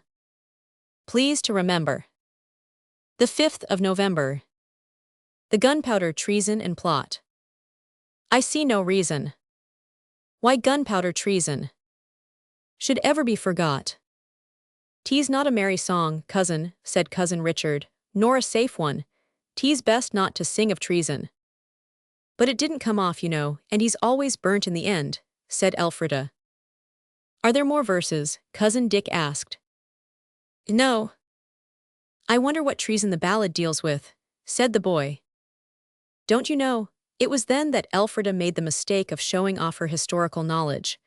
"I know, and I know some of the names of the conspirators, too, and who they wanted to kill, and everything." "Tell me," said Cousin Richard idly. "The king hadn't been fair to the Catholics, you know," said Elfrida, full of importance, "so a lot of them decided to kill him and the Houses of Parliament. They made a plot, there were a whole lot of them in it. They said Lord Arden was, but he wasn't, and some of them were to pretend to be hunting, and to seize the Princess Elizabeth and proclaim her queen, and the rest were to blow the Houses of Parliament up when the king went to open them." "I never heard this tale from my tutor," said Cousin Richard laughing. Proceed, cousin. Well, Mr. Piercy took a house next the Parliament House, and they dug a secret passage to the vaults under the Parliament Houses, and they put 3 dozen casks of gunpowder there and covered them with faggots. And they would have been all blown up, only Mr. Tresham wrote to his relation, Lord Monteagle, that they were going to blow up the king, and— "What king?" said Cousin Richard. "King James I," said Elfrida. "Why, what?" For Cousin Richard had sprung to his feet, and old Parrot-nose had Elfrida by the wrist. He sat down on the seat and drew her gently till she stood in front of him. Gently, but it was like the hand of iron in the velvet glove, of which, no doubt, you have often read. "Now, Mistress Arden," he said softly, "tell me over again this romance that you tell your cousin." Elfrida told it. "And where did you hear this pretty story?" he asked. Old Parrot-nose had Elfrida by the wrist. "Where are we now?" gasped Elfrida, who was beginning to understand. "Here in the garden, where else?" said Cousin Richard, who seemed to understand nothing of the matter. "Here in my custody," said the tutor, who thought he understood everything.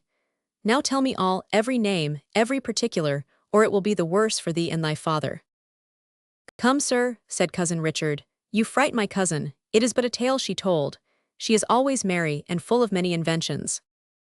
"It is a tale she shall tell again before those of higher power than I," said the tutor, in a thoroughly disagreeable way, and his hand tightened on Elfrida's wrist. But it's history," cried Elfrida in despair. "It's in all the books." "Which books?" he asked keenly. "I don't know all of them," she sullenly answered.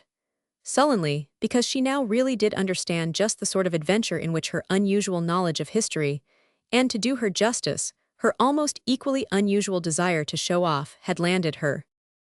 "Now," said the hateful tutor, for such Elfrida felt him to be, "tell me the names of the conspirators." "It can't do any harm," Elfrida told herself. "This is James I's time and I'm in it.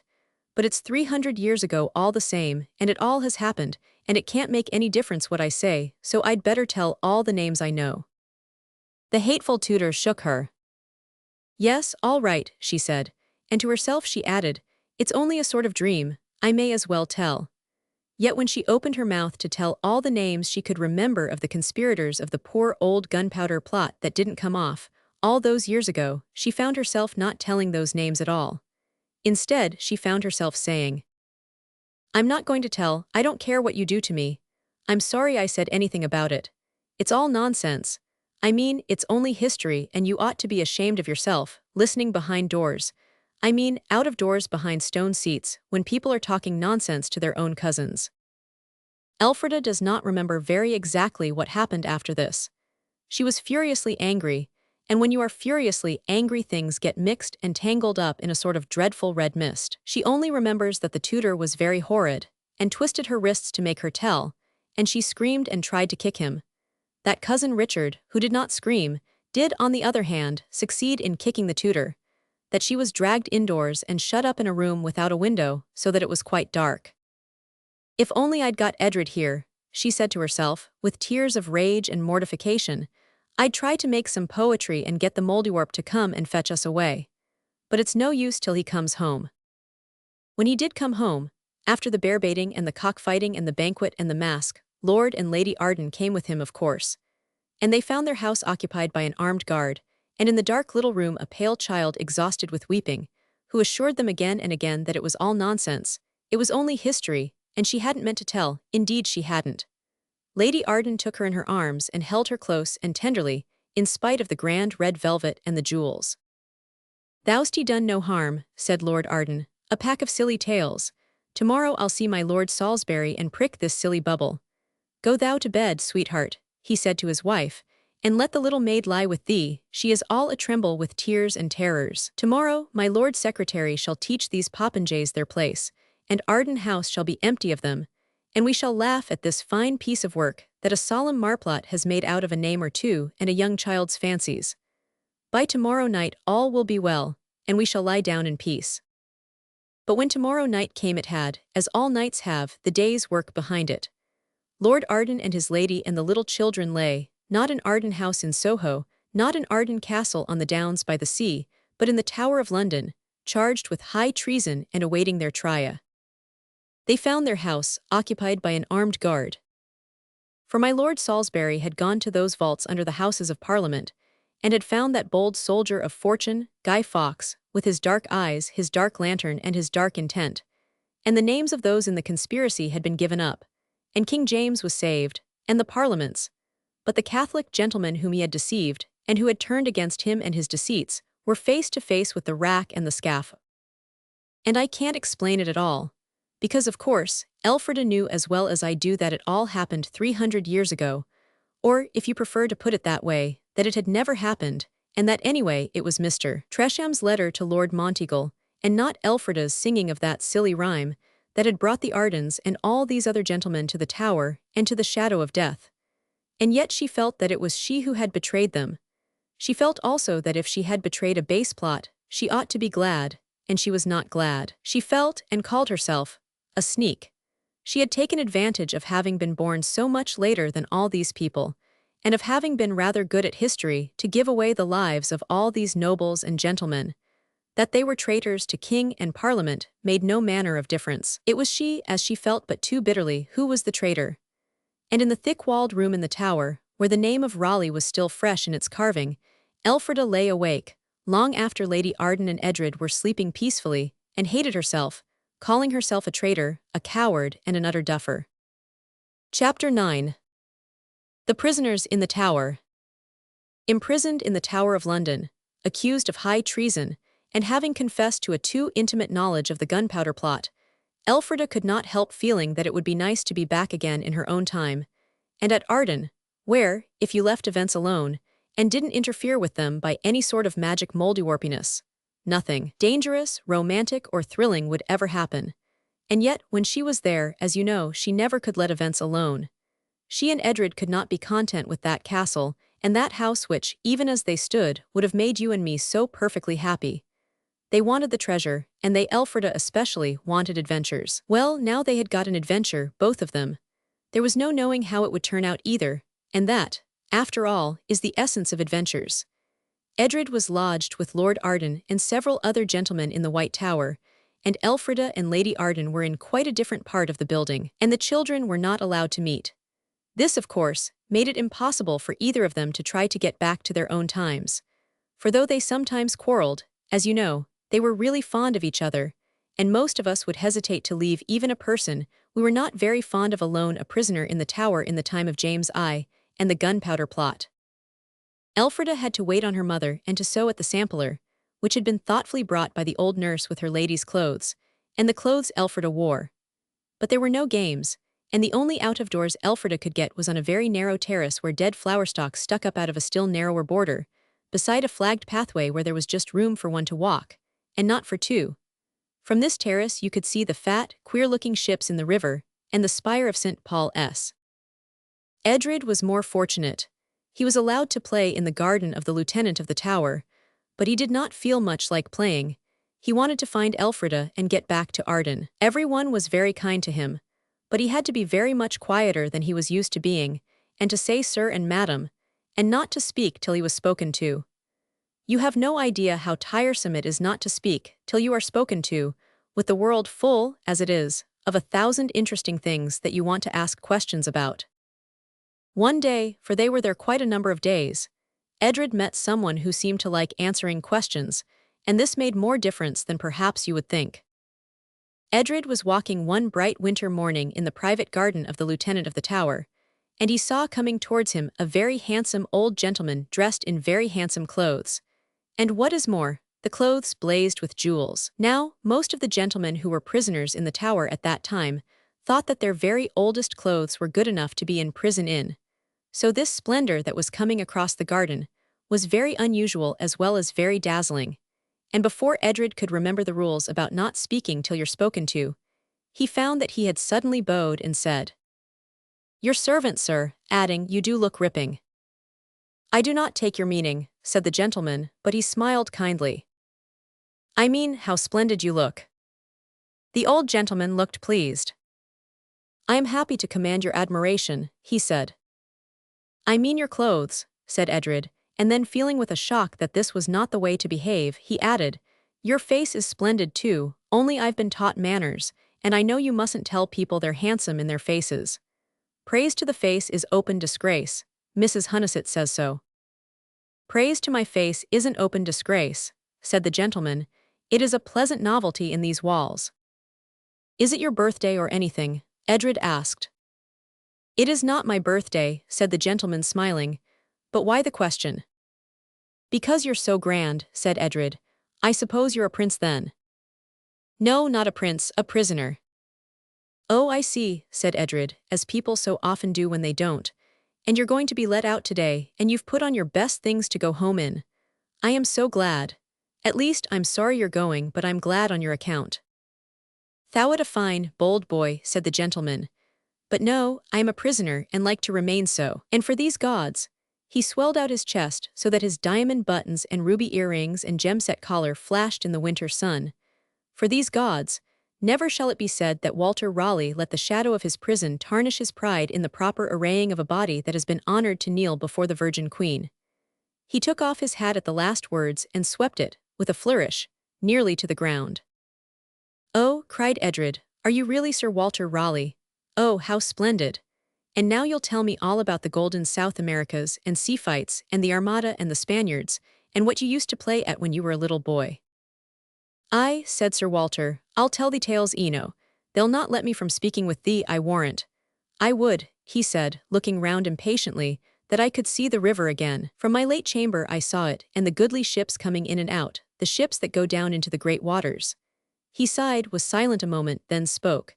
And so thou didst not know then old friend Raleigh, he was all forgot, and yet thou hast rid astride my sword ere now, and I have played with thee in the courtyard at Arden.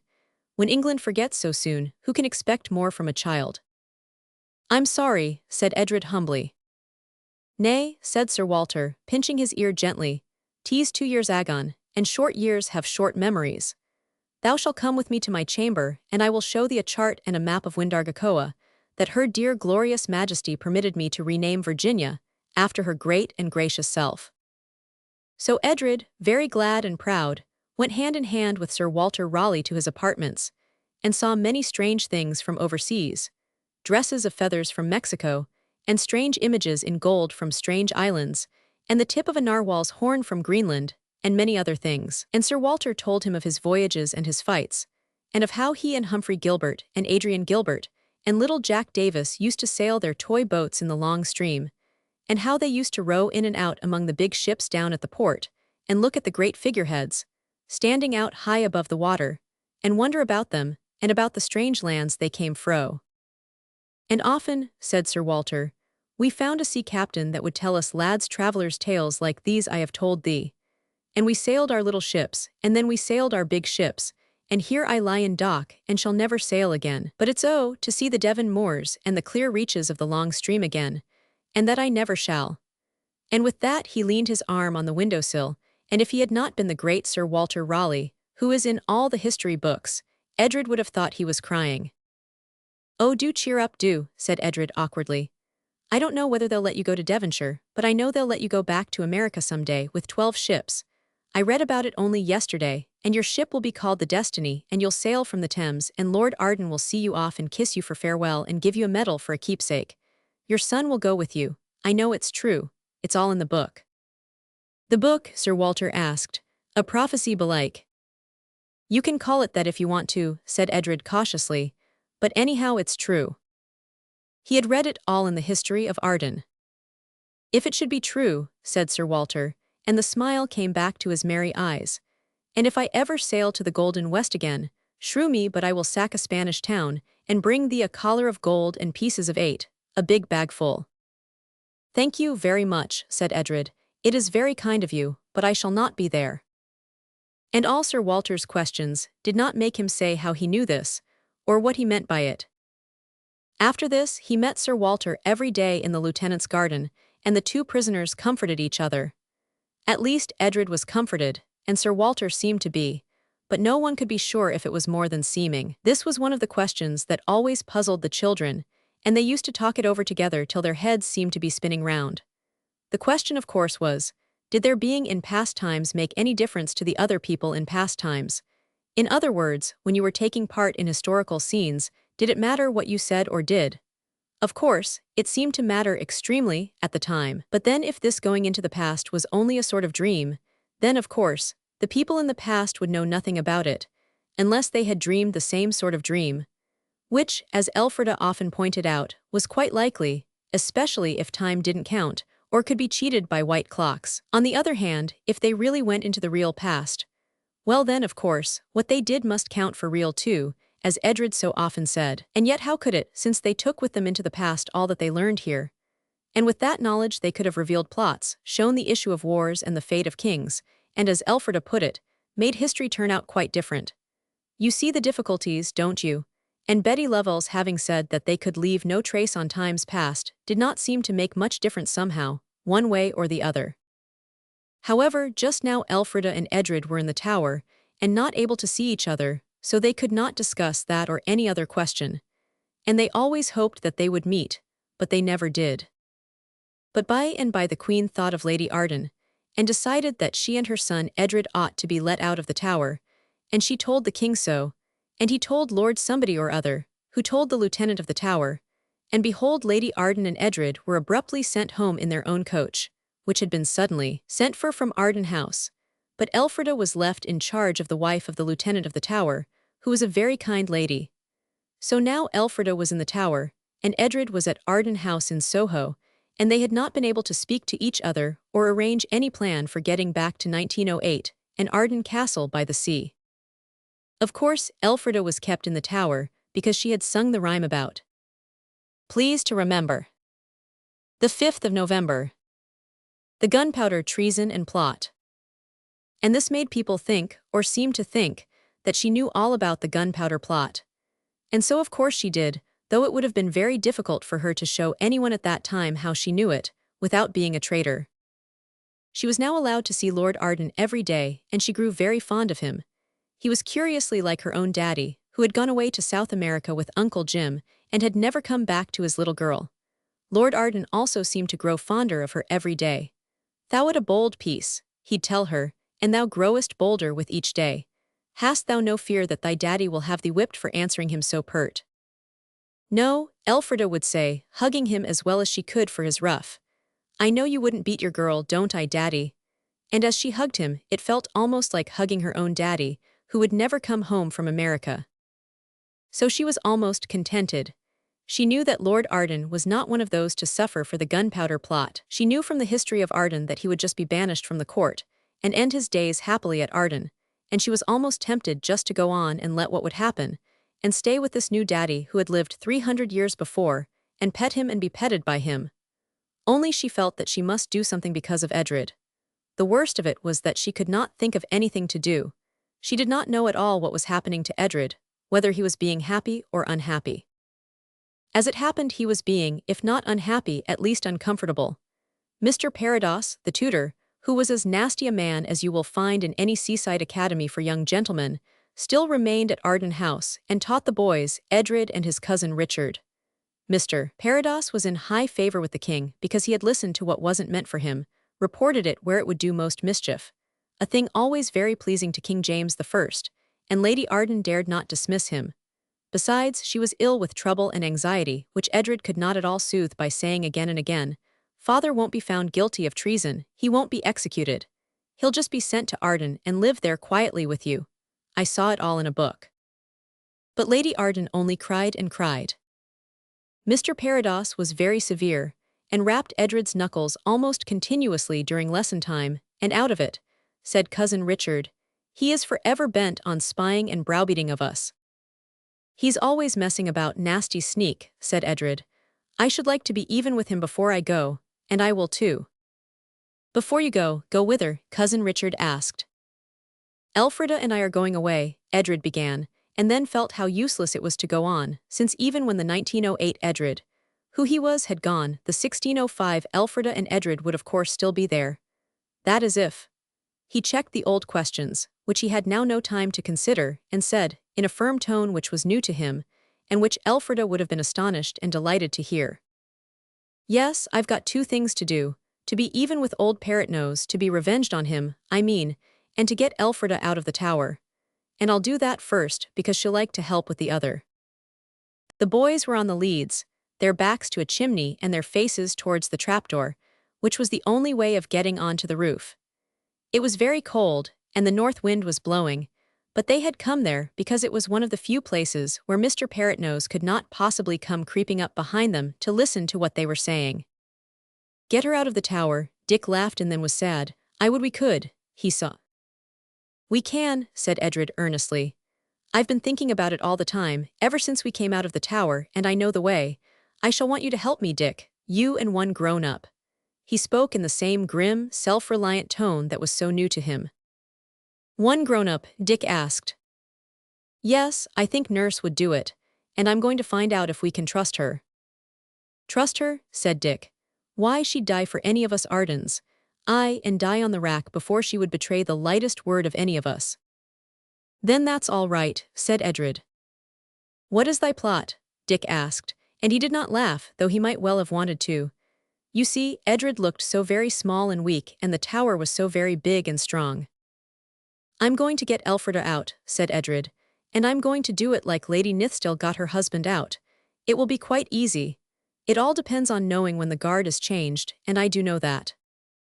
"But how did my Lady Nithsdale get my Lord Nithsdale out, and from what?" Dick asked.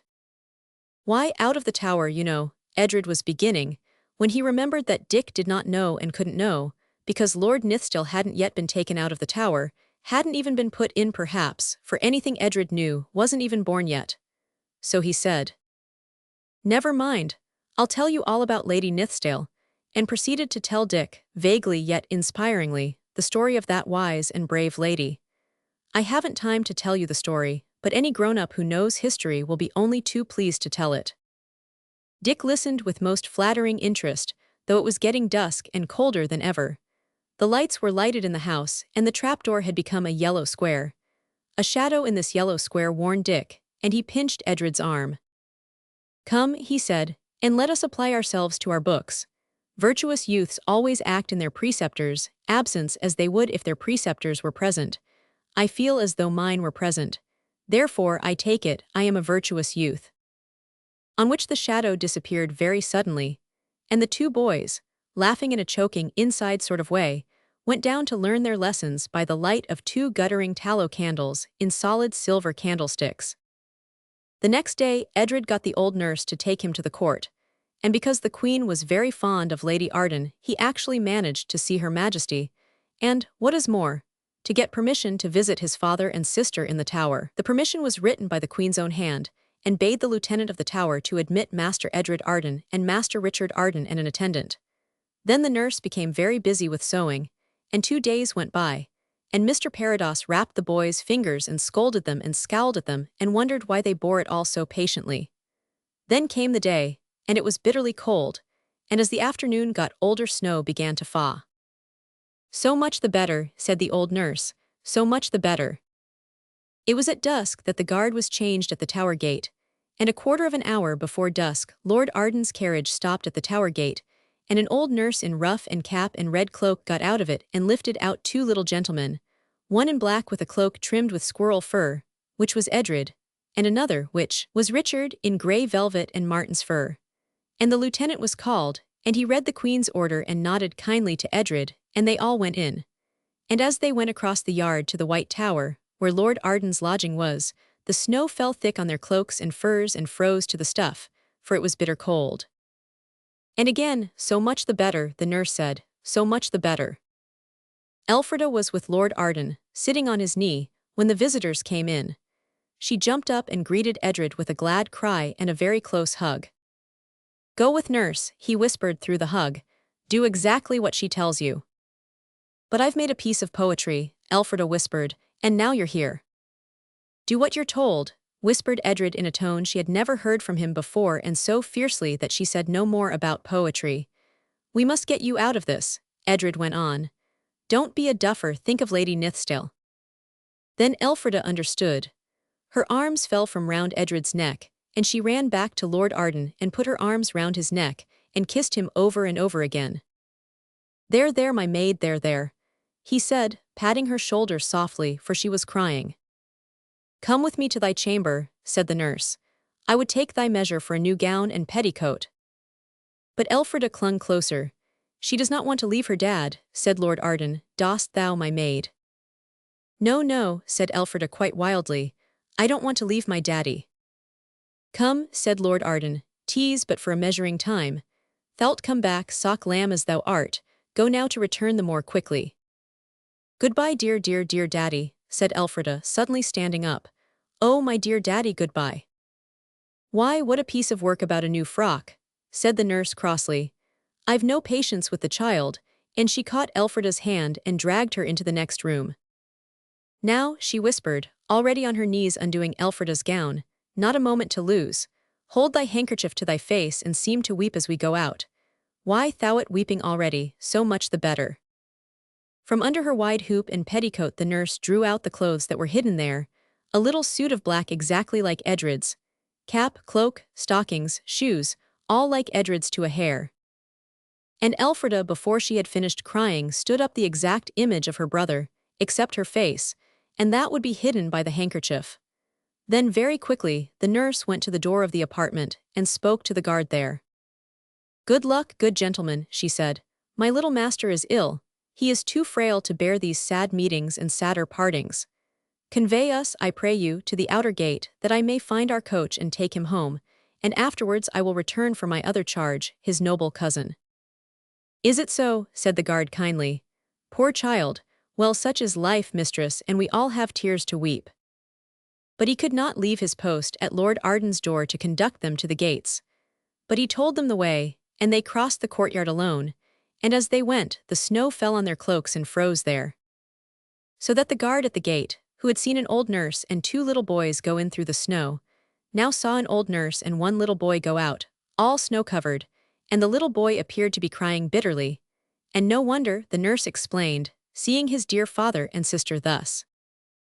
I will convey him to our coach, good masters, she said to the guard, and return for my other charge, young Master Richard Arden. And on that she got Elfrida in her boys' clothes out at the gate and into the waiting carriage. The coachman, by previous arrangement with the old nurse, was asleep on the box, and the footman, also by previous arrangement, was refreshing himself at a tavern nearby. Under the seat, said the old nurse, and thrusting Elfrida in, shut the coach door and left her. And there was Elfrida, dressed like a boy, huddled up among the straw at the bottom of the coach. So far, so good. But the most dangerous part of the adventure still remained. The nurse got in again easily enough. She was let in by the guard who had seen her come out. And as she went slowly across the snowy courtyard, she heard ring under the gateway the stamping feet of the men who had come to relieve guard, and to be themselves the new guard. So far, again, so good. The danger lay with the guard at the door of Lord Arden's rooms, and in the chance that some of the old guard might be lingering about the gateway when she came out, not with 1 little boy as they would expect, but with 2. But this had to be risked. The nurse waited as long as she dared, so as to lessen the chance of meeting any of the old guard as she went out with her charges. She waited quietly in a corner while Lord Arden talked with the boys. And when at last she said, "The time is done, my lord," she already knew that the guard at the room door had been chained. "I will convey him to our coach, good masters," she said to the guard. "So now for it," said Edred, as he and Richard followed the nurse down the narrow steps and across the snowy courtyard. The new guard saw the woman and 2 boys, and the captain of the guard read the Queen's paper, which the old nurse had taken care to get back from the lieutenant. And as plainly Master Edred Arden and Master Richard Arden, with their attendant, had passed in, so now they were permitted to pass out, and 2 minutes later a great coach was lumbering along the snowy streets, and inside it 4 people were embracing in rapture at the success of their stratagem. But it was Edred thought of it, said Richard, as in honor bound, and he arranged everything and carried it out. How splendid of him, said Elfrida warmly, and I think it was rather splendid of her not to spoil his pride and pleasure in this, the first adventure he had ever planned and executed entirely on his own account. She could very easily have spoiled it, you know, by pointing out to him that the whole thing was quite unnecessary, and that they could have got away much more easily by going into a corner in the tower and saying poetry to the Mouldiwarp. So they came to Arden House. The coachman was apparently asleep again, and the footman went round and did something to the harness after he had got the front door opened, and it was quite easy for the nurse to send the footman, who opened the door to order a meal to be served at once for Mr. Arden and Mr. Richard, so that no one saw that instead of the two little boys who had left Arden House in the afternoon, three came back to it in the evening. Then the nurse took them into the parlor and shut the door. "Now," she said, "Master Richard will go take off his fine suit, and Miss Arden will go into the little room and change her raiment. And for you, Master Edred, you wait here with me." When the others had obediently gone, the nurse stood looking at Edred with eyes that grew larger and different, and he stood looking at her with eyes that grew rounder and rounder. "Why," he said at last, "you're the witch we took the tea and things to." "And if I am," said she, "do you think you're the only people who can come back into other times? You're not all the world yet, Master Arden of Arden, but you've got the makings of a fine boy and a fine man, and I think you've learned something in these old ancient times." He had, there is no doubt of it. Whether it was being thought important enough to be imprisoned in the tower, or whether it was the long talks he had with Sir Walter Raleigh, that fine genius and great gentleman, or whether it was Mr. Parados's knuckle-rappings and scowlings, I do not know. But it is certain that this adventure was the beginning of the change in Edred which ended in his being brave and kind and wise, as the old rhyme had told him to be. "And now," said the nurse, as Elfrida appeared in her girl's clothes, "there is not a moment to lose. Already at the tower they have found out our trick. You must go back to your own times." "She's the witch," Edred briefly answered the open amazement in Elfrida's eyes. "There is no time to lose," the nurse repeated. "I must be even with old Parados first," said Edred. And so he was, and it took exactly 20 minutes, and I will tell you all about it afterwards. When he was even with old Parados, the old nurse sent Richard to bed, and then Elfrida made haste to say, "I did make some poetry to call the Mouldiwarp, but it's all about the tower, and we're not there now. It's no use saying, 'Oh Mouldiwarp, you have the power to get us out of this beastly tower,' when we're not in the tower, and I can't think of anything else, and—" But the nurse interrupted her. "You've no manners," it said to the nurse. "Never mind about poetry," she said. "Poetry's all very well for children, but I know a trick worth two of that." She led them into the dining room, where the sideboard stood covered with silver, set down the candle, lifted down the great salver with the arms of Arden engraved upon it, and put it on the table. She breathed on the salver and traced triangles and a circle on the drilled surface, and as the mistiness of her breath faded and the silver shone out again undimmed, there, suddenly in the middle of the salver, was the live white Mouldiwarp of Arden, looking extremely cross. "You've no manners," it said to the nurse, "bringing me here in that offhand, rude way without with your leave, or by your leave. Elfrida could easily have made some poetry. You know well enough," it added angrily, "that it's positively painful to me to be summoned by your triangles and things. Poetry's so easy and simple." "Poetry's too slow for this night's work," said the nurse shortly. "Come, take the children away, I have done with it." "You make everything so difficult," said the Mouldiwarp more crossly than ever. "That's the worst of people who think they know a lot and really only know a little and pretend they know everything. If I'd come the easy poetry way, I could have taken them back as easily. But now, well, it can't be helped. I'll take them back, of course, but it'll be a way they won't like. They'll have to go on to the top of the roof and jump off." "I don't believe that is necessary," said the witch nurse. "All right," said the Mouldiwarp, "get them away yourself then," and it actually began to disappear.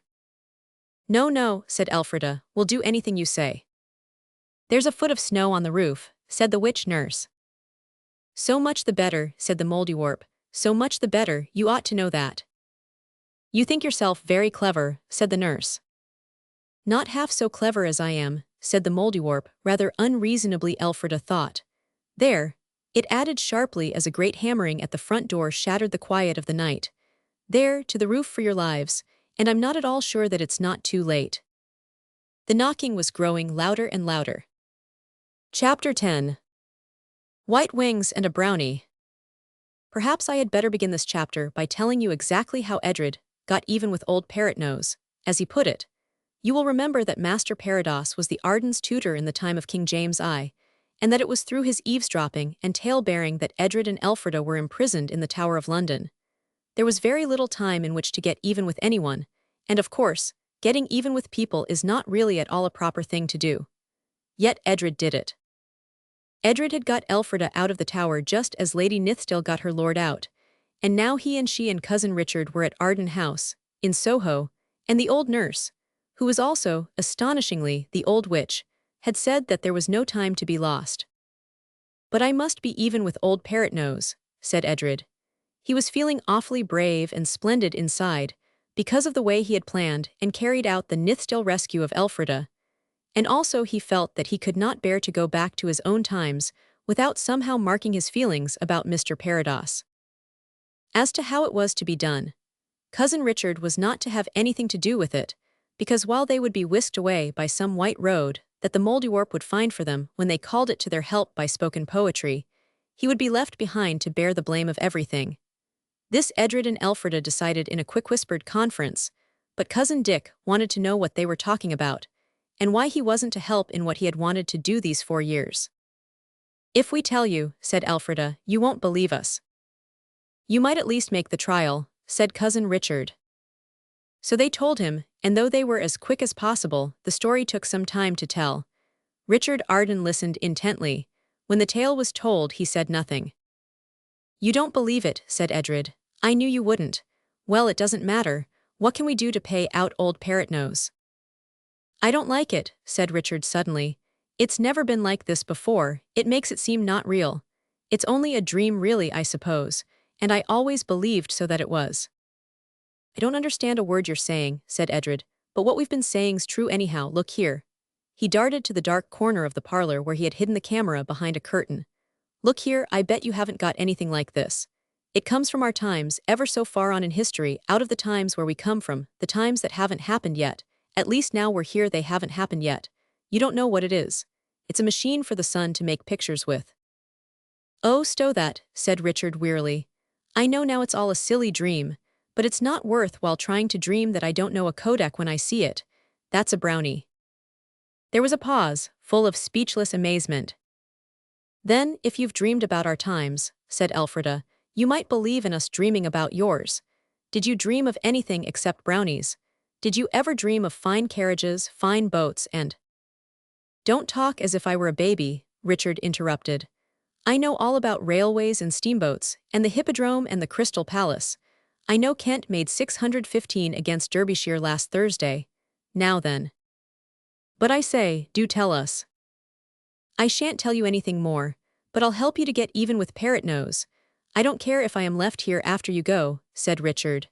"Let's shovel all the snow off the roof into his room and take our chance." Edred and Elfrida would have liked something more subtle, but there was no time to think of anything. "I know where there are shovels," said Richard, "if they've not got mixed up in the dream." "I say," said Edred slowly, "I'd like to write that down about Kent and see if it's right afterwards." There was a quill sticking out of the pewter inkstand on the table where they were used to do their lessons, but no paper. "Here, hurry up," said Cousin Richard, and pulled a paper out of the front of his doublet. "I'll write it, shall I?" He wrote, and gave the thing screwed up to Edred, who put it in the front of his doublet. Then the three went up onto the roof, groped among the snow till they found the edge of the skylight that was the tutor's window, for learning was lodged in the attic at Arden House. They broke the thick glass with the edges of their spades, and shoveled in the thick, white snow, shoveled all the harder for the shouts and angry words that presently sounded below them. Then, when Mr. Parados came angrily up onto the roof, shivering and stumbling among the snow, they slipped behind the chimney stack, and so got back to the trapdoor before he did, and shut it and bolted it and said "Aha!" underneath it, and went away, locking his room door as they passed, and leaving him to stand there on the roof and shout for help from the street below, or else to drop through his broken skylight into the heaped snow in his room. He was quite free, and could do whichever he chose. They never knew which he did choose, and you will never know either. And then Richard was sent to bed by the old witch nurse, and went. And the Mouldiwarp was summoned, and insisted that the only way back to their own times was by jumping off the roof. And of course, Mr. Parados was on the roof, which made all the difference, and the soldiers of the guard were knocking at the front door with the butts of their pistols. "But we can't go on to the roof," said Edred, and explained about Mr. Parados. "Humph," said the Mouldiwarp, "that's terrible unfortunate, that is. Well, the top landing window will have to do, that's all. Where's the other child? Gone to bed, said the witch nurse shortly. Teehee, chuckled the Mouldiwarp. Some people's too clever by half. Think of you not having found that out, and you a witch too, teehee. And all the time, the soldiers were hammering away, like mad at the front door. Elfrida caught the Mouldiwarp, and the nurse caught Edred's hand, and the four raced up the stairs to the very top landing, where there was a little window at the very end. The air was keen and cold. The window opened difficultly, and when it was opened the air was much colder than before. Now then, out with you ladies first, cried the Mouldiwarp. You don't really mean, said Elfrida. You can't mean that we're to jump out into nothing. I mean you're to jump out right enough, said the Mouldiwarp. What you're to jump into's any pair of shoes, and it's my lookout anyway. It's ours a little too, isn't it? Said Elfrida timidly, and her teeth were chattering. She always said afterwards that it was with cold. Then get along home your way, said the Mouldiwarp, beginning to vanish. Oh don't go, Elfrida cried, and the pounding on the door downstairs got louder and louder. If I don't then you must, said the Mouldiwarp testily, but it stopped vanishing. Put me down, it said. Put me down and jump for goodness sake. She put it down. Suddenly, the nurse caught Elfrida in her arms and kissed her many times. Farewell, my honey love, she said. All partings are not forever, else I could scarce let thee go. Now climb up, set thy foot here on the beam, now thy knee on the sill. So jump. Elfrida crouched on the window ledge, where the snow lay thick and crisp. It was very, very cold. Have you ever had to jump out of a top-floor window into the dark when it was snowing heavily? If so, you will remember how much courage it needed. Elfrida set her teeth, looking down into black nothing dotted with snowflakes. Then she looked back into a black passage, lighted only by the rushlight the nurse carried. Edred'll be all right, she asked. You're sure he'll jump all right? Of course I shall, said Edred in his new voice. Here, let me go first, to show you I'm not a coward.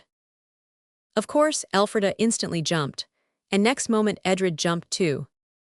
It was a horrible moment because, however much you trusted the Mouldiwarp, you could not in an instant forget what you had been taught all your life, that if you jumped out of top-floor windows you would certainly be smashed to pieces on the stones below. To remember this, and remembering it to jump clear, is a very brave deed. And brave deeds, sooner or later, have their reward. The brave deed of Edred and Elfrida received its reward sooner. As Elfrida jumped, she saw the snowflakes gather and thicken into a cloud beneath her. The cloud was not the sort that lets you through, either. It was solid and soft as piled eiderdown feathers. She knew this as it rose up and caught her, or as she fell on it, she never knew which. Next moment Edred was beside her, and the white, downy softness was shaping itself round and under them into the form of a seat, a back, arms, and place for the feet to rest. It's what's that in your hand? Elfrida asked. Reins, said Edred with certainty. White reins, it's a carriage. It was a carriage made of white snowflakes, the snowflakes that were warm and soft as feathers. There were white, soft carriage rugs that curled round and tucked themselves in entirely of their own accord. The reins were of snowflakes, joined together by some magic weaving, and warm and soft as white velvet. And the horses. There aren't any horses, they're swans, white swans, cried Elfrida, and the voice of the Mouldiwarp behind and above cried softly, all white things obey me. Edred knew how to drive, and now he could not resist the temptation to drive the 6 white swans round to the front of the house and to swoop down, passing just over the heads of the soldiers of the guard who were still earnestly pounding at the door of Arden House, and yelled to them, "Ha, ha, sold again," which seemed to startle them very much. Then he wheeled the swans round, and drove quickly through the air along the way which he knew quite well, without being told to be the right way. And as the snow carriage wheeled, both Edred and Elfrida had a strange, sudden vision of another smaller snow carriage, drawn by 2 swans only, that circled above theirs and vanished in the deep dark of the sky, giving them an odd, tantalizing glimpse of a face they knew and yet couldn't remember distinctly enough to give a name to the owner of it. Then the swans spread their white, mighty wings to the air, and strained with their long, strong necks against their collars, and the snow equipage streamed out of London like a slender white scarf driven along in the wind. And London was left behind, and the snowstorm, and soon the dark blue of the sky was over them, jeweled with the quiet silver of watchful stars, and the deeper dark of the Kentish county lay below, jeweled with the quiet gold from the windows of farms already half asleep, and the air that rushed past their faces as they went was no longer cold, but soft as June air is, and Elfrida always declared afterwards that she could smell white lilies all the way. So across the darkened counties they went, and the ride was more wonderful than any ride they had ever had before or would ever have again. All too soon the swans hung, poised on long, level wings, outside the window of a tower in Arden Castle, a tower they did not know. But though they did not know the tower, it was quite plain that they were meant to get in at the window of it. "Dear swans," said Elfrida, who had been thinking as she sat clutching her brownie, "can't we stay in your carriage till it's light? We do so want to take a photograph of the castle." The swans shook their white, flat, snake-like heads, just as though they understood, and there was the open window, evidently waiting to welcome the children. So they got out, very much against their wills, and there they were in the dark room of the tower, and it was very cold. But before they had time to begin to understand how cold it was, and how uncomfortable they were likely to be for the rest of the night, 6 swans' heads appeared at the window and said something. "Oh," said Elfrida, "I do wish we'd learned Swanish instead of French at school." But it did not matter. The next moment the swans' heads ducked and reappeared, holding in their beaks the soft, fluffy, white rugs that had kept the children so warm in the snow carriage. The swans pushed the rugs through the window with their strong white wings and made some more remarks in swan language. "Oh, thank you," said the children. "Goodbye, goodbye." Then there was the rush of wide-going wings, and the children, tired out, cuddled on the floor, wrapped in the soft rugs. The happiest kind of dreams were tucked up in that coverlet, and it seemed hardly any time at all before the children woke, to find the winter sunshine looking in at them through the narrow windows of the tower. Elfrida jumped up and threw off the silver-white downy soft coverlet. It instantly tore itself into 5 pieces of different shapes and sizes, and these screwed themselves up, and drew themselves in, and blew themselves out, and turned before her very eyes into a silver basin of warm water, a piece of lily-scented soap, a towel, a silver comb, and an ivory toothbrush. "Well," said Elfrida, when she had finished her simple toilet, the basin, soap, towel, toothbrush, and comb ran together like globules of quicksilver, made a curious tousled lump of themselves, and straightened out into the fluffy coverlet again. "Well," said Elfrida again. Then she woke Edred, and his coverlet played the same clever and pretty trick for him.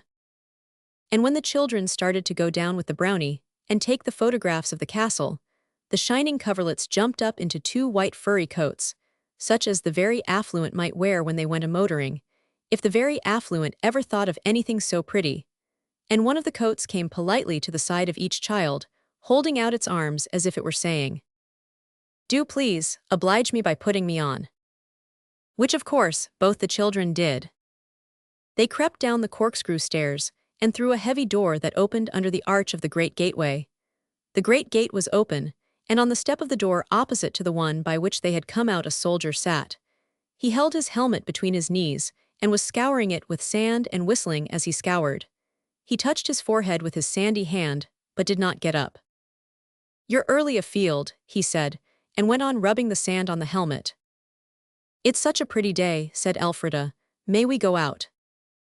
"And welcome," said the man simply, "but go not beyond the 12-acre for fear of rough folk and Egyptians, and go not far, but breakfast will have a strong voice to call you back." They went out, and instead of stepping straight on to the turf of the downs, their stout shoes struck echoing notes from the wooden planks of a bridge. "It's a drawbridge," said Edred in tones of awe, "and there's a moat, look, and it's covered with cat-ice at the edges." There was, and it was. And at the moat's far edge, their feet fast in the cat-ice, were reeds and sedge, brown and yellow and dried, that rustled and whispered as a wild duck flew out of the. "How lovely," said Elfrida. "I do wish Arden had a moat now." "If we found out where the water comes from," said Edred practically, "we might get the moat back when we'd found the treasure." So when they had crossed the moat, and felt the frozen dew crackle under their feet as they trod the grass, they set out, before photographing the castle, to find out where the moat water came from. The moat, they found, was fed by a stream that came across the field from Arden Knoll and entered the moat at the northeast corner, leaving it at the corner that was in the southwest. They followed the stream, and it was not till they had got quite into the middle of the field, and well away from the castle, that they saw how very beautiful the castle really was. It was quite perfect. No crumbled arches, no broken pillars, no shattered, battered walls. "Oh," said Edred, "how beautiful it is. How glad I am that we've got a castle like this." "Our castle isn't like this," said Elfrida. "No, but it shall be when we've found the treasure. You've got the 2 film rolls all right." "Yes," said Elfrida, who had got them in a great unwieldy pocket that was hanging and banging against her legs under the full skirt. "Oh look, where's the river? It stops short." It certainly seemed to. They were walking beside it, and it ran swiftly, looking like a steel-gray ribbon on the green cloth of the field, and halfway across the field it did stop short. There wasn't any more of it, as though the ribbon had been snipped off by a giant pair of scissors, and the rest of it rolled up and put by safely somewhere out of the way. "My hat," said Edred. "It does stop short and no mistake." Curiosity pricked him and he started running. They both ran. They ran to the spot where the giant scissors seemed to have snipped off the stream, and when they got there they found that the stream seemed to have got tired of running above ground, and without any warning at all, any sloping of its bed, or any deepening of its banks, plunged straight down into the earth through a hole not 8 feet across. They stood fascinated, watching the water as it shot over the edge of the hole, like a steel band on a driving wheel, smooth and shining, and moving so swiftly that it hardly seemed to move at all. It was Edred who roused himself to say, "I could watch it forever. But we'll have it back, we'll have it back. Come along, let's go and see where it comes from." "Let's photograph this place first," said Elfrida, "so as to know, you know," and the brownie clicked twice. Then they retraced their steps beside the stream, and round 2 sides of the moat and across the field to Arden Knoll, and there. Oh, wonderful to see! The stream came straight out of the knoll at the part where it joined on to the rest of the world, came out under a rough, low arch of stone that lay close against the very lip of the water. "So that's where it came from and that's where it goes to," said Elfrida. "I wonder what became of it, and why it is at Arden now." "We'll bring it back," said Edred firmly, "when we find the treasure." And again the brownie clicked. "And we'll make the castle like it is now," said Elfrida. "Come on, let's photograph it." So they went back and they photographed the castle. They photographed it from the north and the south and the east and the west, and the northeast and the southeast and the north-northwest, and all the rest of the points of the compass that I could easily tell you if I liked, but why be wearisome and instructive? And they went back across the hollow echoing drawbridge, and past the soldier, who had now polished his helmet to his complete satisfaction and was wearing it. There was a brief and ardent conference on the drawbridge, the subject of it breakfast. Edred wanted to stay. He was curious to see what sort of breakfast people had in the country in James I's time. Elfrida wanted to get back to 1908, and the certainty of eggs and bacon. The stream came out under a rough, low arch of stone. "If we stay here we shall only be dragged into some new adventure," she urged. "I know we shall. I never in my life knew such a place as history for adventures to happen in. And I'm tired besides. Oh, Edred, do come along." "I believe it's ducks," said Edred, and he sniffed questioningly. "It smells like onion stuffing." "Stuffin' nonsense," said Elfrida. "That's for dinner, most likely. I expect breakfast for us would be bread and water. You'd find we'd done something wrong, as likely as not. Oh, come along, do, before we get punished for it. Besides, don't you want to know whether what Cousin Richard said about the cricket was right?" "Well, yes," said Edred, "and we can always come back here, can't we?" "Of course we can," Elfrida said eagerly. "Oh, come on." So they climbed up to the twisty-twiny, corkscrew staircase, and found the door of the room where they had slept under the wonderful white coverlets that now were coats. Then they stood still and looked at each other, with a sudden shock. "How are we to get back?" was the unspoken question that trembled on each lip. The magic white coats cuddled close round their necks. There was, somehow, comfort and confidence in the soft, friendly touch of that magic fur. When you are wearing that sort of coat, it is quite impossible to feel that everything will not come perfectly right the moment you really, earnestly, and thoroughly wish that it should come right. "Our clothes," said Elfrida.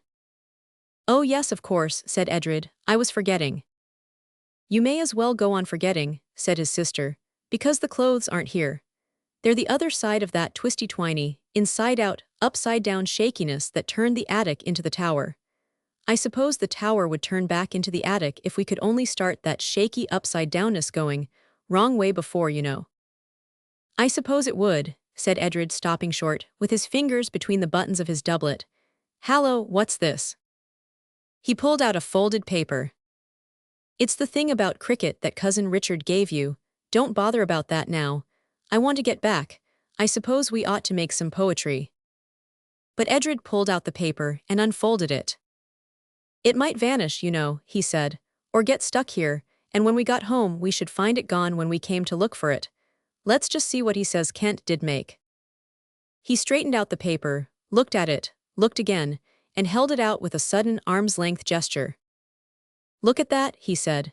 If that's true, Richard has dreamed our times and no mistake. And what's more, he's brought things back here out of our times.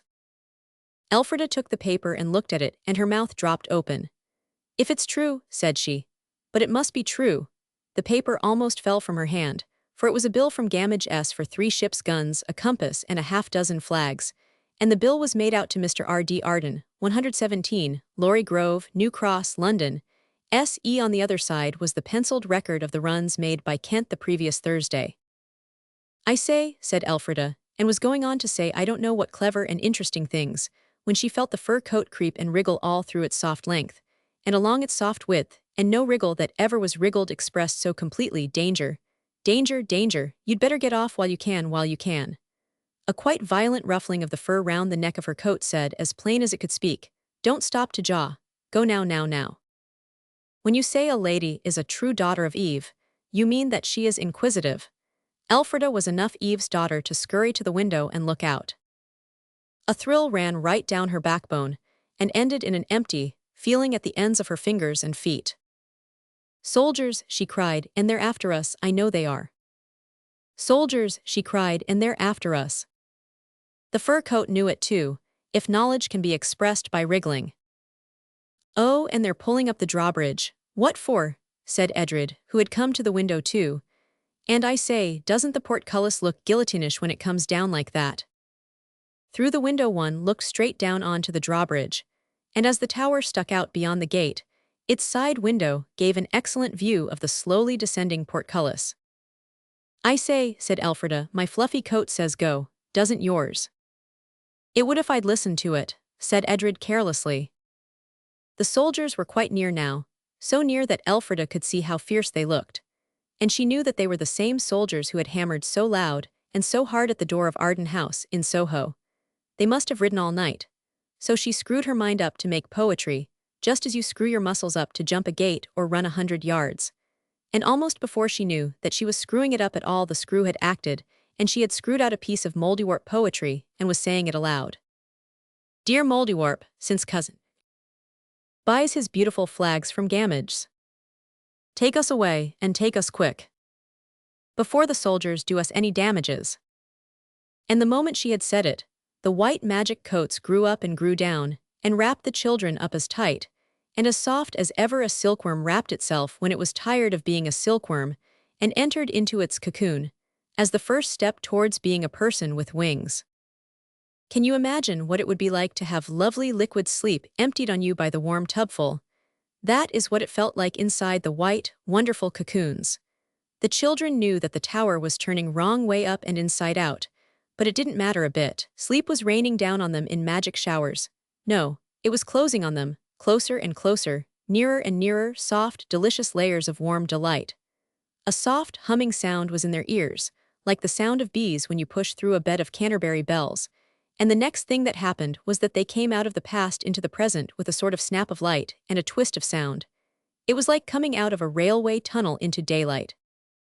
The magic coverlet coat cocoons had even saved them the trouble of changing into their own clothes, for they found that the stiff, heavy clothes had gone, and they were dressed in the little ordinary things that they had always been used to. And now, said Elfrida, let's have another look at that Gamage paper if it hasn't disappeared. I expect it has though. But it hadn't. I should like to meet Dick again, said Edred, as they went downstairs. He was much the jolliest boy I ever met. Perhaps we shall, Elfrida said hopefully. You see he does come into our times.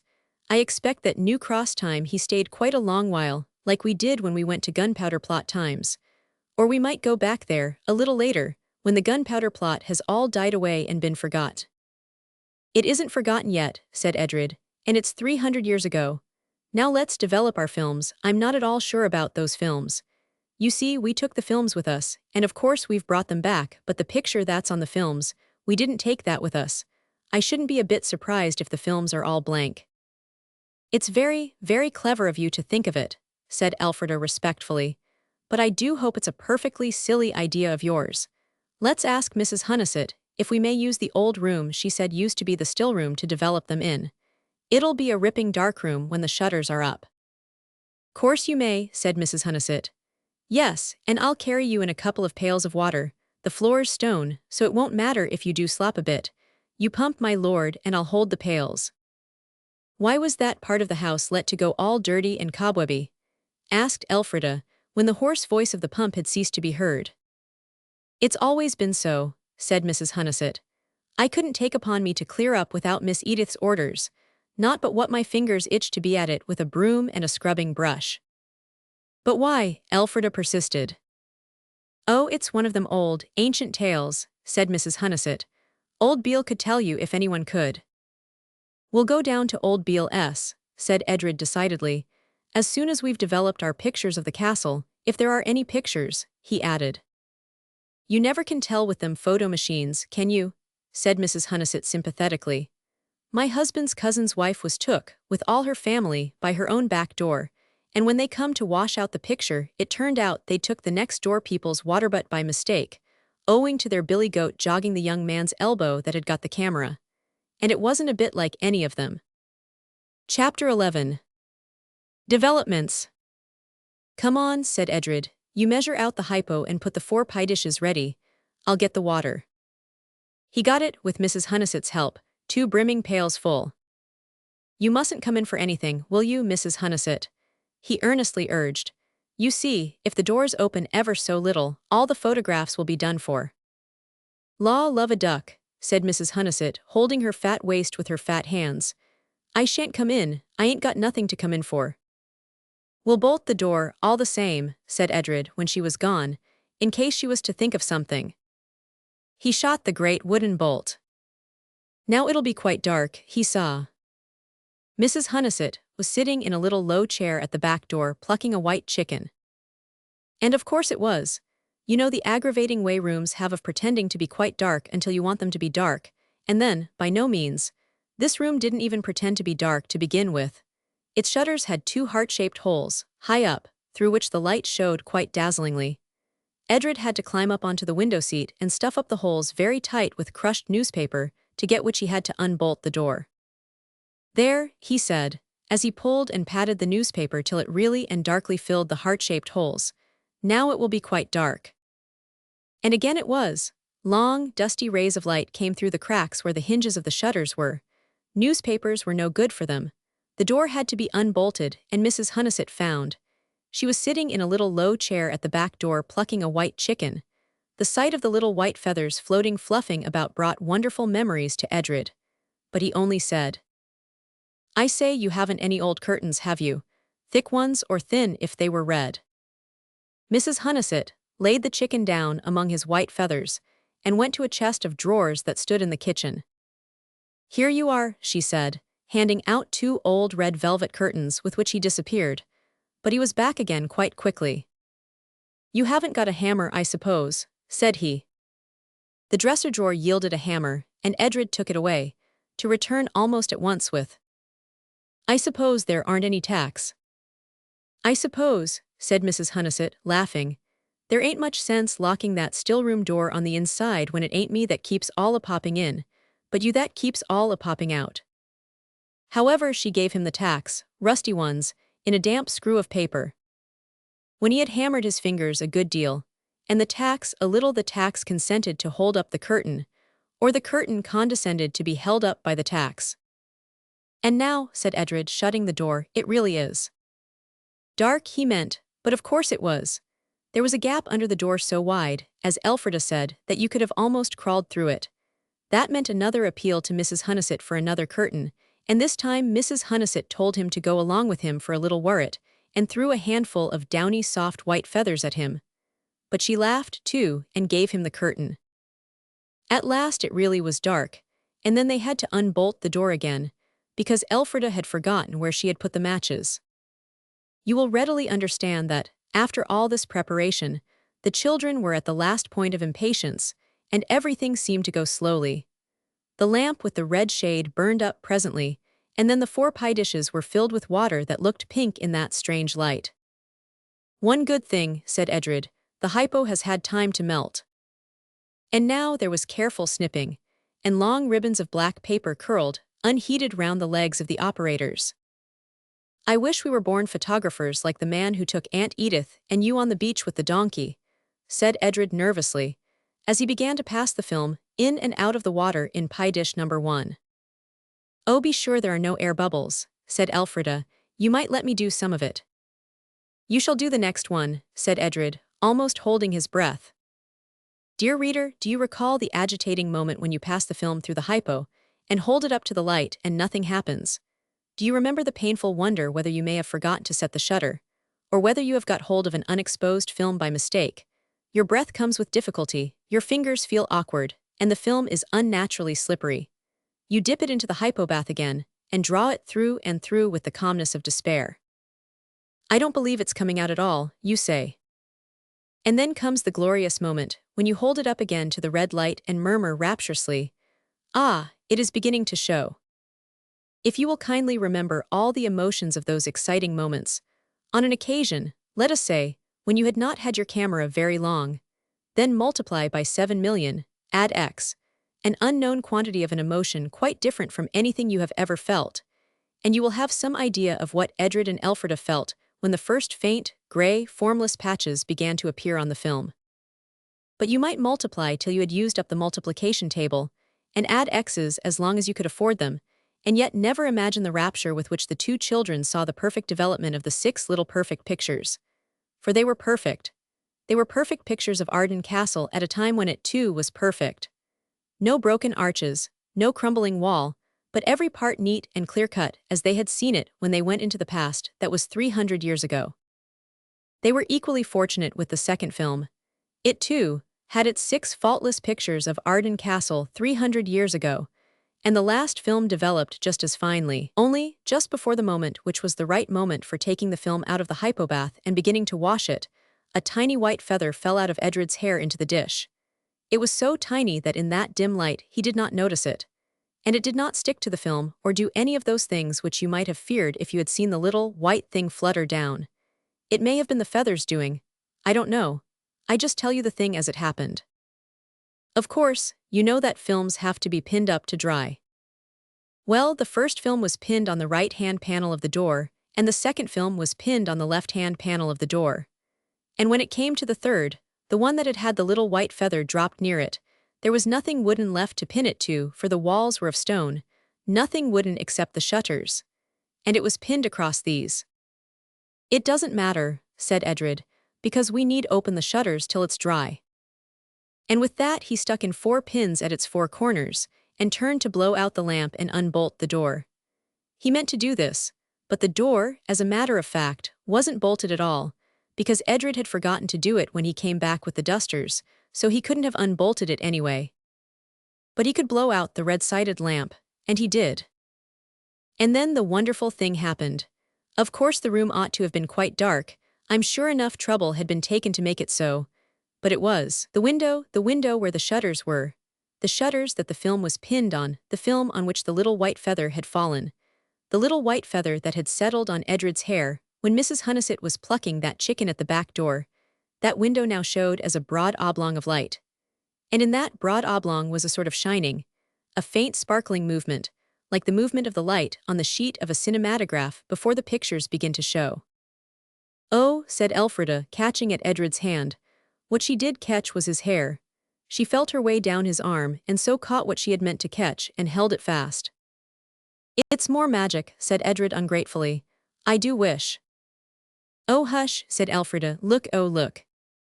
The light, broad, oblong suddenly changed from mere light to figures to movement. It was a living picture, rather like a cinematograph, but much more like something else. the something else that it was more like was life. It seemed as though the window had been opened, as though they could see through it into the world of light and sunshine and blue sky, the world where things happen. There was the castle, and there were people going across the drawbridge, men with sacks on their backs. And a man with a silver chain round his neck and a tall stick in his hand was standing under the great gateway telling them where to take the sacks. And a cart drove up with casks and they were rolled across the drawbridge and under the tall arch of the gate tower. The men were dressed. Then something blinked and the scene changed. It was indoors now. A long room with many pictures on one side of it and many windows on the other. A lady, in a large white collar and beautiful long curls, very like Aunt Edith, was laying fine dresses in a chest. A gentleman, also with long hair and with a good deal of lace about his collar and cuffs, was putting jugs and plates of gold and silver into another chest, and servants kept bringing more golden grand things and more and more. Edred and Elfrida did not say a word. They couldn't. What they were looking at was far too thrilling, but in each heart the same words were uttered. That's the treasure, and each mind held the same thought. If it only goes on till the treasure's hidden, we shall see where they put it, and then we can go and find it. I think myself that the white Mouldiwarp was anxious to help a little. I believe it had arranged the whole of this exhibition so that the children might get an idea of the whereabouts of the treasure, and so cease to call on it at all hours of the day and night with the sort of poetry which even a mole must see not to be so very good. However this may be, it was a wonderful show. One seemed to see things better somehow like that, through the window that looked into the past, than one did who was really in the past taking an active part in what was going on. There appeared, at any rate, to be no doubt that this really was the treasure, and still less that it was a treasure both plentiful and picturesque. Quickly and more quickly, the beautiful rich things were being packed into the chests. More and more pale looked the lady, more and more anxious the gentleman. The lady was taking from her waiting woman little boxes and bundles with which the woman's apron was filled, and the chest before which she was kneeling was nearly full when the door at the end of the gallery opened suddenly, and Elfrida and Edred, in the dark in the still room, were confronted with the spectacle of themselves coming down the long picture gallery towards that group of chests and treasure and hurried human people. They saw themselves in blue silk and lace and black velvet, and they saw on their own faces fear and love and the wonder what was to happen next. They saw themselves embraced by the grown-ups, who were quite plainly father and mother. They saw themselves speak, and the grown-ups reply. I'd give all my pocket money for a year to hear what they're saying, Edred told himself. That daddy's just like my daddy, Elfrida was telling herself, and just like the daddy in the tower that was so like my own daddy. Then the children in the picture kneeled down, and the daddy in the picture laid his hands on their heads, and the children out of the picture bent their own heads there in the dark still room, for they knew what was happening in the picture. Elfrida even half held out her arms, but it was no good. Again the scene changed. A chest was being carried by 4 men, who strained and staggered under its weight. They were carrying it along a vaulted passage by ropes that passed under the chest and over their shoulders. Every now and then they set it down and stretched, and wiped their faces, and the picture kept on changing, so that the children seemed to be going with the men down a flight of stairs into a spacious hall full of men, all talking and very busy with armor and big boots. And then across the courtyard, full of more men, very busy too, polishing axes and things that looked like spears, cleaning muskets and fitting new flints to pistols and sharpening swords on a big grindstone. Edred would have loved to stay and watch them do these things, but they and their work were gone quite quickly, and the chest and the men who carried it were going under an archway. Here one of the men wanted to rest again, but the others said it was not worth while they were almost there. It was quite plain that they said this, though no sound could be heard. Now we shall really know, said Edred to himself. Elfrida squeezed his hand. That was just what she was thinking too. The men stopped at a door, knocked again, and yet once more. And curiously enough, the children in the still room could hear the sound of the knocking quite plainly, though they had heard nothing else. The men looked at each other across the chest that they had set down. Then one man set his shoulder to the door. There was a scrunching sound and the picture disappeared, went out, and there were the shutters with the film pinned across them, and behind them the door open and Mrs. Hunnison telling them that dinner, which was roast rabbit and a boiled hand of pork, would be cold if they didn't make haste and come along. Oh, Mrs. Hunnison, said Elfrida with deep feeling, you are too bad, you really are. "I hope I've not spoiled the photos," said Mrs. Hunnison. "But I did knock 3 times, and you was that quiet I was afraid something had happened to you, poisoned yourselves without thinking or something of that." "It's too bad," said Edred bitterly. "It's much too bad. I don't want any dinner, I don't want anything, everything's spoiled." "Perhaps," said Mrs. Hunnison patiently, "I might ha' gone on knocking longer, only I thought the door was bolted. You did so keep on a bolting of it at the beginning, didn't you? So I just got hold of the handle to try, and it come open in my hand. Come along, lovey, don't bear malice now, I didn't go for to do it. And I'll get you some more of whatever it is that's spoiled, and you can take some more photos tomorrow." "You might have known we were all right," said Edred, still furious, but both thought it only fair to say, it wasn't the photographs that were spoiled, and they said it at the same moment. "Then what was it?" said Mrs. Hunnison. "And do come along, for goodness sake, and eat your dinner while it's hot." It was a different sort of picture," said Elfrida with a gulp, "and it was a pity." "Never mind, love," said Mrs. Hunnison, who was as kind as a grandmother, "and I can't say more than that. There's a lovely surprise coming by and by for good little gels and boys, and the rabbit'll be stone cold if you don't make haste. Leastways, it would have been if I hadn't thought to pop it in the oven when I came to call you, knowing full well what your hands would be like after all that messing about with poison in dishes, and if I was your aunt I'd forbid it downright. And now come along and wash your hands, and don't let's have any more nonsense about it. Do you hear?" I dare say you noticed that Mrs. Hunnison was quite cross at the end of this speech, and quite coaxing and kind at the beginning. She had just talked herself into being cross. It's quite easy. I dare say you have often done it. It was a silent dinner, the first silent meal since the children had come to Arden Castle. You can judge of Edred's feelings when I tell you that he felt as though the rabbit would choke him, and refused a second helping of gooseberry pie with heartfelt sincerity. Elfrida did not eat so much as usual either. It really was a bitter disappointment. To have been so near seeing where the treasure was, and then, just because they hadn't happened to bolt the door that last time, all was in vain. Mrs. Hunnison thought they were sulking about a silly trifle, and nearly said so when Edred refused the pie. It was at the end of dinner that Elfrida, as she got down from her chair, saw Mrs. Hunnison's face, and saw how different it looked from the kind face that she usually wore. She went over to her very slowly, and very quickly threw her arms round her and kissed her. "I'm sorry we've been so piggy," she said. "It's not your fault that you're not clever enough to know about pictures and things, is it?" If Mrs. Hunnison hadn't been a perfect dear, this apology would have been worse than none. But she was a perfect dear, so she laughed and hugged Elfrida, and somehow Edred got caught into the hug and the laugh, and the three were friends again. The sky was blue and the sun began to shine. And then the two children went down to old Beale's. There were roses in his garden now, and white English flags and lupins and tall foxgloves bordering the little brick path. Old Beale was sitting on a brown Windsor chair, as Edred said, in the sun by his front door. Over his head was a jackdaw in a wicker cage, and Elfrida did not approve of this till she saw the cage door was open, and that the jackdaw was sitting in the cage because he liked it, and not because he must. She had been in prison in the tower, you remember, and people who have been in prison never like to see live things in cages. There was a tabby and white cat of squarish shape sitting on the wooden threshold. Why are cats who live in country cottages almost always tabby and white and squarish?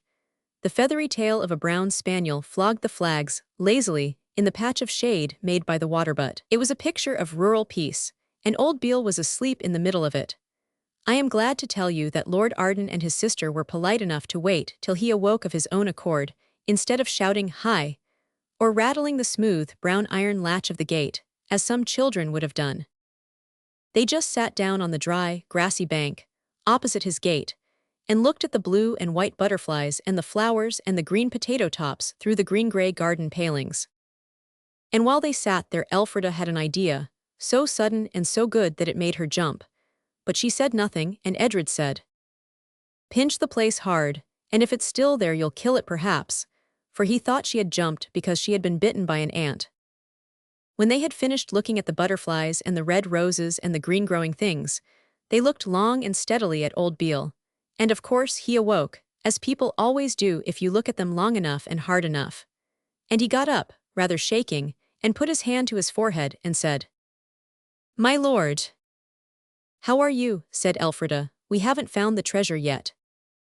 "But ye will," said old Beale. "Come into the house now, or will ye come round along to the arbour and have a drink of milk?" "We'd as soon stay here," said Edred. They had come through the gate now, and Edred was patting the brown spaniel, while Elfrida stroked the squarish cat. "Mrs. Hunnison said you knew all the stories." "Ah," said old Beale, "a fine girl, Mrs. Hunnison. Her father had Sellinge Farm, where the fairies churn the butter for the bride so long as there's no cross words. They don't ever get too much to do, them fairies." He chuckled, sighed, and said, "I know a power of tales, and I know, always I do, which it is that people want. What you're after's the story of the East House. Isn't it now? Is the old man a failing of his wits, or isn't he?" "We want to know," said Edred, companionably sharing the flagstone with the feather-tailed spaniel. "The story about why that part of the house in the castle is shut up, and all cobwebby and dusty, and rusty and musty, and whether there's any reason why it shouldn't be all cleaned up and made nice again, if we find the treasure, so that we've got enough money to pay for new curtains and carpets and things." "It's a sad tale that," said old Beale. "A tale for old folks or middle-aged folks, let's say, not for children. You'd never understand it if I was to tell it you, likely as not." "We like grown-up stories," said Elfrida with dignity, and Edred added, "We can understand anything that grown-ups understand if it's told us properly. I understand all about the laws of gravitation, and why the sun doesn't go round the earth but does the opposite. I understood that directly Aunt Edith explained it, and about fixed stars, and the spectroscope and microbes, and the equator not being real, and heaps of things." "Ah," said old Beale admiringly, "you'll be a-busting with book larnin', afore you come to your 21, I lay. I only hope the half of it's true and they're not deceiving of you, a trusting innocent. I never did hold myself with that about the sun not moving. Why, you can see it doin' of it with your own naked eyes any day of the week." "You wouldn't deceive anyone," said Elfrida gently. "Do tell us the story." So old Beale began, and he began like this. "Ah," said old Beale admiringly, "you'll be a-busting with book larnin', afore you come to your 21, I lay. It was a long time ago, before my time even it was, but not so long afore, 'cause I can recomember my father talking about it. He was coachman at the castle when it all happened, so of course, he knew everything there was to know, my mother having been the housekeeper and gone through it all with the family. There was a Miss Elfrida then, same as there is now, only she was older'n what you are, missy, and the gentlemen lads from far and near they come a-courting her, for she was a fine girl, a real beauty, with hair as black as a coal, and eyes like the sea when it's beating up for a storm, before the white horses comes along. So I've heard my father say, not that I ever see her myself, and she kept her pretty head in the air and wouldn't turn it this way or that for e'er a one of them all. And the old lord, he loved her too dear to press her against her wish and will, and her so young. So she stayed single and watched the sea." "What did she do that for?" Edred asked. "To see if her sweetheart's ship wasn't a-coming home. For she'd got a sweetheart right enough, she had, unbeknown to all. It was her cousin Dick, a ne'er-do-weel, if ever there was one, and it turned out afterwards she'd broken the sixpence with him and swore to be ever true, and he'd gone overseas to find a fortune. And so she watched the sea every day regular, and every day regular he didn't come. But every day another young chap used to come a-riding, a fine young gentleman and well-to-do, but he was the same kidney as Master Dick, only he'd got a fine fortune, so his wild oats never got a chance to grow strong like Dick's." "Poor Dick," said Elfrida. "Not so fast, missy," said the old man. "Well, her father and mother, they said, 'Have him that's here and loves you, dear,' as the saying is, a fruin he was, and his christened name Arnold, and she says no. But they keeps on saying yes, and he keeps on saying do. So they wears her down, telling her Dick was drowned dead for sure, and I don't know what all. And at last she says, 'Very well then, I'll marry you, if you can stand to marry a girl that's got all her heart in the sea along of a dead young chap as she was promised to.' And the wedding was set for Christmas. Miss Elfrida, she slept in the room in the east house that looks out towards Arden Knoll, and the servants in the attics, and the old people in the other part of the house. And that night, when all was asleep, I think she heard a tap at her window, and at first she'd think it was the ivy. But no. So presently she'd take heart to go to the window, and there was a face outside that had climbed up by the ivy, and it was her own true love that they'd told her was drowned." "How splendid," said Edred. How dreadful for Mr. Fruin, said Elfrida. That's what she thought, miss, and she couldn't face it. So she puts on her riding coat and she gets out of window and down the ivy with him and off to London.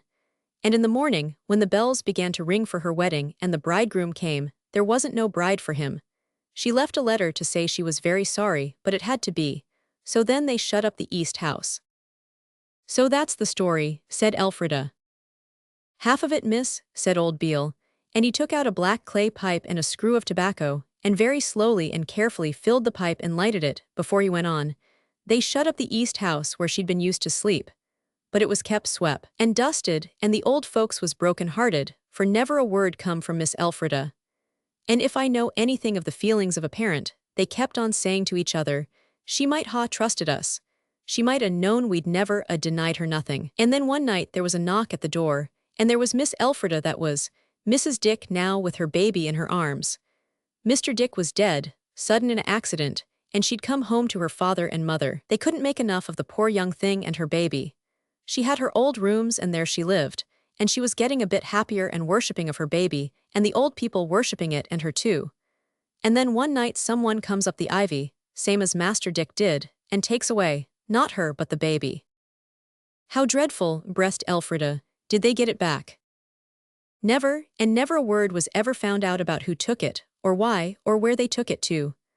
Only a week or two after Mr. Fruin was killed in the hunting field, and as they picked him up he said, Elfrida, tell Elfrida, and he was trying to say what they was to tell her when he died. Some folks hold as 'twas him stole the baby, to be even with her for jilting of him, or else to pretend to find it and get her to marry him out of gratitude.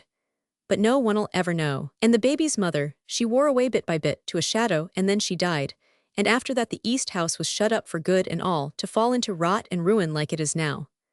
Don't you cry, missy. I knowed you wouldn't like the story, but you would have it. But don't you cry.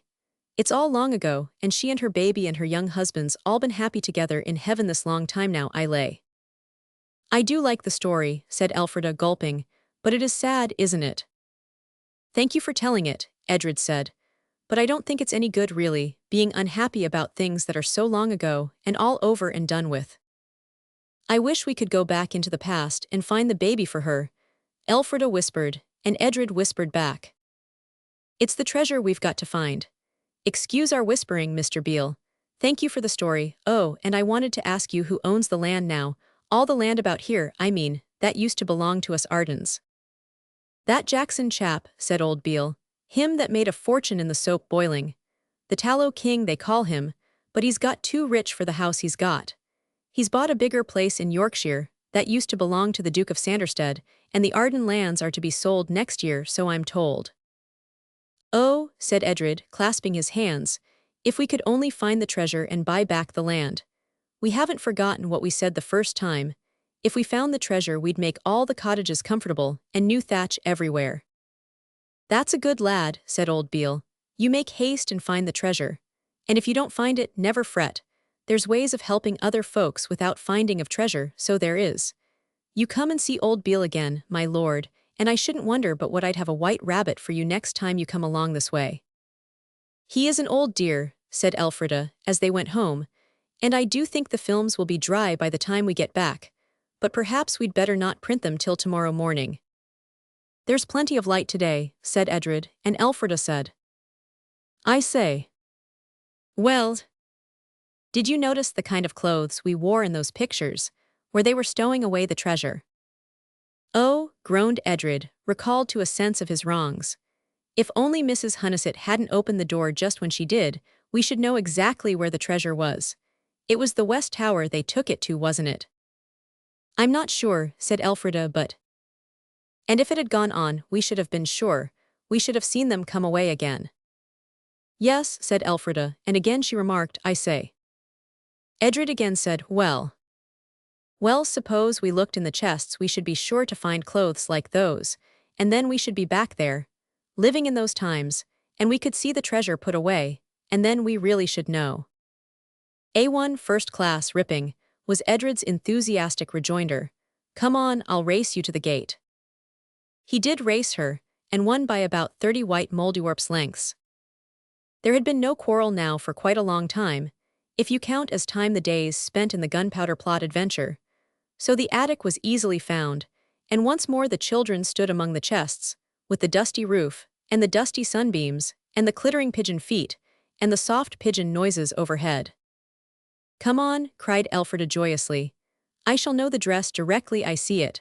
Mine was blue silk with sloping shoulders, and yours was black velvet and a Van Dyke collar." Together they flung back the lid of a chest they had not yet opened. It held clothes far richer than any they had seen yet. The doublets and cloaks and bodices were stiff with gold embroidery and jewels, but there was no blue silk dress with sloping shoulders and no black velvet suit and Van Dyke collar. "Oh, never mind," said Edred, bundling the splendid clothes back by double armfuls. "Help me to smooth these down so that the lid will shut properly, and we'll try the next chest." But the lid would not shut at all, till Elfrida had taken all the things out and folded them properly, and then it shut quite easily. Then they went on to the next chest.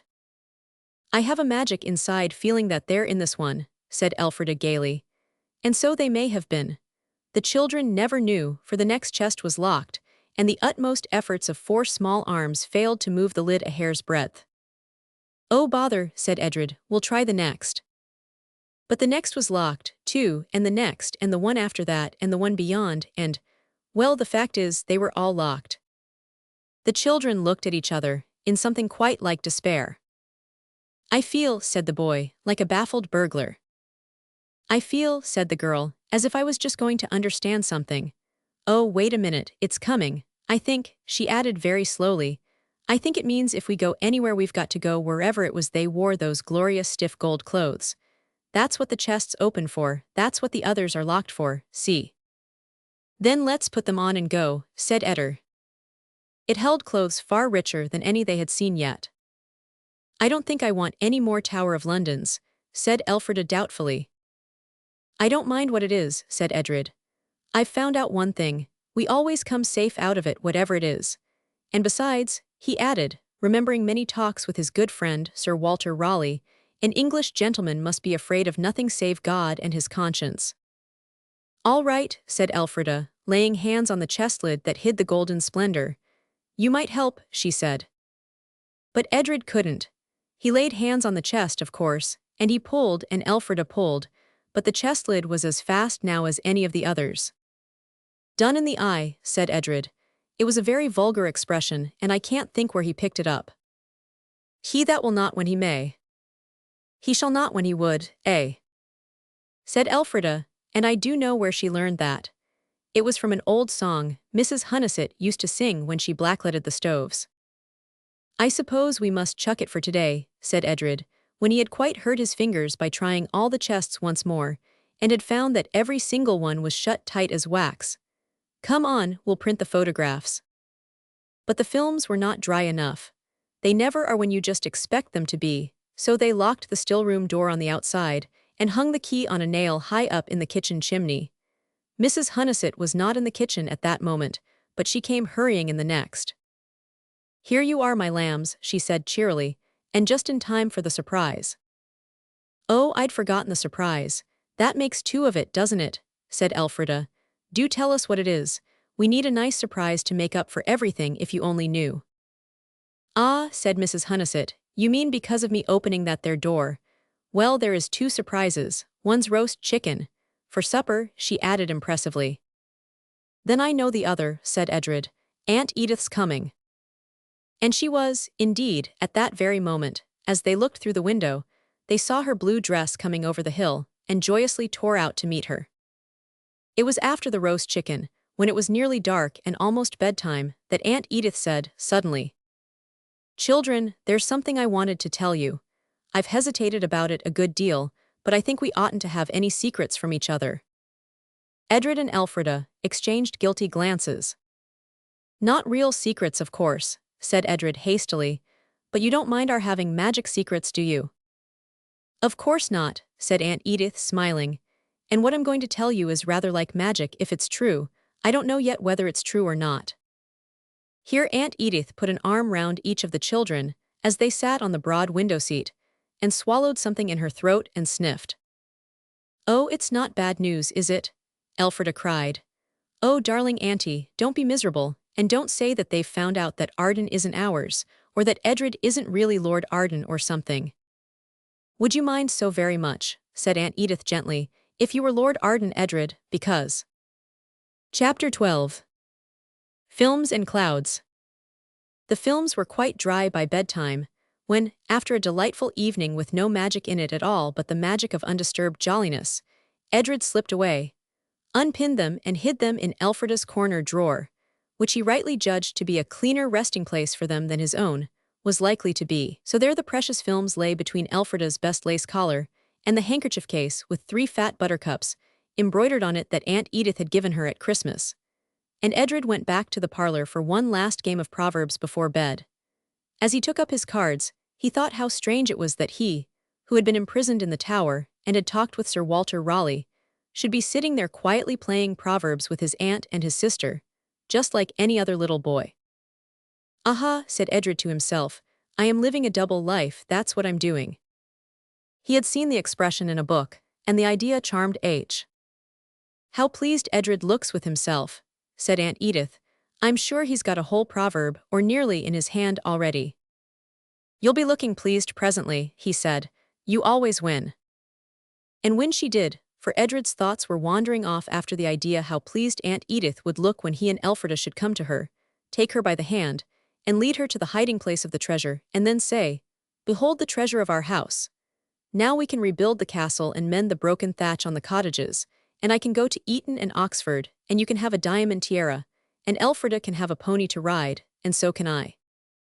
Elfrida's thoughts were not unlike his, so Aunt Edith won the game of Proverbs. "You have been very good children, Mrs. Hunnissett tells me," said Aunt Edith, putting the cards together. "Not so extra," said Edred. "I mean it's easy to be good when everything's so jolly." "We have quarreled once or twice, you know," said Elfrida virtuously. "Yes, we have," said Edred firmly. They needn't, they felt, have confessed this, and that made them feel that they were good now, if never before. "Well, don't quarrel any more. I shall be coming over for good quite soon, then we'll have glorious times. Perhaps we'll find the treasure. You've heard about the treasure." "I should jolly well think we had," Edred couldn't help saying, and Elfrida added. "And looked for it too, but we haven't found it. Did you ever look for it?" "No," said Aunt Edith, "but I always wanted to. My grandfather used to look for it when he was a little boy." "Was your grandfather Lord Arden?" Edred asked.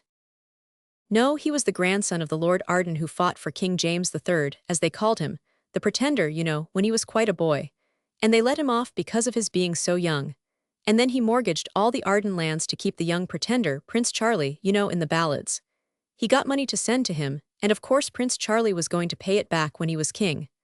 Only he never was king," she sighed. "And is that why the Tallow King got all the Arden land?" "Yes, dear, that's why English people prefer Tallow Kings to Stuart Kings. And old Lord Arden mortgaged everything. That means he borrowed money, and if he didn't pay back the money by a certain time, he agreed to let them take the land instead. And he couldn't pay, so they took the land, all except a bit in the village and Arden Knoll. That was fixed so that he couldn't part from it." "When we get the treasure we'll buy back the land again," said Edred. "The Tallow King's going to sell it.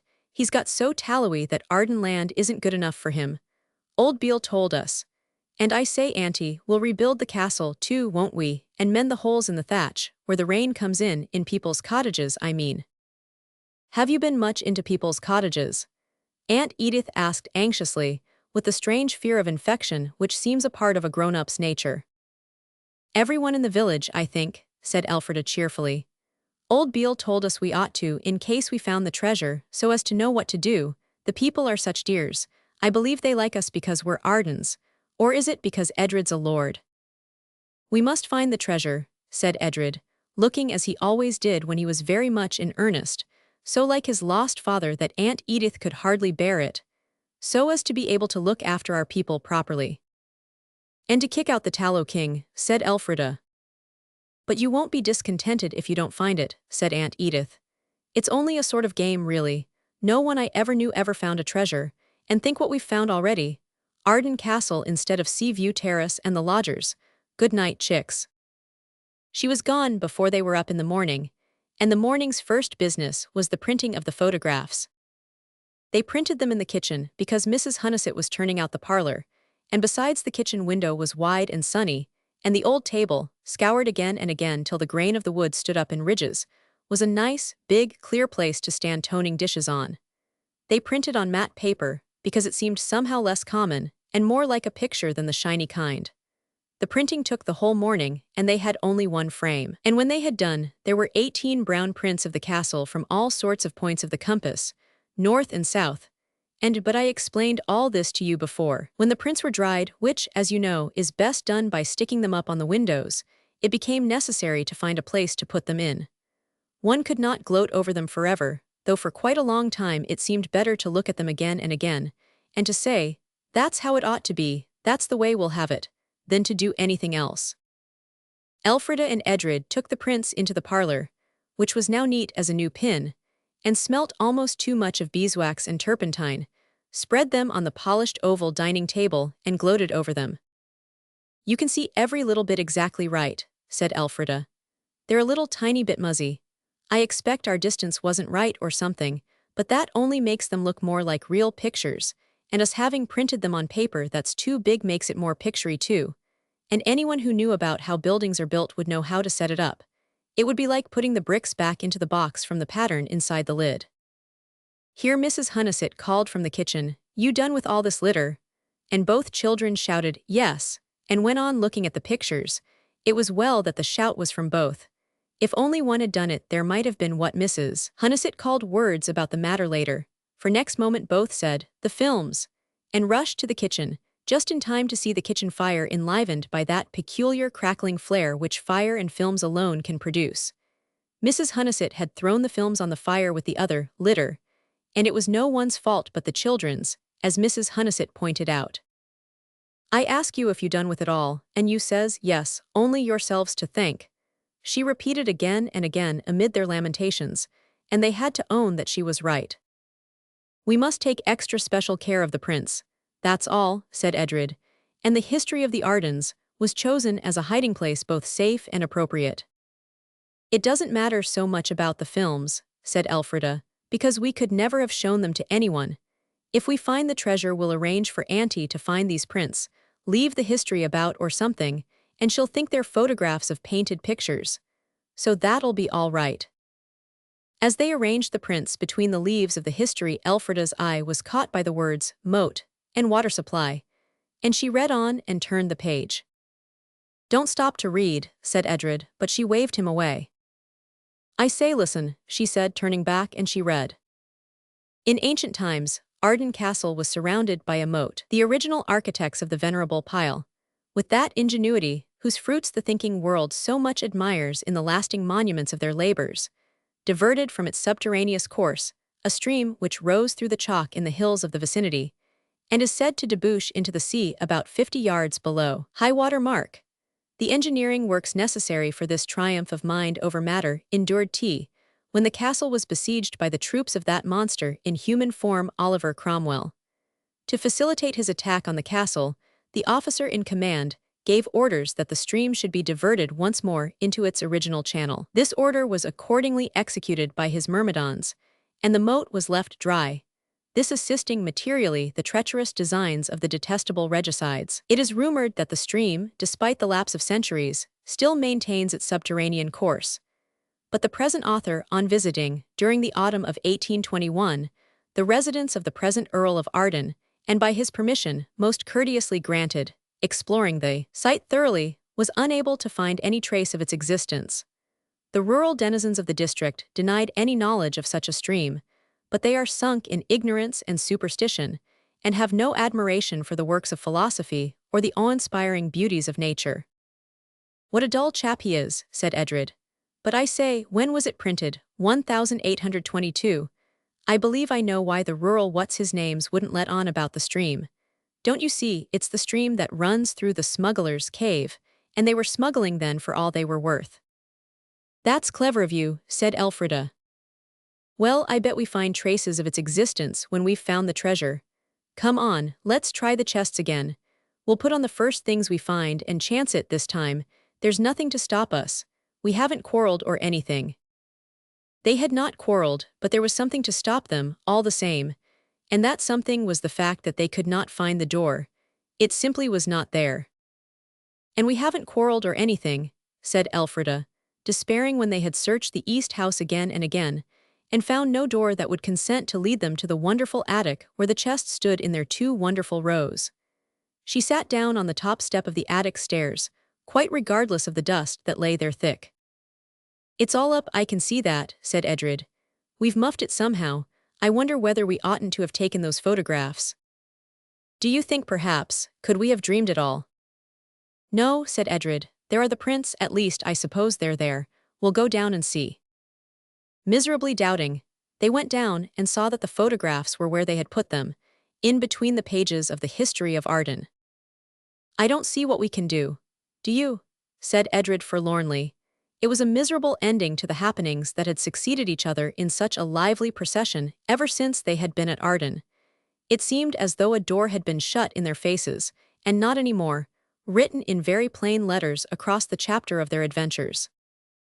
I wish we could find the witch again, said Elfrida, but she said she couldn't come into these times more than once. I wonder why, said Edred, kicking his boots miserably against the leg of the table on which he sat. That Dicky chap must have been here pretty often to have an address at New Cross. I say, suppose we wrote to him, it would be something to do. So they wrote, at least Elfrida did, and they both signed it.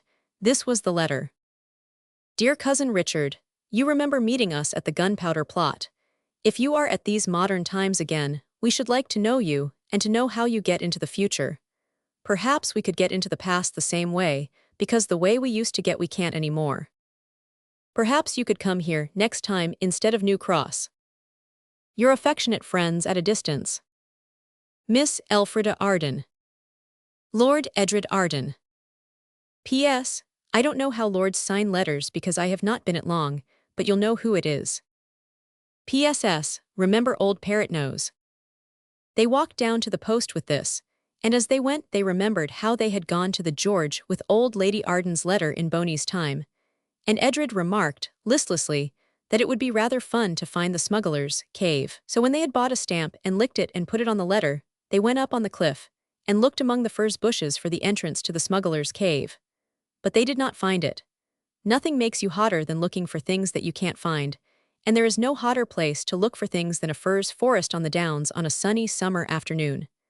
The children were glad to sit down on a clean, smooth, grassy space, and look out at the faint blue line of the sea. They had not really enjoyed looking for the smuggler's cave. Vain regrets were busy in each breast. Edred gave voice to them when he said, "Oh, if only we had put those gold clothes on when we had the chance." And Elfrida echoed the useless heartfelt wail with, "Oh, if we only had." And then they sat in silence and looked at the sea for quite a long time. Now, if you sit perfectly silent for a long time and look at the sea, or the sky, or the running water of a river, something happens to you, a sort of magic. Not the violent magic that makes the kind of adventures that I have been telling you about, but a kind of gentle but very strong inside magic that makes things clear and shows you what things are important and what are not. You try it next time you are in a very bad temper, or when you think someone has been very unjust to you, or when you are very disappointed and hurt about anything. The magic worked in Edred and Elfrida till Edred said, "After all, we've got the castle," and Elfrida said, "And we have had some ripping times." And then they looked at the sea in more silence, during which Hope came and whispered to Elfrida, who instantly said, "The Mouldiwarp, perhaps it's not all over. It told us to find the door, and we did find the door. Perhaps it would tell us something new if we called it now, and if it came." "And if it came," said Edder. "Don't talk, make poetry," said Elfrida. But that was one of the things that Edred never could do. Trying to make poetry was, to him, like trying to remember a name you have never heard, or to multiply a number that you've forgotten by another number that you don't recollect. But Elfrida, that youthful poet, frowned and bit her lips and twisted her hands, and reached out in her mind to words that she just couldn't quite think of, till the words grew tame and flew within reach, and she caught them and caged them behind the bars of rhyme. This was her poem. "Dear Mouldiwarp, do come if you can. And tell us if there is any plan that you can tell us of for us too, to get into the past like we used to do. Dear Mouldiwarp, we don't want to worry. But we are in a frightful hurry. So you be always, said the white Moldywurp, suddenly appearing between them on the yellowy dry grass. Well, well, youth's the season for silliness. What's to do now? I be turble tired of all this. I wish I'd only got to give you the treasure and go my ways. You don't give a poor Moldywurp a minute's rest. You do terrify me same's flies, you do. Is there any other way, said Elfrida, to get back into the past? We can't find the door now. Course you can't, said the mole. That's a chance gone, and gone forever. He that will not when he may. He shall not when he would, eh? Well, tell me where you want to go, and I'll make you a backways working white clock. Anywhere you like, said Edred incautiously. Chidche, said the mole, rubbing its nose with vexation. There's another chance gone, and gone forever. You be terrible spending with your chances, you be. Now, answer sharp as Weasel's nose. Be there anyone in the past you'd like to see? If you don't know, then you don't go. And that's poetry as good as yours any day of the week. Cousin Richard, said Elfrida and Edred together. This was the only name they could think of. Bide ye still, my dears, said the Moldywurp, and I'll make you a white road right to where he is. So they sat still, all but their tongues. Is he in the past, said Elfrida, because if he is, it wasn't much good our writing to him.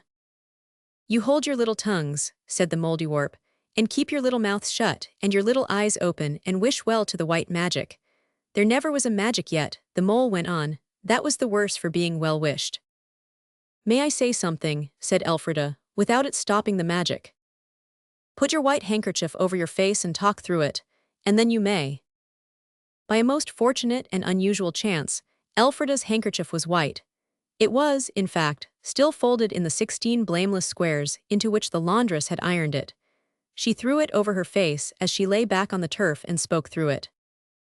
I'd like to see the nurse witch again, she said. Instead of Cousin Richard. No, as well as. That's right, said the magic mole. You shouldn't change your wishes, but there's no rule against enlarging them, on the contrary. Now look. Elfrida whisked away the handkerchief and looked. Have you ever noticed the way the bath water runs away when you pull up the bath tap? Have you ever seen bottles filled through a funnel? The white Moldywurp reached up its hands, its front feet I ought perhaps to say, towards the deep blue sky, where white clouds herded together like giant sheep. And it spoke. At least, it did not speak, but it sang. Yet I don't know that you could call it singing either. It was more like the first notes that a violin yields to the bow wielded by the hand of a master musician. And the white clouds stooped to answer it. Round and round in the blue sky they circled, drawing together and swirling down, as the bath water draws and swirls when you pull up the knob labeled waste. Round and round till they showed like a vast white funnel whose neck hung, a great ring, above the group on the dry grass of the downs. It stooped and stooped. The ring fitted down over them. They were in a white tower, narrow at its base where that base touched the grass, but widening to the blue sky overhead.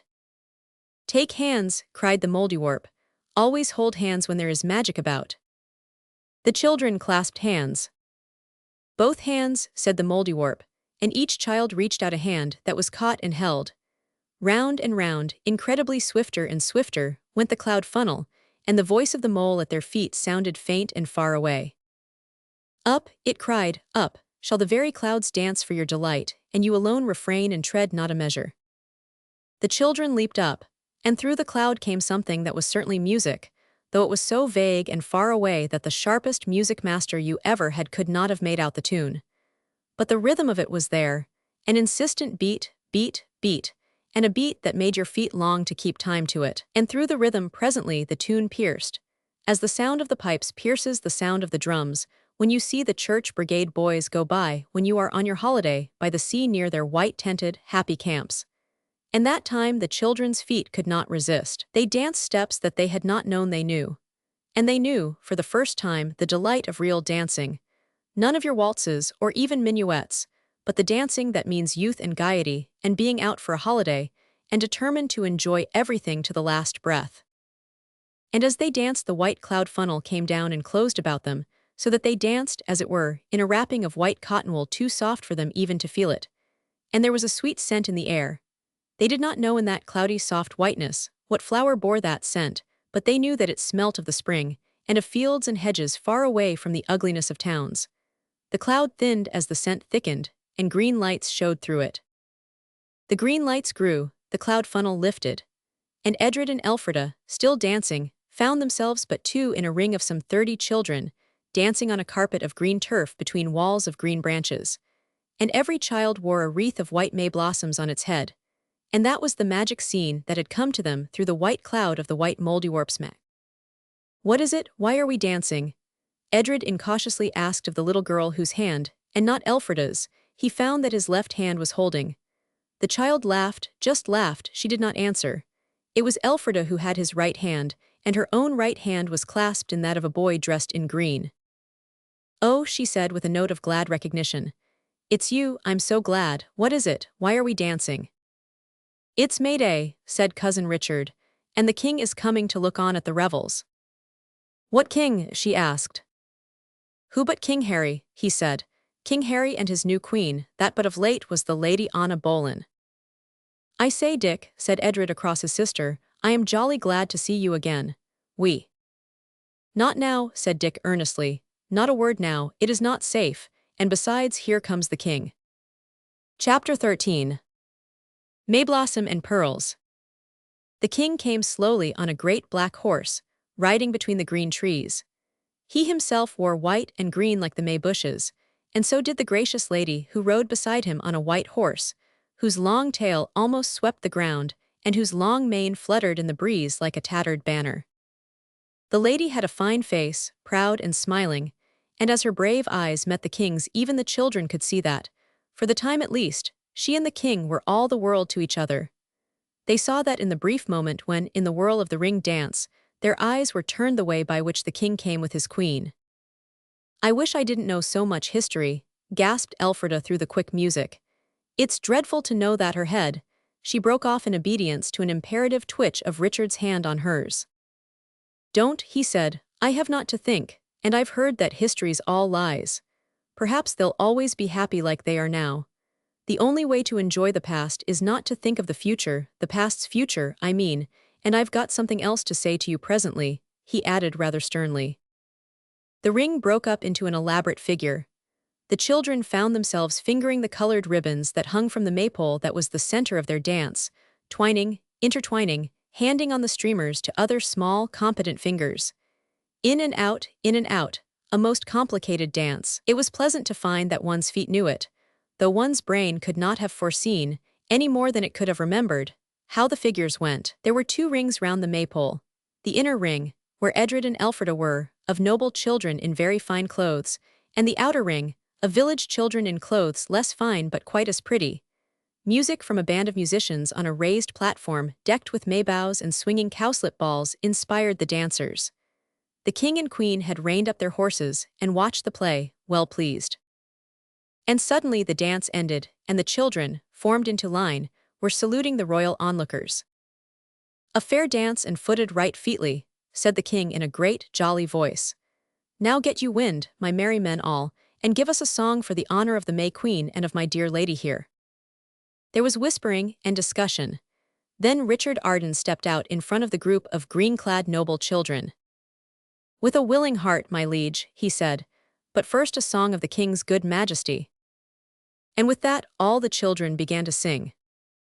"The hunt is up, the hunt is up, and it is well nigh day. And Harry our king is gone a-hunting, to bring his deer to bay." It is a rousing tune, and it was only afterwards that Edred and Elfrida were surprised to find that they knew it quite well.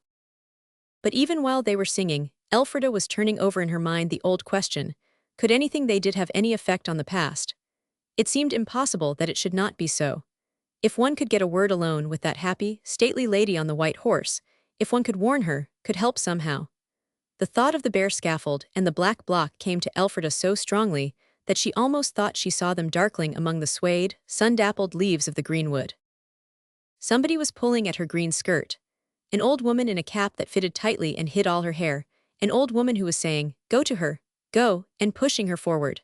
Someone else put a big bunch of wild flowers into her hand, and this person also pushed her forward.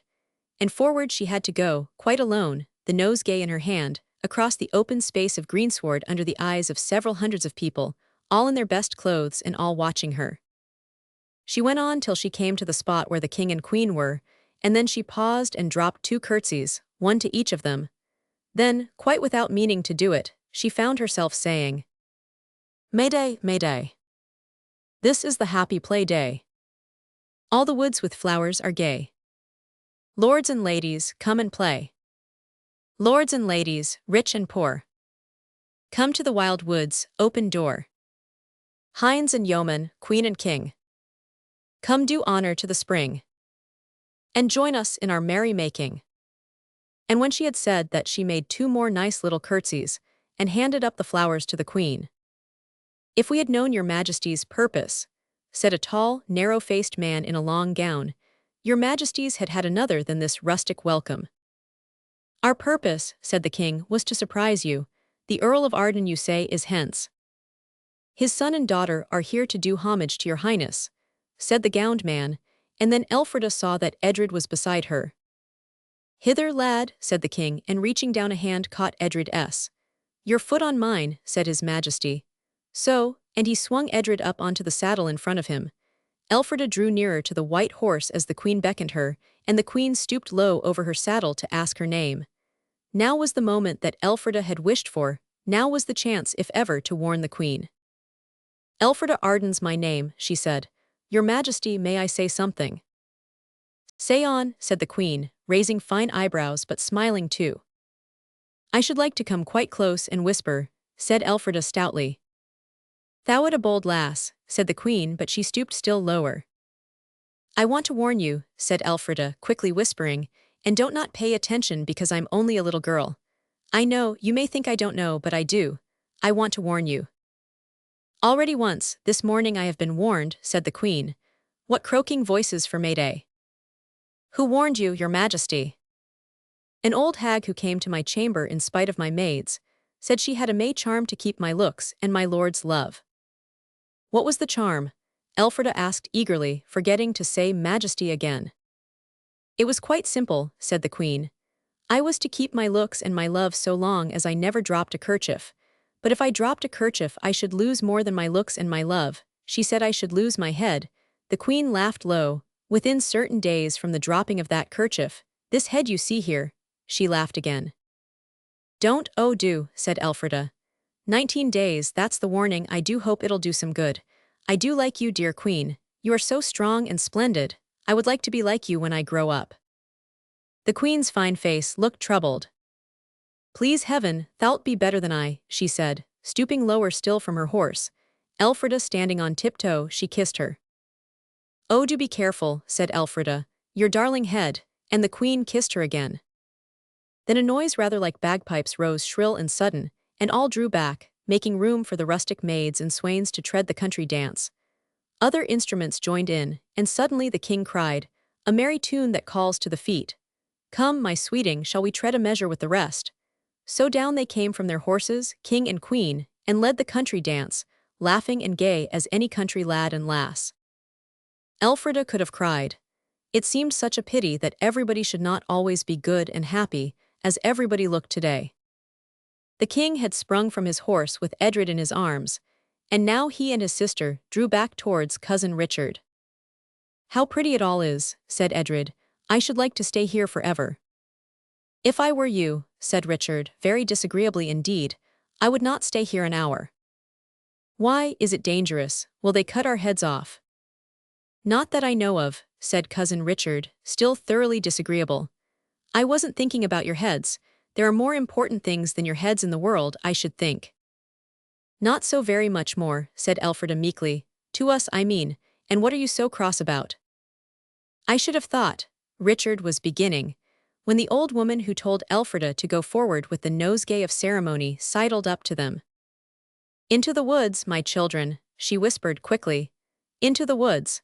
In a moment the queen will burst into tears, and the king will have scant kindness for those whose warnings have set his queen to weeping." They backed into the bushes, and the green leaves closed behind the four. "Quick," said the witch, "this way." They followed her through the wood under oaks and yew trees, pressing through hazels and chestnuts to a path. "Now run," she said, and herself led the way nimbly enough for one of her great age. Their run brought them to a thinning of the wood, then out of it onto the downs, whence they could see Arden Castle and its moat and the sea. "Now run," she said, and herself led the way. "Now," the old woman said, "mark well the spot where the moat stream rises. It is there that the smuggler's cave was, when Betty Lovell foretold the landing of the French." "Why," said Edred and Elfrida, "you're the witch again, you're Betty Lovell." "Who else?" said the old woman.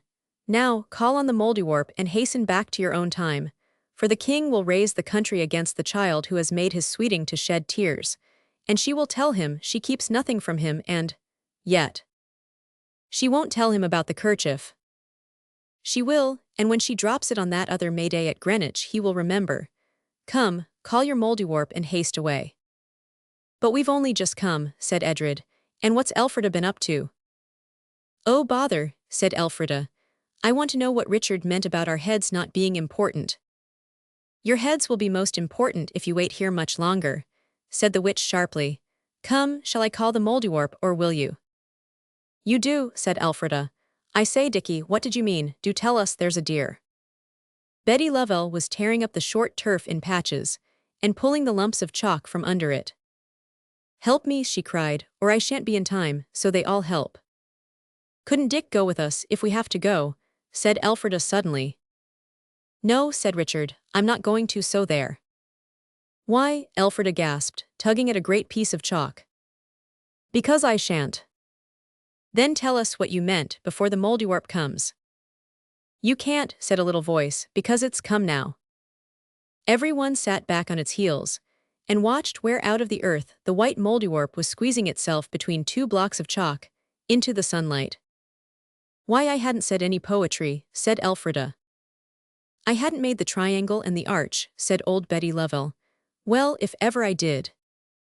"I've been here," said the mole, looking round with something astonishingly like a smile of triumph, "all the time. Why shouldn't I go where I do please, nows and again? Why should I lose wait on your bidding, eh?" it asked a little pettishly. "No reason at all," said Elfrida kindly.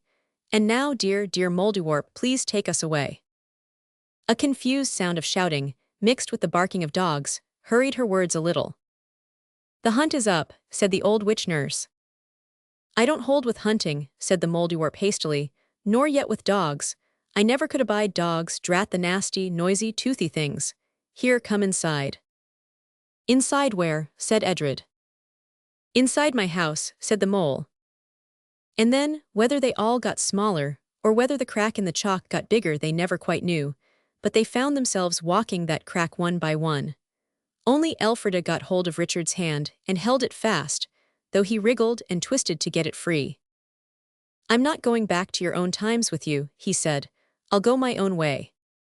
"Where to?" said Elfrida. "To wherever I choose," said Richard savagely, and regained possession of his own hand. It was too late, the chalk had closed over them all. As the chalk had closed so thoroughly that not a gleam of daylight could be seen, you might have expected the air they had to breathe to be close and stuffy. Not a bit of it. Coming into the Mouldiwarp's house out of the May sunshine was like coming out of a human house into the freshness of a May night. But it was darker than any night that ever was. Elfrida got hold of Edred's hand and then of Richard's. She always tried to remember what she was told, and the Mouldiwarp had said, "Always hold hands when there's magic about." Richard let his hand be taken, but he said, quite sternly, "You understand I mean what I say. I won't go back to their times with them." "You were much nicer in James the First's time," said Elfrida. Then a sound like thunder shook the earth overhead, an almost deafening noise that made them thrill and hold each other very tight. "It's only the king's horses and the king's men hunting after you," said the Mouldiwarp cheerfully. "Now I'll go and make a white clock for you to go home on. You set where you be, and don't touch nothing till I be come back again." Left alone in the fresh, deep darkness, Elfrida persisted in her questions. "Why don't you want to come with us to our times?" "I hate your times, they're ugly, they're cruel," said Richard.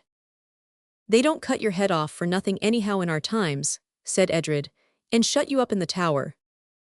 "They do worse things," Richard said. "I know. They make people work 14 hours a day for 9 shillings a week, so that they never have enough to eat or wear and no time to sleep or to be happy in. They won't give people food or clothes or let them work to get them, and then they put the people in prison if they take enough to keep them alive. They let people get horrid diseases till their jaws drop off, so as to have a particular kind of china. Women have to go out to work instead of looking after their babies, and the little girl that's left in charge drops the baby and it's crippled for life. Oh, I know, I won't go back with you, you might keep me there forever. He shuddered. I wouldn't, and I can't help about people working, and not enough money in that, said Edred. If I were Lord Arden, said Richard through the darkness, I'd make a vow, and I'd keep it too, never to have a day's holiday or do a single thing I liked till all those things were stopped. But in your time nobody cares. It's not true, said Elfrida. We do care when we know about it, only we can't do anything. I am Lord Arden, said Edred, and when I grow up I'll do what you say. I shall be in the House of Lords, I think, and of course the House of Lords would have to pay attention to me when I said things. I'll remember everything you say and tell them about it. You're not grown up yet, said Richard, and your father's Lord Arden, not you. Father's dead, you know, said Elfrida in a hushed voice.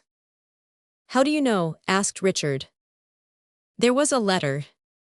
Do you think I'd trust a letter? Richard asked indignantly. If I hadn't seen my daddy lying dead, do you think I'd believe it?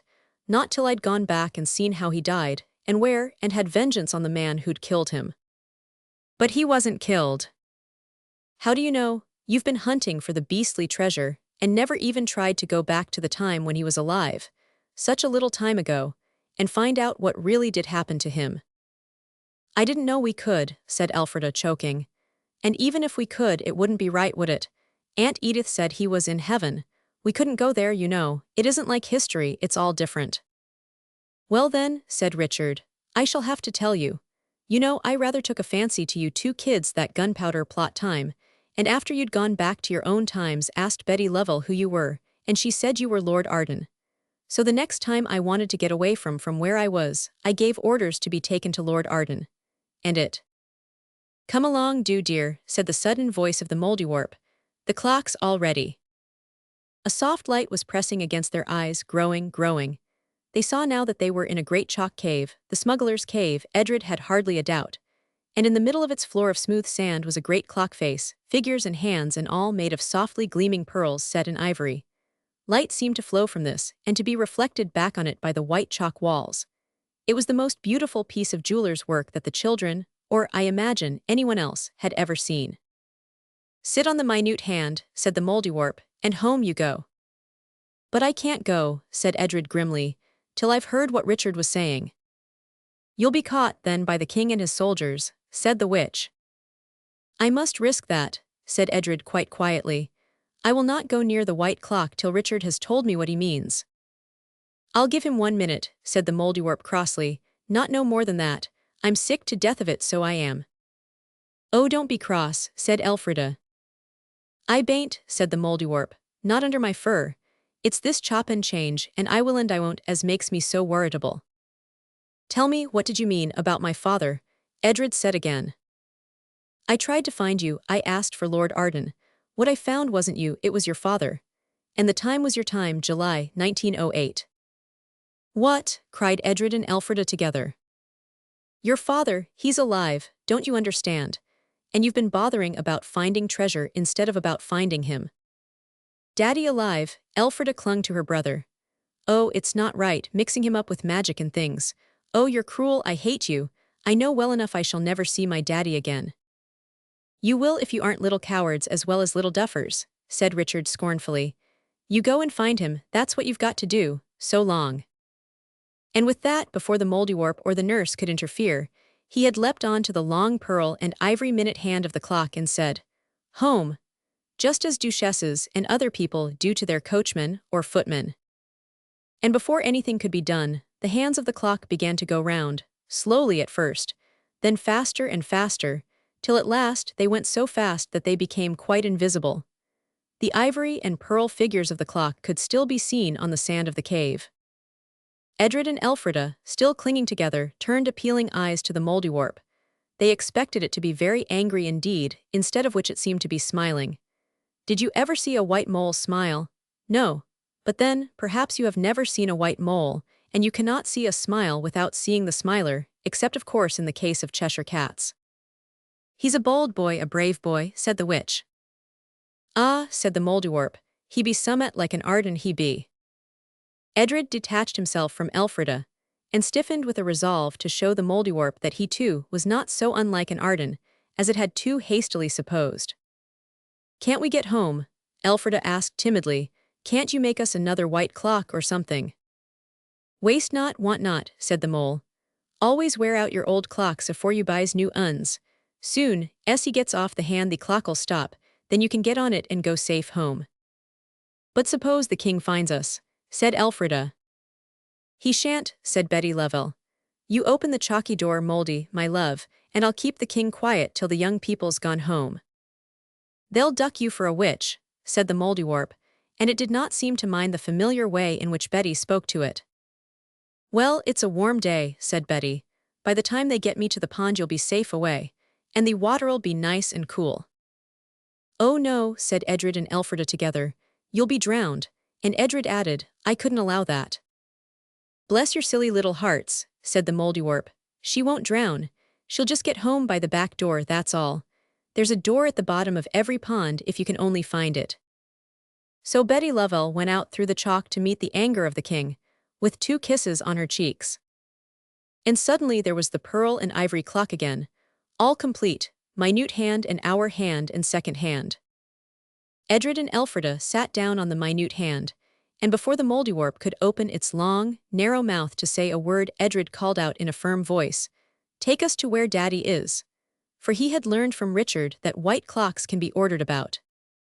They all jumped on the white clock, and the minute hand of pearl and ivory began to move, faster and faster and faster, till if there had been anyone to look at it, it would have been invisible. But there wasn't anyone to look at it, for the Mouldiwarp had leaped on to the hour hand at the last moment, and was hanging on there by all its claws. Chapter 14. The Finding of the Treasure. "To Richard Arden," shouted the Mouldiwarp of Arden as it leaped on the hour hand of the pearl and ivory clock, and then the hands went round far too fast for speech to be possible. When the clock stopped, which it did quite suddenly, Edred caught his breath and shouted, "To my daddy," at the top of his voice. And the hands began to move again so quickly that neither of the children had time to see where they had stopped. They just saw that they were in a room, and that the Mouldiwarp, who seemed suddenly to have grown to the size of an enormous polar bear, leaned over the edge of the clock and caught at something with a paw a foot long. And then someone called out something that they couldn't hear, and almost at once the clock stopped, and they saw something climb off the clock. And the clock was in the cave again, and there was Cousin Richard in quite different clothes from those he had worn at King Henry VIII's maying. They were the kind of clothes Edred had worn in Boney's time, and the cave was just as it had been then, with kegs and bales, and the stream running through it. "You must come with us," said the Mouldiwarp, slowly resuming its ordinary size. "Don't you see? If these children let their father see them, they'll have to explain the whole magic, and when once Magic-S explained, all the magic's gone, like the scent out of scent when you leave the cork out of the bottle. But you can see him and help, if he wants help, without having to explain anything." "All right," said Richard, and muttered something about the head of the house. "Only," he added, "I dropped my magic here." He stooped to the sand and picked up a little stick with silver bells hung round it, like the one that Folly carries at a carnival. "It's got the Arden arms and crest on it," he said, pointing, and by the light of the pearl and ivory clock the children could see the shield and the checkers and the Mouldiwarp above. "Now I'm ready. Cousins, I take back everything I said. You see, my father's dead, and if I'd only had half your chance. That was what I thought, see, so give us your hand." The hands were given. "But oh," said Elfrida, "this is different from all the rest. That was a game, and this is. "This is real, my saw clam," said the Mouldiwarp with unusual kindness. "Now your cousin Richard will help you, and when you get your father back, as I make no doubts but what you will, then your cousin Dick he'll go back to his own time and generation, and be seen no more, and your father won't never guess that you was there so close to him as you will be." "I don't believe we shall," said Elfrida, nodding stubbornly, and for the first time in this story she did not believe. "Oh well," said the Mouldiwarp bitterly, "of course if you don't believe you'll find him, you'll not find him. That's plain as a currant loaf." "But I believe we shall find him," said Edred, "and Elfrida's only a girl. It might be only a dream, of course," he added thoughtfully. "Don't you think I don't know that? But if it's a dream, I'm going to stay in it. I'm not going back to Arden without my father. Do you understand, said the Mouldiwarp, that if I take you into any other time or place in your own century, it's the full stop. There isn't any more. It means there's no chance of our getting into the past again, to look for treasure or anything. Oh, chance, said the Mouldiwarp. I mean no magic clock'll not never be made for you no more, that's what I mean.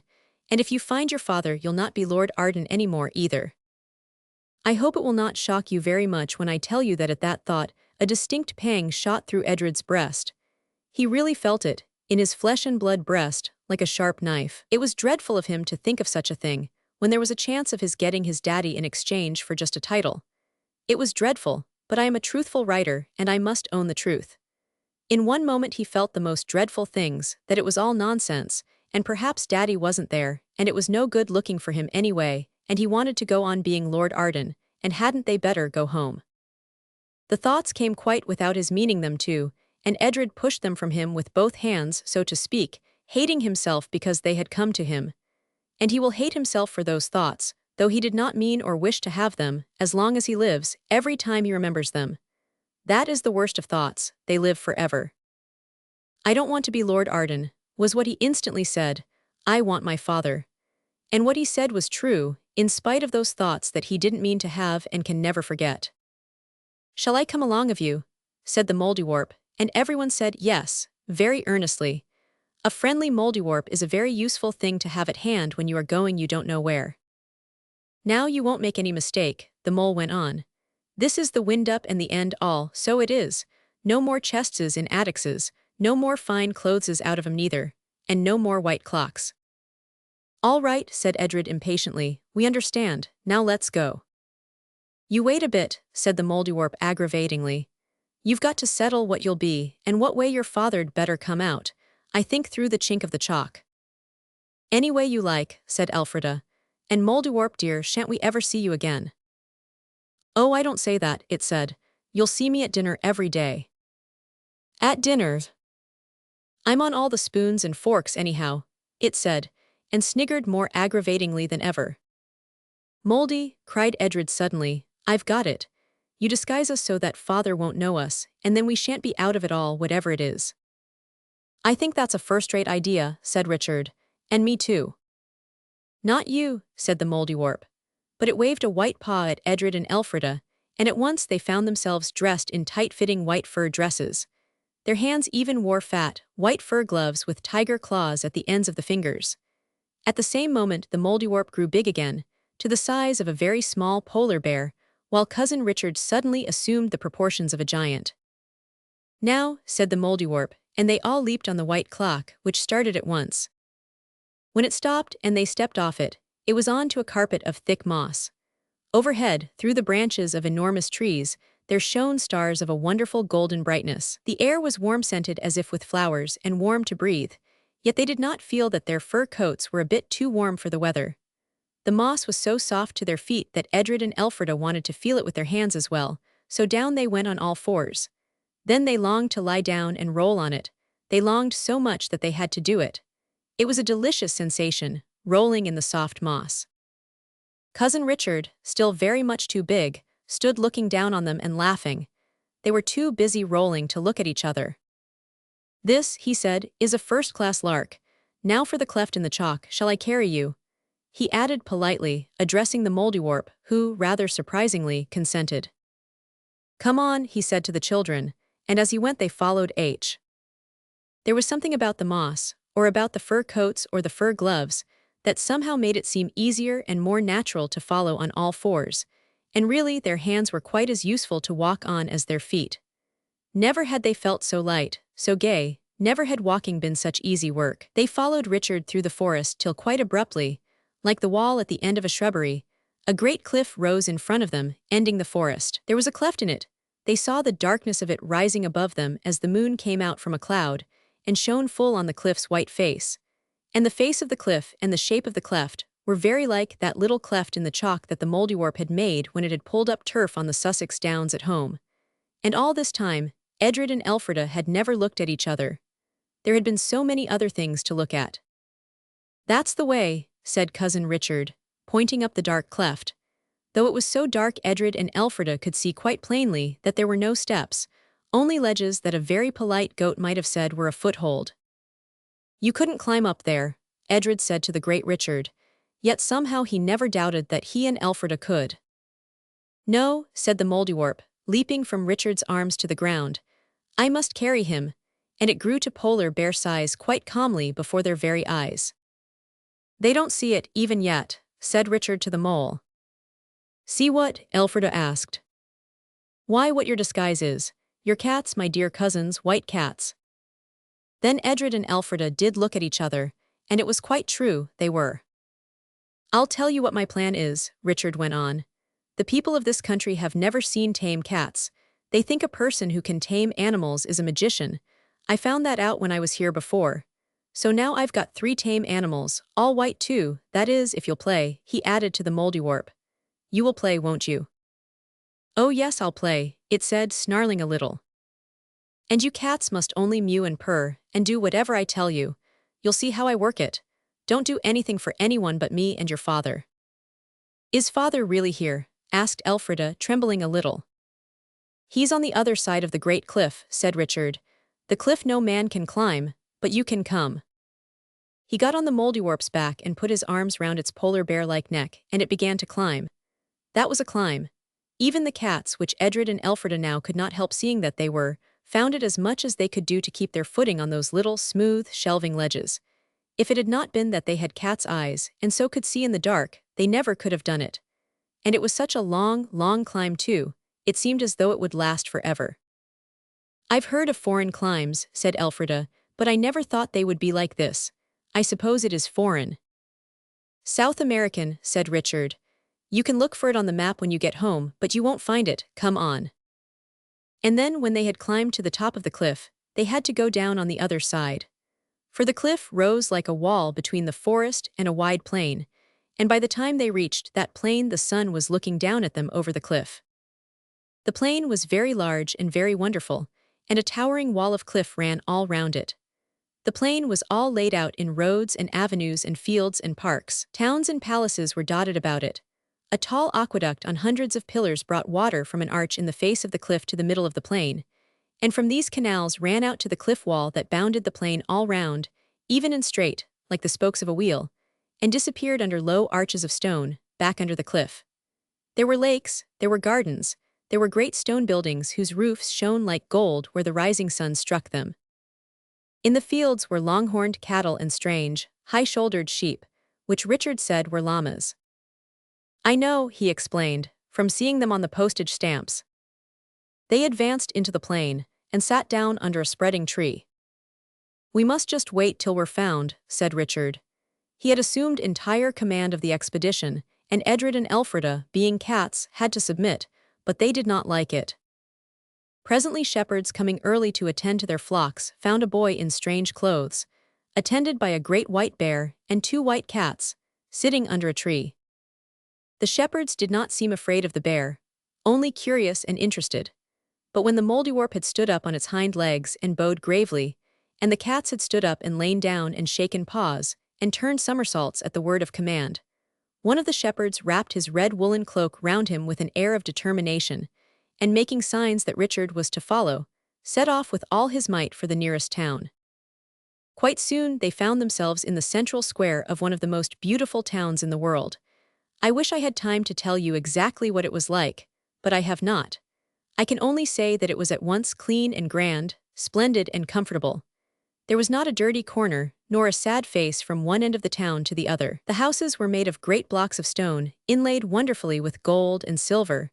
Clear streams, or baby canals, ran by the side of every street, and each street had a double row of trees running all along its wide length. There were open, grassy spaces and flower beds set with flowers, some glowing with their natural and lovely colors, and some cunningly fashioned of gold and silver and jewels. There were fountains and miniature waterfalls. The faces of the people were dark, but kind and unwrinkled. There was a market with stalls of pleasant fruits and cakes and bright-colored, soft clothes. There was a great hall in the middle of the town with a garden on its flat roof, and to this hall the shepherd led the party. The houses were made of great blocks of stone. The big doors of inlaid wood were set wide, and a crowd, all dressed in soft stuffs of beautiful colors, filled the long room inside. The room was open to the sky. A wrinkled awning drawn close at one side showed that the people could have a roof when it suited them. There was a raised stone platform at one end, and on this 3 chairs. The crowd made way for the shepherd and his following, and as they drew near to the raised platform, the 2 white cats, who were Edred and Elfrida, looked up and saw in the middle and biggest chair a splendid, dark-faced man in a kind of fringed turban with 2 long feathers in it, and in the 2 chairs to right and left of him, clothed in beautiful embroidered stuffs, with shining collars of jewels about their necks, Father and Uncle Jim. "Not a word," said Cousin Dick, just in time to restrain the voices of the children who were cats. Their actions he could not restrain.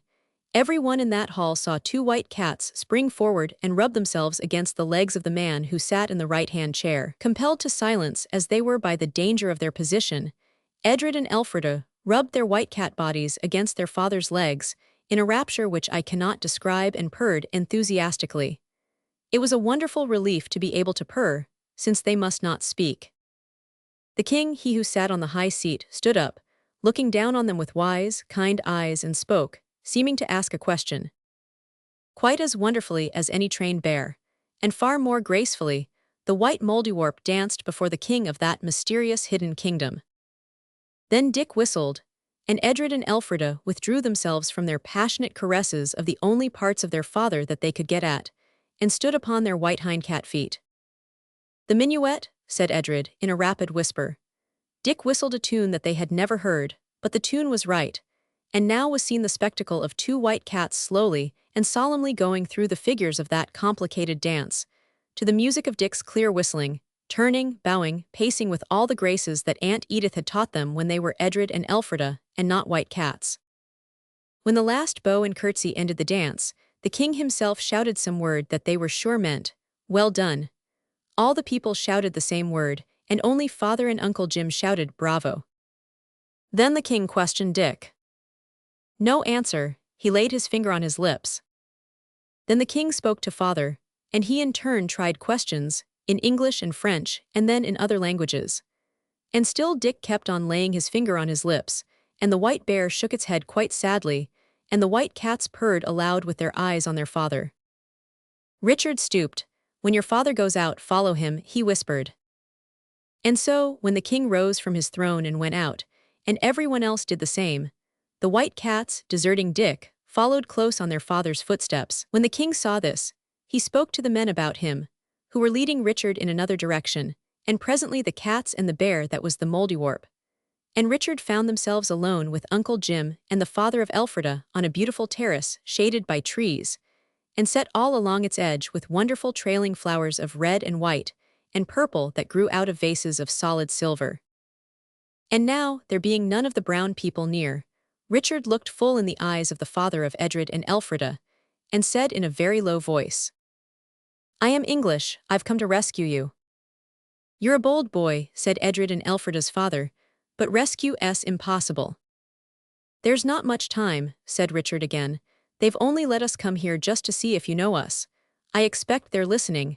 You are Lord Arden now, the old lord is dead. I can get you out if you do exactly as I say." "It's worth trying," said Uncle Jim. "It's worth trying anyhow, whatever it is." "Are you free to go where you like?" "Yes," said Lord Arden, not Edred, but Edred's father, for Edred was now no longer Lord Arden. "You see there's no way out but the one, and that's guarded by 100 men with poisoned arrows." "There is another way," said Richard. "The way we came. The white bear can carry you, one at a time." "Shall we risk it?" said Lord Arden a little doubtfully. "Rather," said Uncle Jim. "Think of Edith and the kids." "That's what I am thinking of," said Lord Arden. "While we're alive there's a chance. If we try this and fail, they'll kill us." "You won't fail," said Richard. "I'll help you to get home, but I would like to know how you got into this fix. It's only curiosity, but I wish you'd tell me. Perhaps I shan't see you again after today." "We stumbled on the entrance, the only entrance to the Golden Plain," said Lord Arden, "prospecting for gold among these mountains. They have kept us prisoners ever since, because they are determined not to let the world know of the existence of the plain. There are always rumors of it, but so far no civilized people have found it. Every king when he comes to the throne takes an oath that he will die sooner than allow the plane to be infected by the wicked cruelties of modern civilization.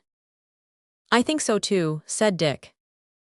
This is an older civilization than that of the Incas, said Lord Arden, and it is the most beautiful life I have ever dreamed of.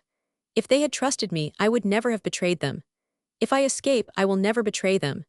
If I let in our horrible system of trusts and syndicates, and commercialism and crime, on this golden life, I should know myself to be as great a criminal as though I had thrown a little child to wild beasts. The white cats noticed with wonder and respect that their father addressed Richard exactly as though he had been a grown-up. We managed to send one line to a newspaper to say that we were taken by bandits, Lord Arden went on. It was all that they would allow us to do.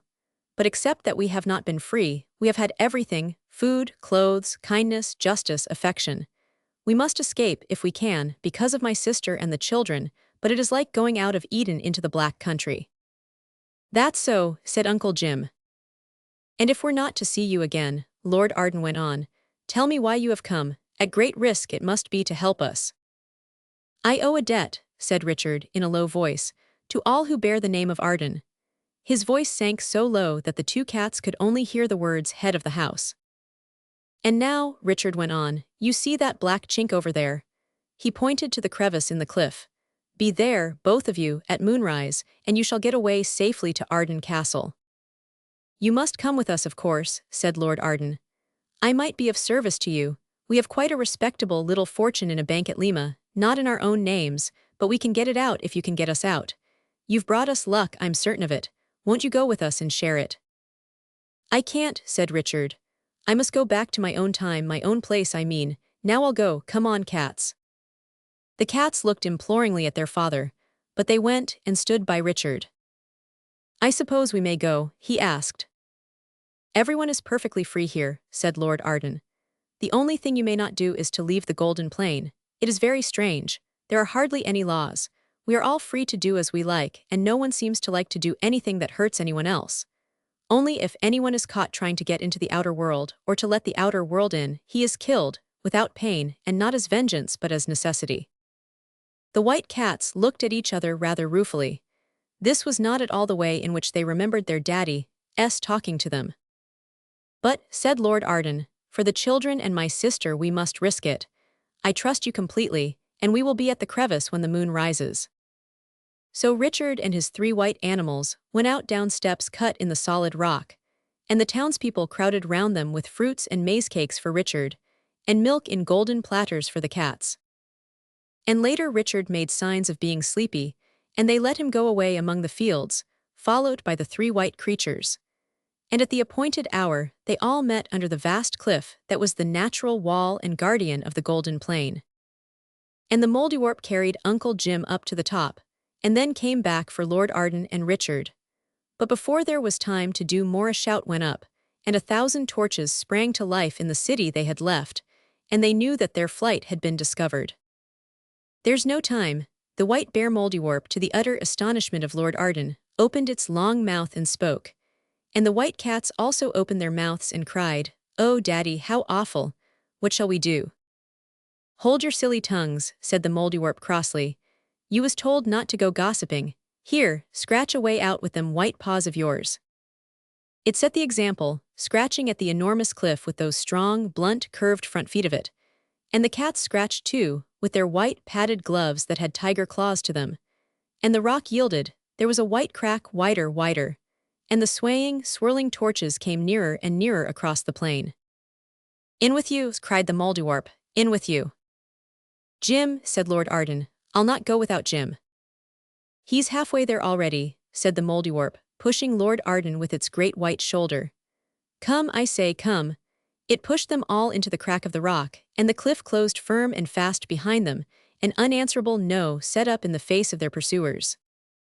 This way out, said the Mouldiwarp, pointing its dusty claw to where a headlight showed. Why, said Edred, it's the smuggler's cave, and there's the clock.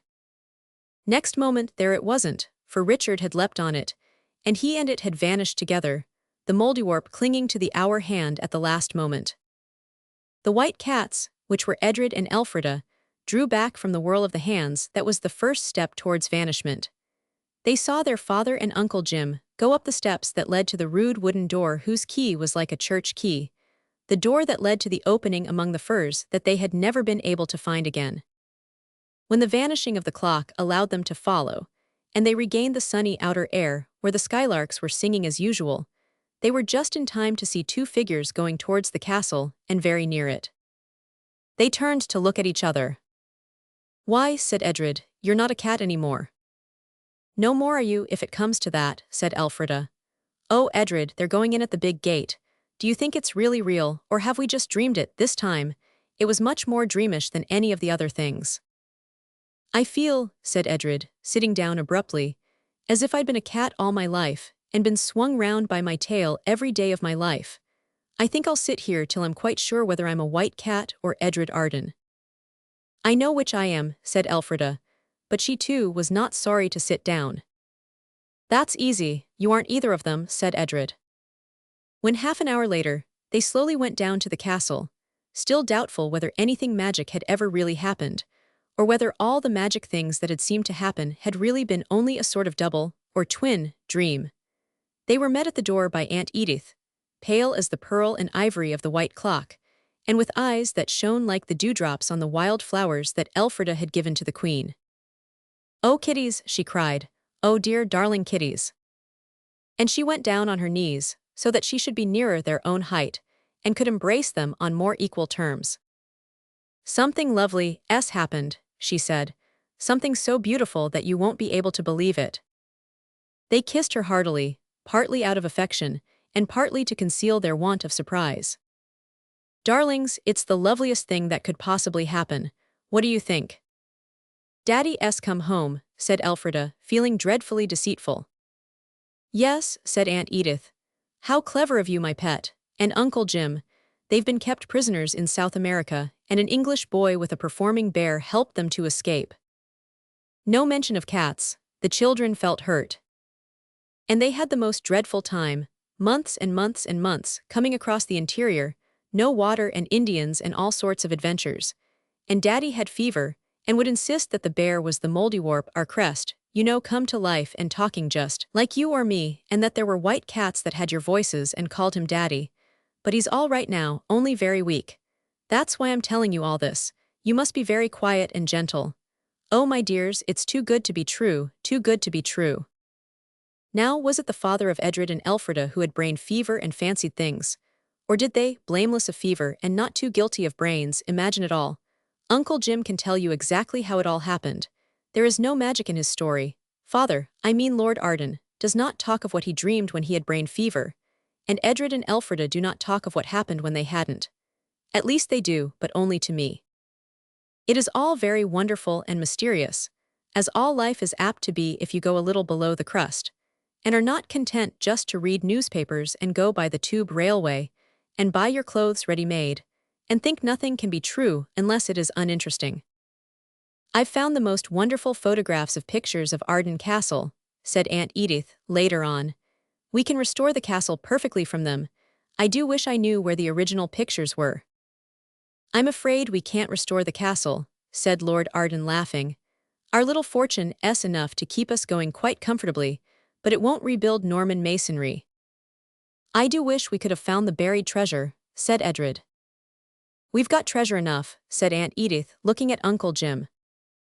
"As for what Elfrida thinks, well, I wish you could have seen her face when she went into the parlor that evening after Aunt Edith had knelt down to meet them on equal terms, and tell them of the treasure of love and joy that had come home to Arden. There was Lord Arden, looking exactly like the Lord Arden she had known in the gunpowder plot days, and also exactly like the daddy she had known all her life, sitting at ease in the big chair just underneath the secret panel behind which Sir Edward Talbot had hidden when he was pretending to be the Chevalier St. George. His dear face was just the same, and the smile on it was her own smile, the merry, tender, twinkling smile that was for her and for no one else in the world. It was just a moment that she stood at the door. But it was one of these moments that are as short as a watch-tick and as long as a year. She stood there and asked herself, "Have I dreamed it all? Isn't there really any Mouldiwarp or any treasure?" And then a great wave of love and longing caught at her, and she knew that, Mouldiwarp or no Mouldiwarp, the treasure was hers, And in one flash she was across the room and in her father's arms, sobbing and laughing and saying again and again, "Oh my daddy, oh my daddy, my daddy." The end.